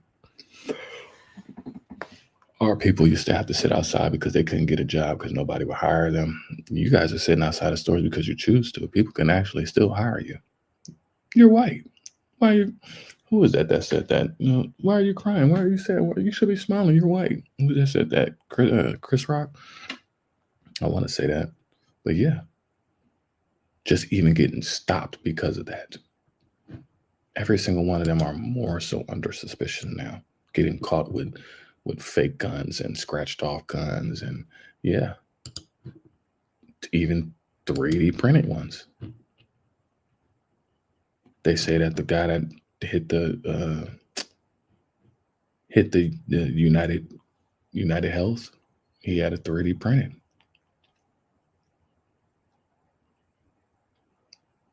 So yeah, you're seeing people that are coming out trying to be creative, trying to get away with murder. December 20th, Aurora Police Gang intervention arrested fugitives with a 3D printed firearm, cash, and drugs. Aurora Police said that they were following up on a narcotics investigation on 28-year-old Abel.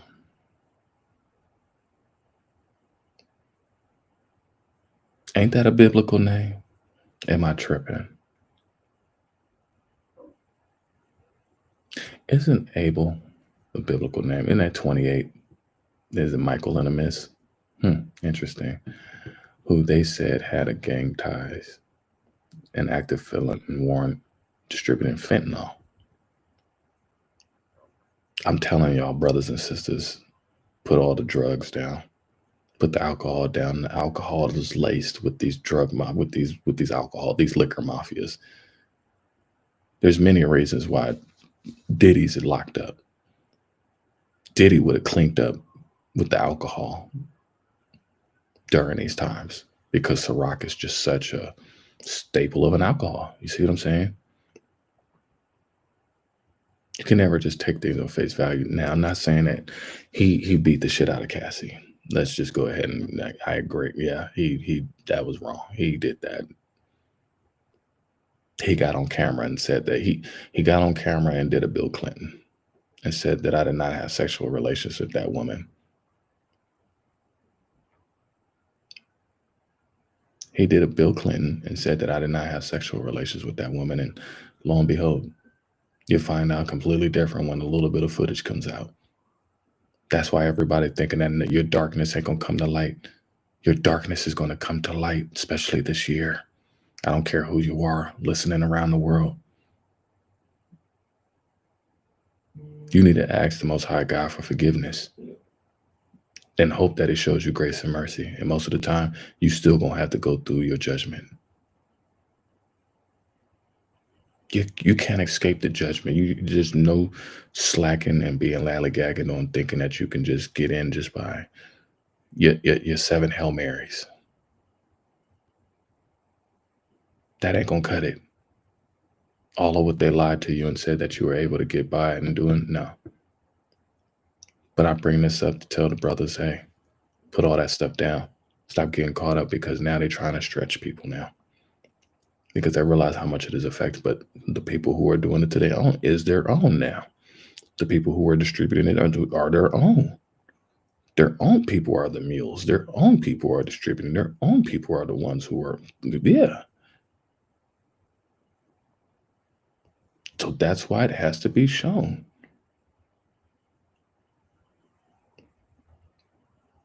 There will be no escaping. You guys are distributing fentanyl to your own folks. And it's being put in every single product now. And just because you can't deal with today, don't mean you can escape tomorrow. There is no escaping it. He said he learned at the local mall and formulated a plan on how to catch him. And they said he known to run to the police. Arrested Ahmed, who was arrested on suspicious. Investigation found over an ounce of crack cocaine distributed in baggies, 97,000 with a 3D printed firearm with a .22 caliber. There's many people walking around with something on them. Just know that people are that scared and that paranoid, and their anxiety levels are sky high. To just be thinking that people are just walking around and they're just all cool, calm, and collected.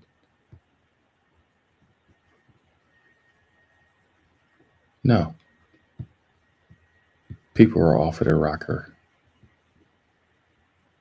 I don't know if that's the video. I'm not going to go and click on it. But yeah. These are the little suspicious cases that are popping up right now.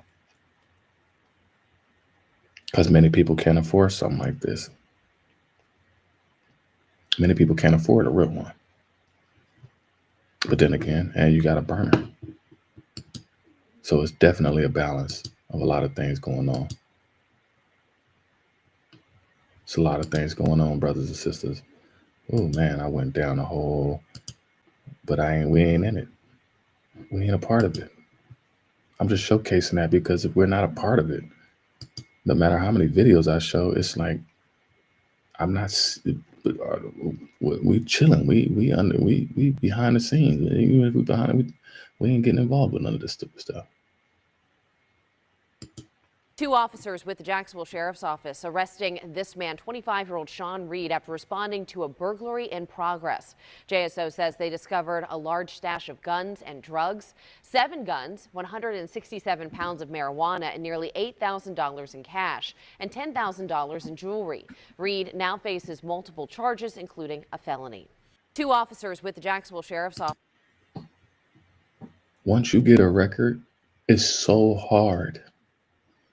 I watched all of the brothers and sisters that was around me, whether it was a small crime or not.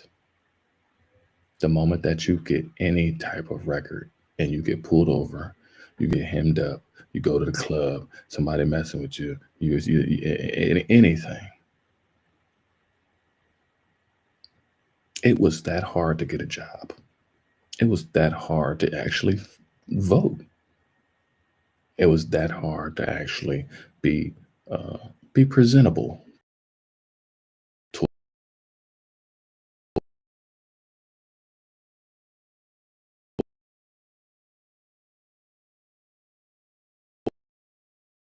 a woman. I hope that the men will be asking these questions as well.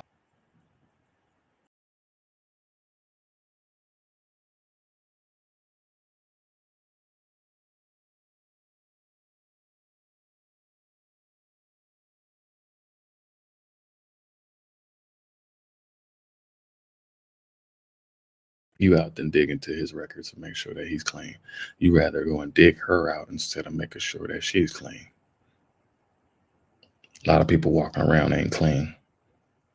And I ain't gonna sit here and just be judging on nobody, but if you ain't got your life to right and life together, you are not to be trusted because you still are in the wicked ways.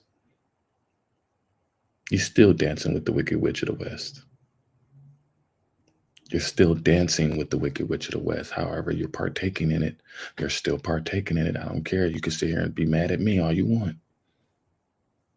The fact that you ain't stopped, the fact that you can look at yourself in the mirror and you don't bullshit yourself, you ain't gonna try to sit here and try to come and bullshit me. You've been bullshitting yourself for your whole life.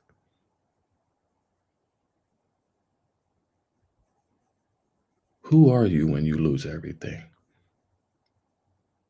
Because when you lose yourself, are you finding yourself? That's the difference. When you lose yourself, are you finding yourself? Because when most people lose themselves, once they lose themselves, they lose control. And then you be out of control.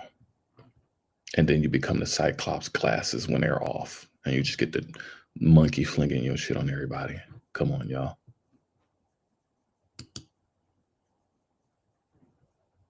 It's a lot of things going on that are affecting people's lives right now that making them take very drastic measures. Very drastic measures. Everybody's livelihood is affected to where I just showed you the weather, man. And you got people's houses that ain't caught on fire in Malibu, some of the most richest, luxurious areas. People was taxing and charging people rent sky high. No different from here all the way to New York. You got plenty of people that's been doing this wrong. And then they get removed from the lands. Hurricane Milton, Helene, the current frost. And insurance companies are not taking care of you. Your government is not taking care of you as much as you didn't thought that they was. Said that they was going to make America great again. Let's see. Let's see.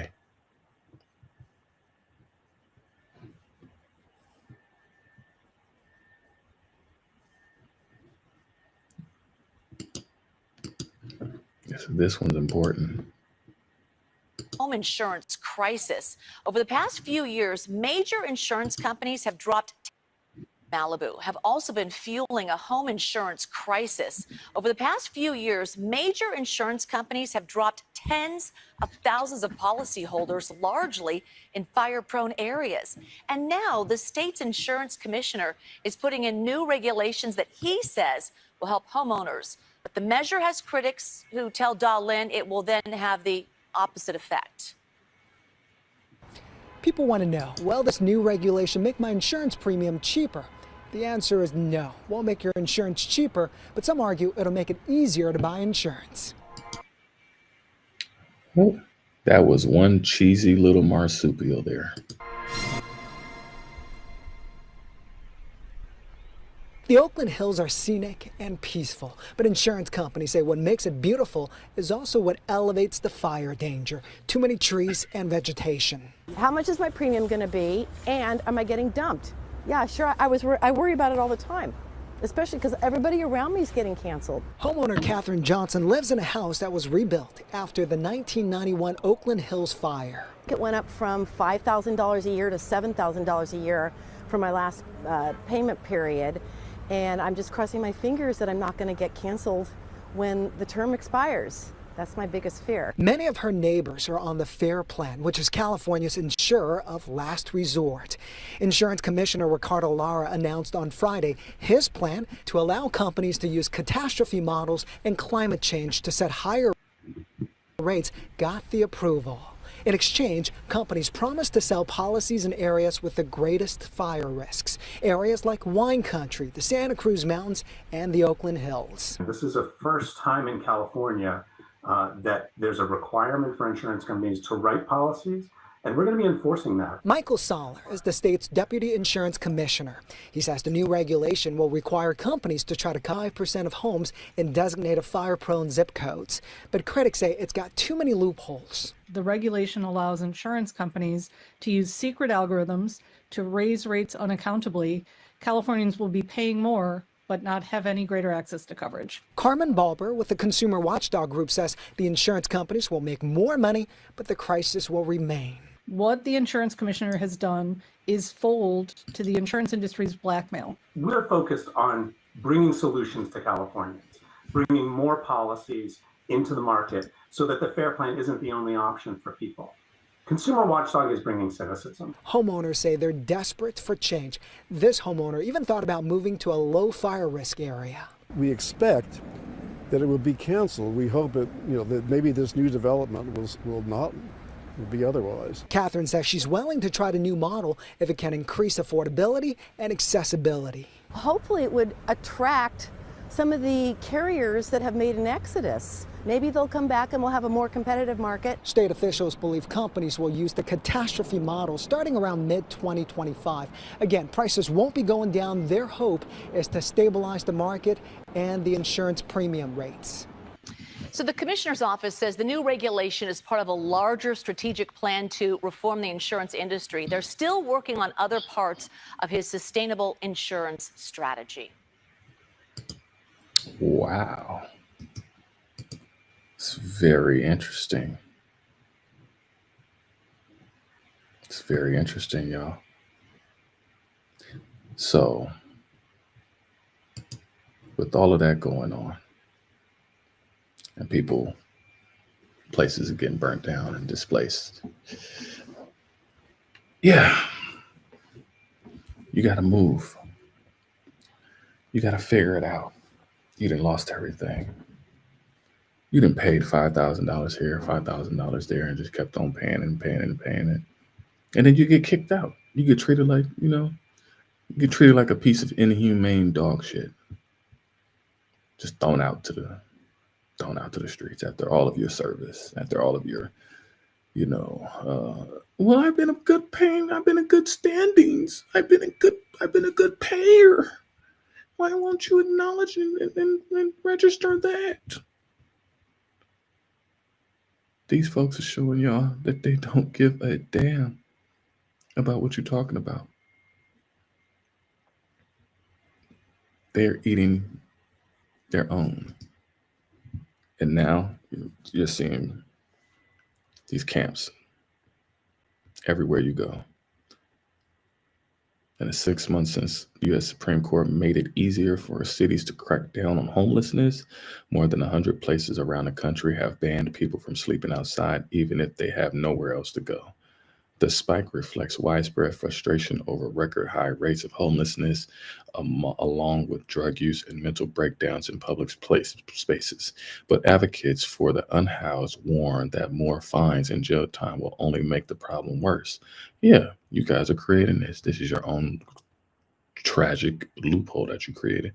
The new laws are in rural, urban, and suburban towns and cities. That's pretty much everywhere, both Republican-led and Democratic, and span every region, including in places not known for homelessness, like West Virginia, New Hampshire, and Wyoming.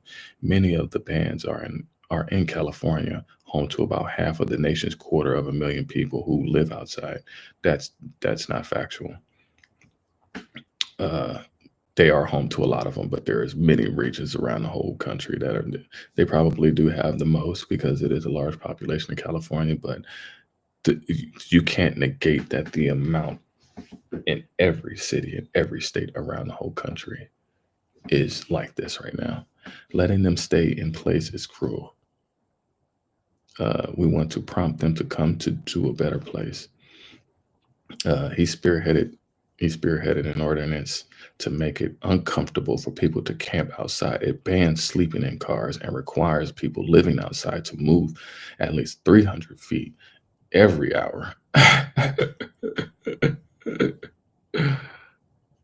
Oh man, that's crazy. If I add that up, see the numbers, 300 feet times 60 minutes. 3 plus 6 is 9. That's the loop. However, you may want to sit there and digest it. I'm going to see it, and I'm going to show you that that's the loop. You got 300 feet by 60 minutes. 3 times 6 is 9. Anyways, Patty says the country's approach will no longer be reaching out to people for weeks or months to offer blankets and build trust. We've now shifted to a hello, where are you from? Where is your support network? Let's help get you back to home. Home is gone. Home is gone, folks. San Joaquin County's law also calls for creating safe camping spaces, though Patty says that it will take time to coordinate with cities. Violators of the new ban face a fine of up to $1,000 and 6 months in jail. Wow. We're not hardcore, he says, but we do know that if a person's trying to build a pallet palace with their blue tarps and tents, we say, no, you're not allowed to do this. You are trespassing. Wow.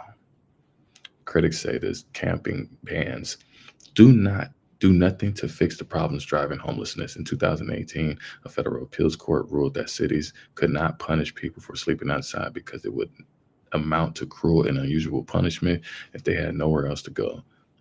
The Supreme Court declined to take up the case that left 9 Western states unable to clear out encampments unless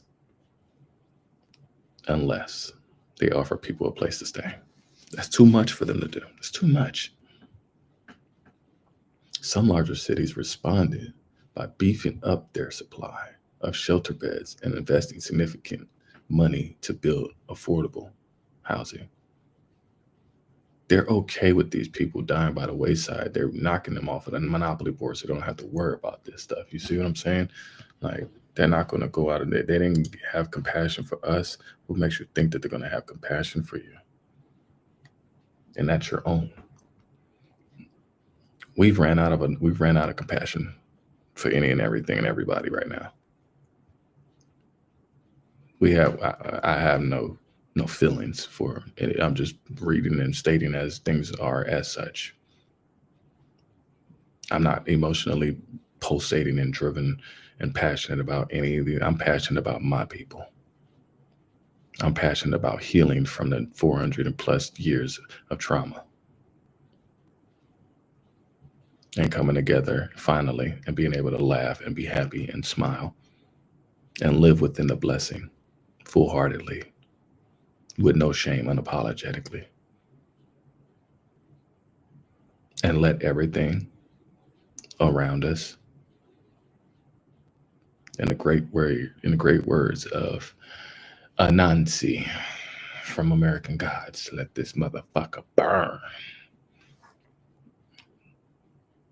Lady Liberty gotta burn, y'all. Uncle Sammy gotta burn, y'all. And y'all doing it to yourself, and y'all don't even see that even the outside sources, all these other countries, just got they got a bitter jaded experience with this Lady of Liberty. Not saying that they ain't got their own problems where they at now too, because all the other places around the world got their own problems. So for a while, they even just sniffing over here, they need to be focused over there. Because ain't nobody playing no games no more. The Most High is not playing no games with y'all no more. Y'all still keep playing and keeping avoiding the truth. These are the truths that you see. These are the people in these mugshots. These are the people who are in the records now. These are the people behind bars. These are the people who are getting locked up. These are the people who are committing the crimes.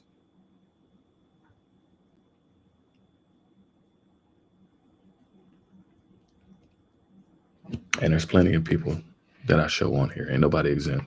If I feel like it's deemed worthy, I'm going to bring it up. I'll bring up everybody. Nobody's exempt. I don't care if they're Indian. I don't care if they're Asian. I don't care if you're Mexican. I don't care if you're white. I don't care if you're blacker than me. Nobody's exempt from this cafeteria lunch line getting these cold potatoes of judgment. Nobody. Not even me. So yes, I have to be mindful of what I do and what I say and how I carry myself. I know my gifts. I know my mission, and this is my passion. This is my talent. So y'all just sit back and enjoy and let me work. And thank you for the contributions. Thank you for the support. Thank you for tuning in. I'm very appreciative of all that. If you are here on that nonsense, just trust and believe and understand that it will not work out for you. None of your weapons shall prosper against me or anybody else in the nation. You can do and say what you want, but understand, you are my step stool.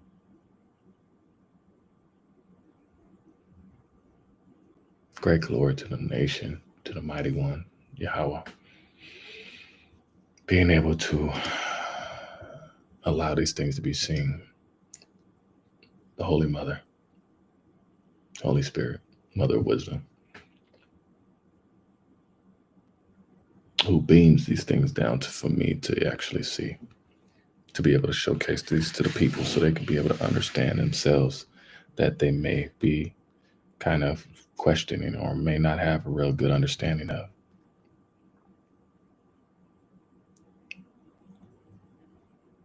But this is what's happening, y'all.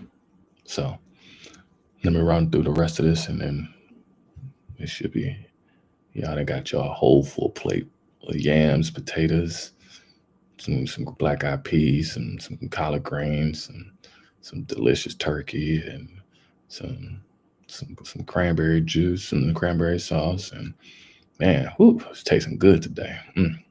Tasting good.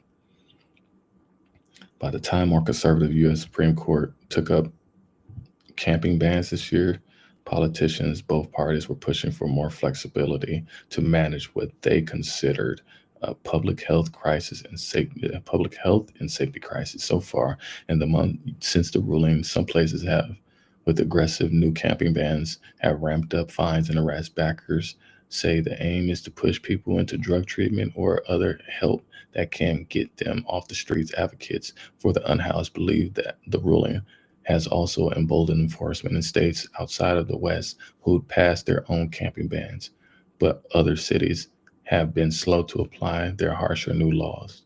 Law enforcement in a lot of these communities actually don't want to be the first line of service for help who are experiencing homelessness, and it's a drain on their resources.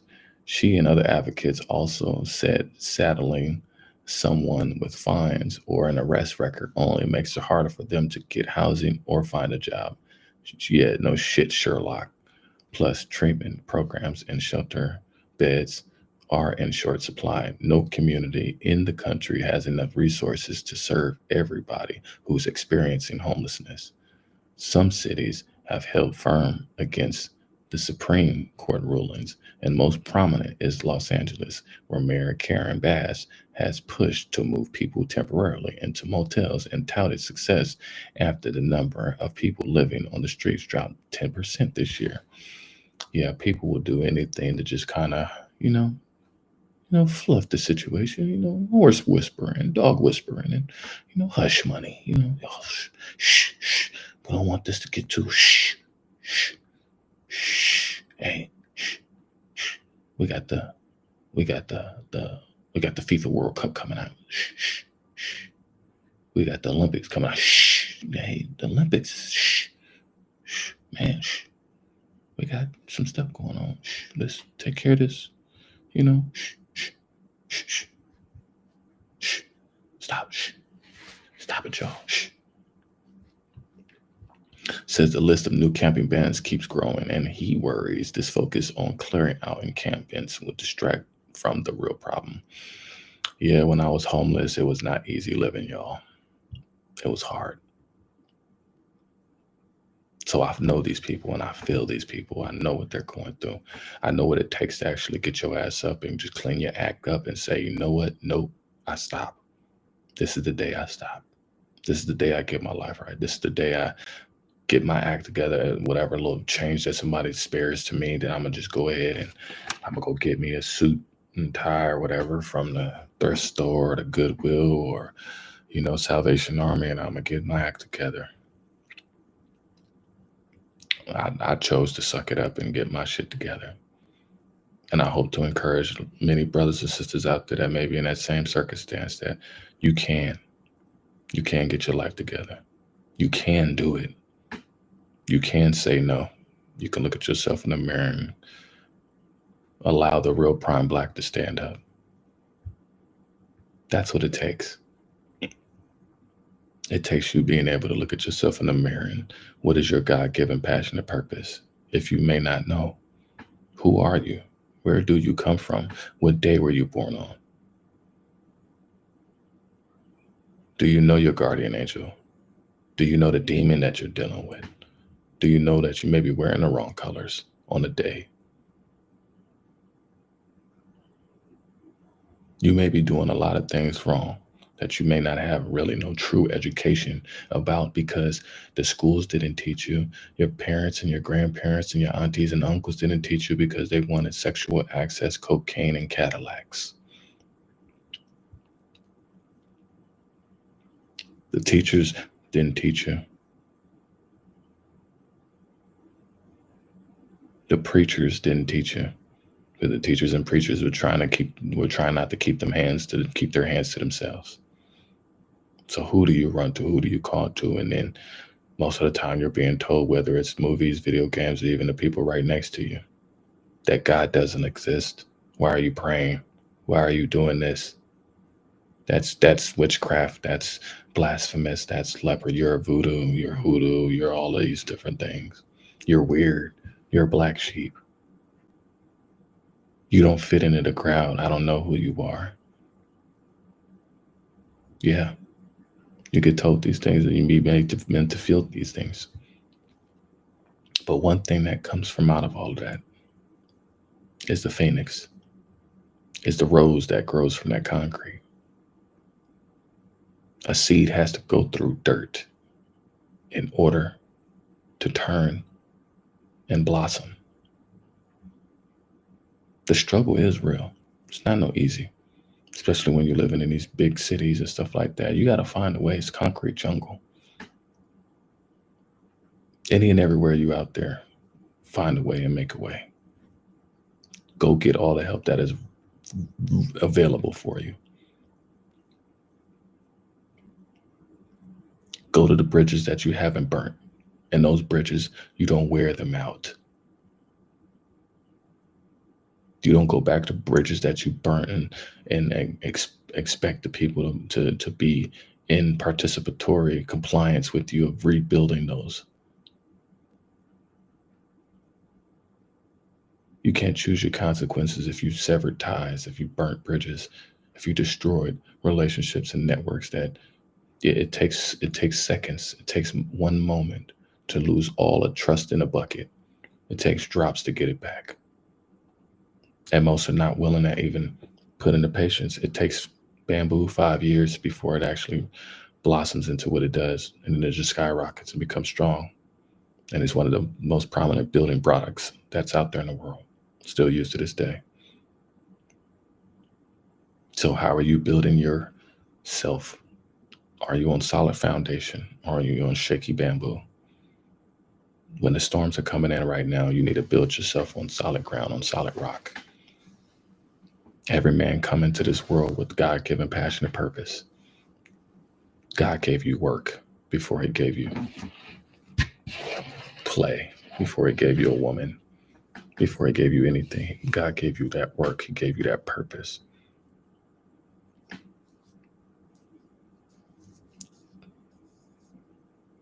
Same thing. You need to figure yourself out. So when I'm pointing this out, that yeah, it is that time. It is that time of the season for many. And I'm very proud of the many brothers that are out there that have been able to get themselves and turn their lives around. Because this ain't no great living.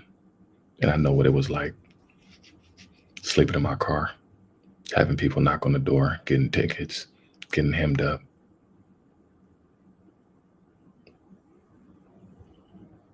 The everyday getting harassed and messed with. Until I said, no, I don't want my life to be like this. I need to get it together.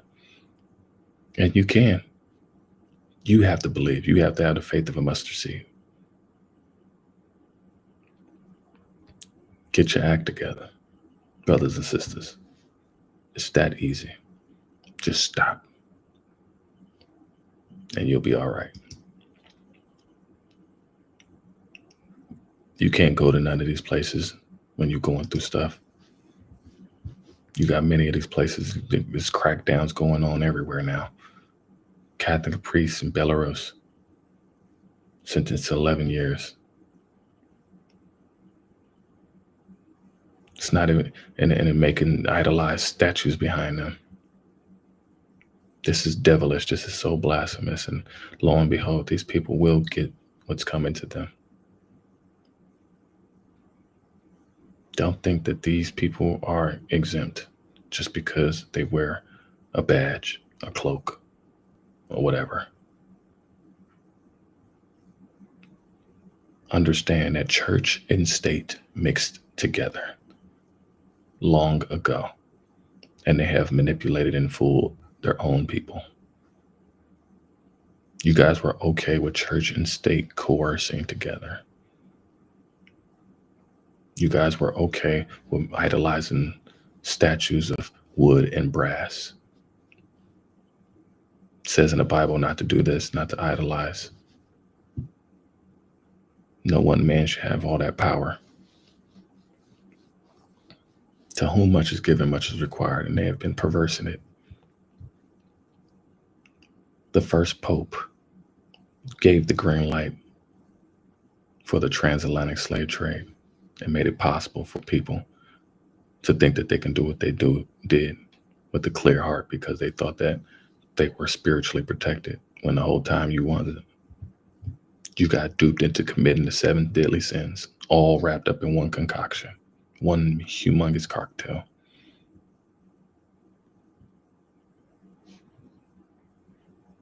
One humongous.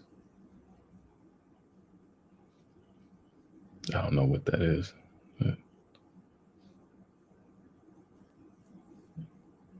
The harsh sentence is intended to intimidate and silence hundreds of other priests ahead of January's presidential election. Human rights activist Pavel simply said the Catholic priest in Belarus on Monday was convicted on charges of high treason for criticizing the government and handed an 11-year sentence in the first case of politically driven charges against Catholic clergy since Belarus became independent after the Soviet Union collapsed in 1991.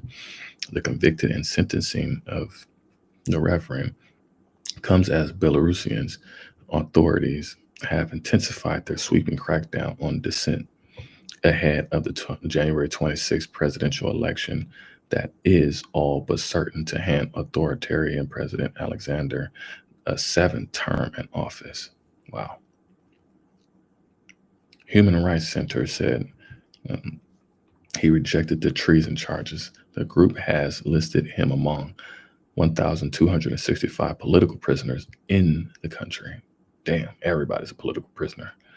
Just even speaking of this, how harsh it is in these other places. People think that it's just all, people complain about America, but you go over to these places, you can't even speak how you want to speak. Many times as women, they would sit here out here twerking their ass and stuff. It's a lot of places they're not going to accept you going there and doing that stuff.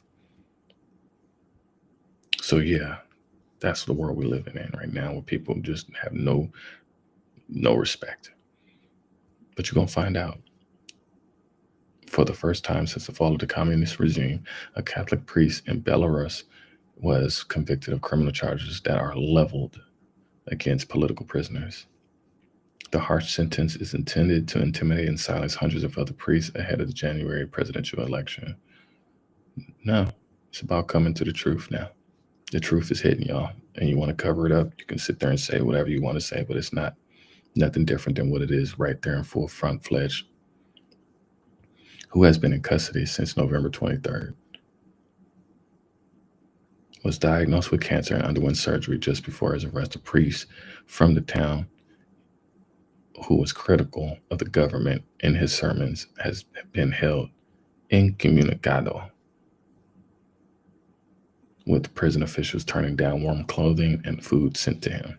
Among dozens of clergy, Catholic, Orthodox, Protestant, who have been jailed since, silenced, or forced into exile for protesting the 2020 election that gave him a 6th term, the disputed vote. And see, that's how people getting away with stuff.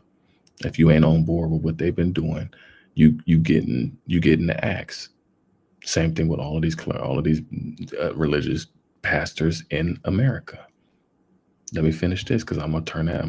I always tie these things together, y'all. The disputed vote that the opposition in the West said that was marred and frauded, triggered mass protests. The authorities then responded with a sweeping crackdown that saw more than 65,000 arrests and thousands beaten by the police. Catholic and Protestant clergy who supported the protests and sheltered demonstrators at their churches were particularly targeted by repressions. Belarusian authorities openly seek to bring the clergy into line, repeatedly summoning them for preventative political talks, checking websites and social medias, and having security services monitor sermons. Wow. While Orthodox Christians make up about 80% of the population, just under 40% are Catholic and 2% are Protestant. He has ruled that Belarus is nearly 30 years. He has ruled Belarus for nearly 30 years and described himself as an Orthodox atheist. I don't get that concoction, but okay. Lashed out in a dissident clergy during the 2020 protests, urging them to do their jobs and not fuel unrest, is one of the Russian President Vladimir Putin's closest allies, allowing Russia to use his country's territory to send troops into Ukraine in February 2022 and deploy some of its tactical nuclear weapons in Belarus. So yes, church and state have been in bed with each other for a very long time, y'all. Whether you want to believe it or not, church and state has been in bed with each other for a very long time. The whole world changed since 9/11, 2001. Bush came into office swinging at the hip, passed the Freedom of Religion Act. It gave all these people access to so much money because people's faith was triggered. Every nationality, everybody was triggered by 9/11. And it was an uptick in religious factors. I remember I was all up in church with everybody else too. I was singing in the church, hitting that tenor note. But then I started listening. And the more I listened, the more I just realized that anything that was being said was completely wrong. It's completely evil. It was horrible, nasty. What, huh? Then you start coming into the truth and you start questioning all these things, and it starts putting things in perspective like, oh, wow, this is what's been happening this whole time. These churches took all of this money. Then Obama got into office and then won a same-sex marriage for 12 years, for 8 years. That man pushed homosexuality. And the churches had to marry him. And it went against their Bibles. It went against their books and their doctrines. And so it perversed everything. And that's when the church was broken. And so now that's why you have the last 8 years of just rampant wild west shit going on.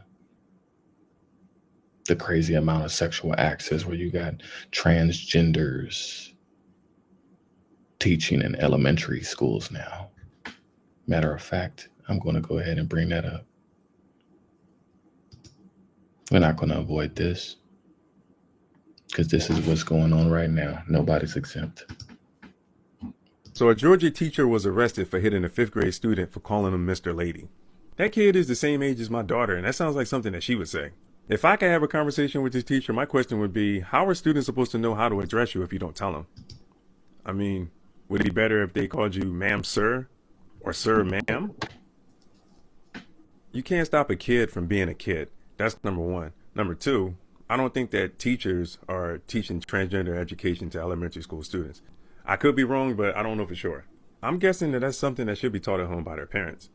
But yeah, how is a 9-year-old or a 10-year-old supposed to know how to address you without offending you? Let me tell you something. I used to drive a school bus for 4 years, so I know firsthand that those kids say random stuff all the time. The conversations are all over the place. One minute they're talking about what their parents do for a living, the next minute they might be arguing about who makes better chicken nuggets, McDonald's or Chick-fil-A. I've seen it happen. So a Georgia teacher was arrested for hitting a 5th grade student for calling him Mr. Lady.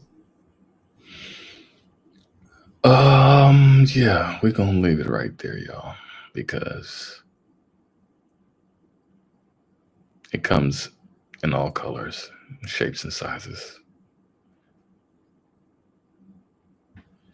You big ass Vin Rames reject. You King Kong action scene fill in. You Donkey Kong body double. You Tu Wong Fu version of Combo from the video game Killer Instinct.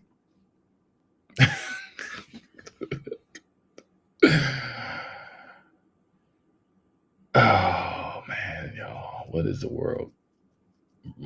Brother.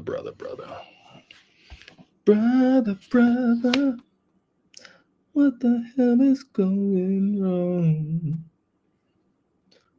Brother. You really need to hear this song. Hit your soul. Because right now, you're in trouble.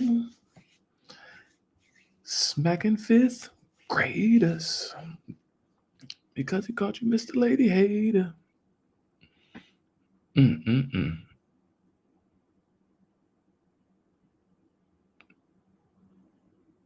That's crazy. And it's crazy we put so much emphasis on this type of agenda for such a long time. I know I'm going to get dragged for this, but it needs to be talked about. He should have been strong enough to be able to tolerate a 5th grader. But that just goes to show the mental fragility of people in our society right now that, you know, ain't nobody tripping on who you are. That's who you are. but people are going to see and take you as who you are. And that's just who they are. They're going to always look at me and be like, hey, he's a black man. I don't want him dating my daughter. I don't want him coming to my house. I don't want him eating at my table. I don't want him working at my jobs. I don't want him coming into my restaurants and, spending this only whites, only pies. It's a lot of things that I've had to just accept, and I can't get mad, and I just can't go beating up every racist crack out there. Yeah, I can't go doing all that, right? Yeah, just can't go doing all that, right? Yeah. But I had to bring this up because this is the type of stuff we are dealing with all over the place. That if you can't hire, man, I guess you got to hire immigrants, huh? Because you can't hire these meth out, trink taking white boys now because they might be selling to your kid and using in the bathroom with your kid. You can't hire any of these you can't hire any of these sissies. It's hard to say it. You're too damn just emotionally triggered. You ain't got tough skin. So you're too sensitive like the booty hole. You can't get mad about no kid. Then that's the thing, kids getting all of the pain and the anger and all the wrath getting taken out on them. Yeah, you shouldn't have been in that. You should have been working at a bar. You should have been working at a bar for cowboys instead of trying to be somebody's damn teacher. People have to understand what you do when you step out. Your presentation is your best representation. Not everybody's accepting to the LGBTQ community just as much as people weren't accepting of me being a black man.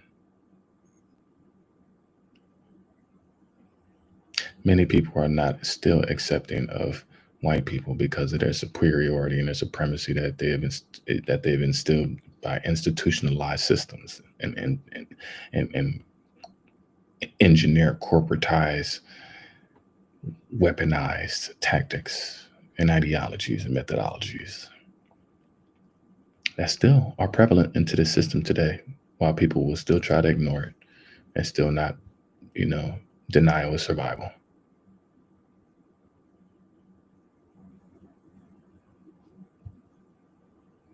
But we're running into these situations where people are starting to see that the world is a whole different place. People are starting to see that you cannot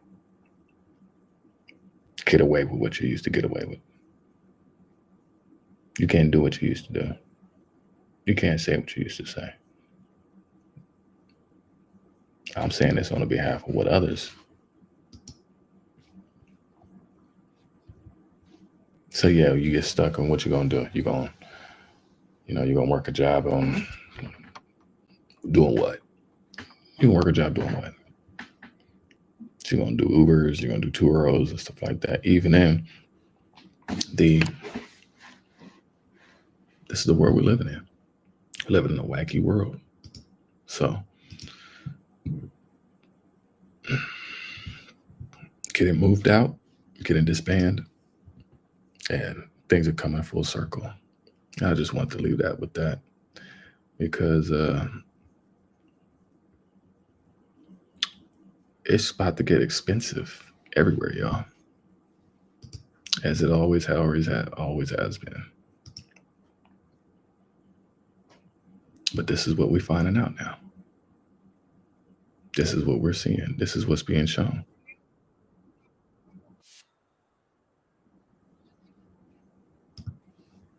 This is what's being shown. Whew. Boy. I can't believe this stuff going on. Can't believe this stuff going on, y'all. This stuff is going on, y'all. There's so much going on, y'all.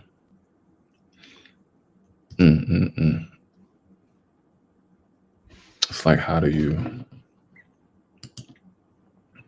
it's like, what do you do? It's like, what do you really do?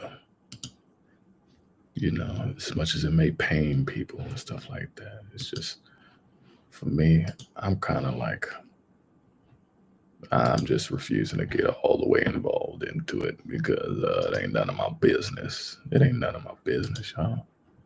How I feel like this dog. Ginger, no. No, Ginger.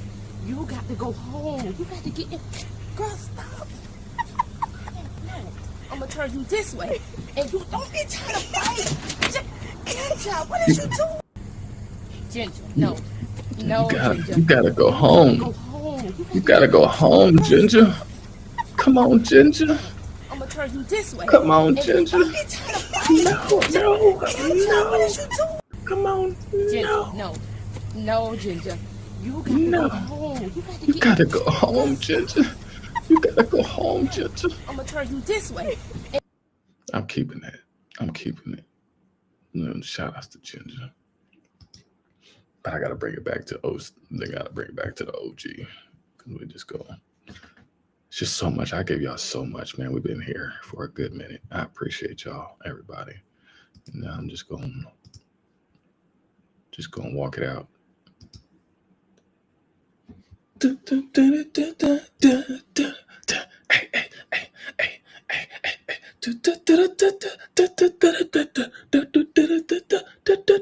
Walking through the 25. I'm walking through 25. Walking through 25. Ain't nothing you can say to me. Ain't nothing you can say to me. Ain't nothing you can say to me. Nothing you can say to me. Ain't nothing you can say to me. Ain't nothing you can say to me. Gonna kill my vibe. Kill my vibe. Kill my vibe. Yeah. I'm just leaving it there. I'm just leaving it there for y'all. But yeah, I appreciate y'all tapping in with me, man. And we're going to bring it back. You know, this was a good little Sunday service that I want to bring to y'all. And hope that everybody enjoyed themselves. Appreciate it. You know, if you like what you see, you are more than welcome to join.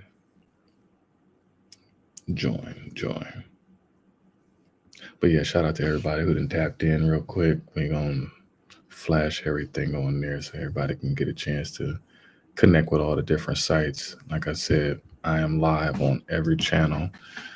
We are live on X. Shout out to everybody on X that's been listening in. It's been an honor for everybody out there that just, tapping in. I can't see your messages or anything like that if you do wind up having a conversation. But know that you are loved and you are appreciated. You might have some questions, anything like that, but you can also go to the YouTube channel. That would have that's where the live chat is at. Everybody's popped up in there. And so, yeah, shout out to everybody who is on YouTube right now, been listening in, and you're so loved and so appreciated. We're on Facebook Live. All the folks that are on Facebook Live, you are much loved and appreciated. Everybody on Twitch, man. Everybody on Twitch, you guys can follow me on all these platforms. You can scan the QR code. Scanning the QR code will take you directly to my profiles and on these channels, and you'll be able to see all of the content that is still there. I'm on Kick. Not playing no video games, but we on Kick. We're giving live. We're giving you the thorough information that you need to fill yourself up with the nutrition that is good for your mind, body, and soul. We on Instagram. We on Instagram Live. All my family and friends that's been tapping in with me all over the place. I know a lot of them ain't said not a damn thing. I ain't said a damn thing, but I still love you.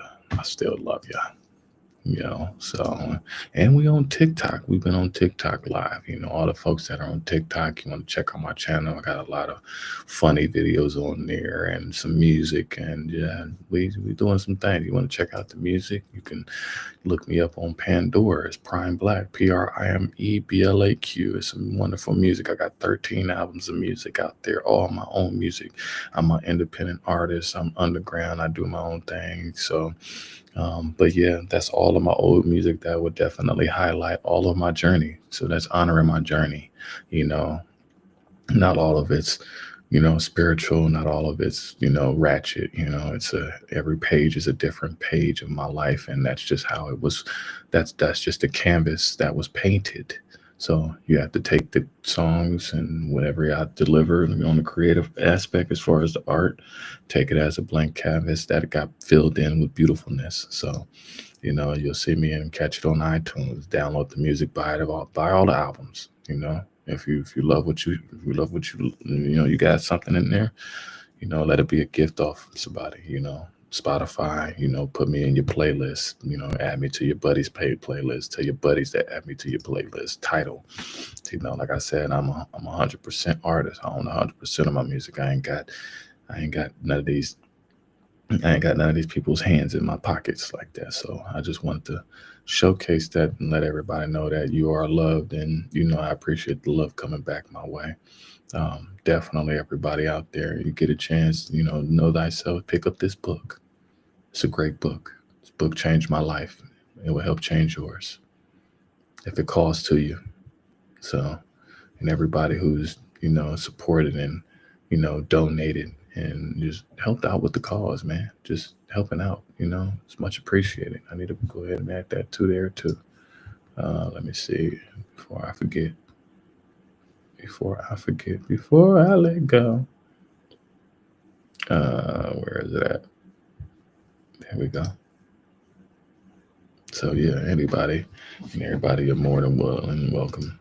So we'll try to bring the news to you, that is out there in the world right now. We'll try to bring the news to you. And I hope that you have been filled up, with the nutrition that you needed in your life. And so to kind of get a better understanding of the world that is out here and the world that is not playing around right now. This world ain't playing around, And so all praise to the Most High for being able to provide and show love, grace, and mercy on the children of Israel.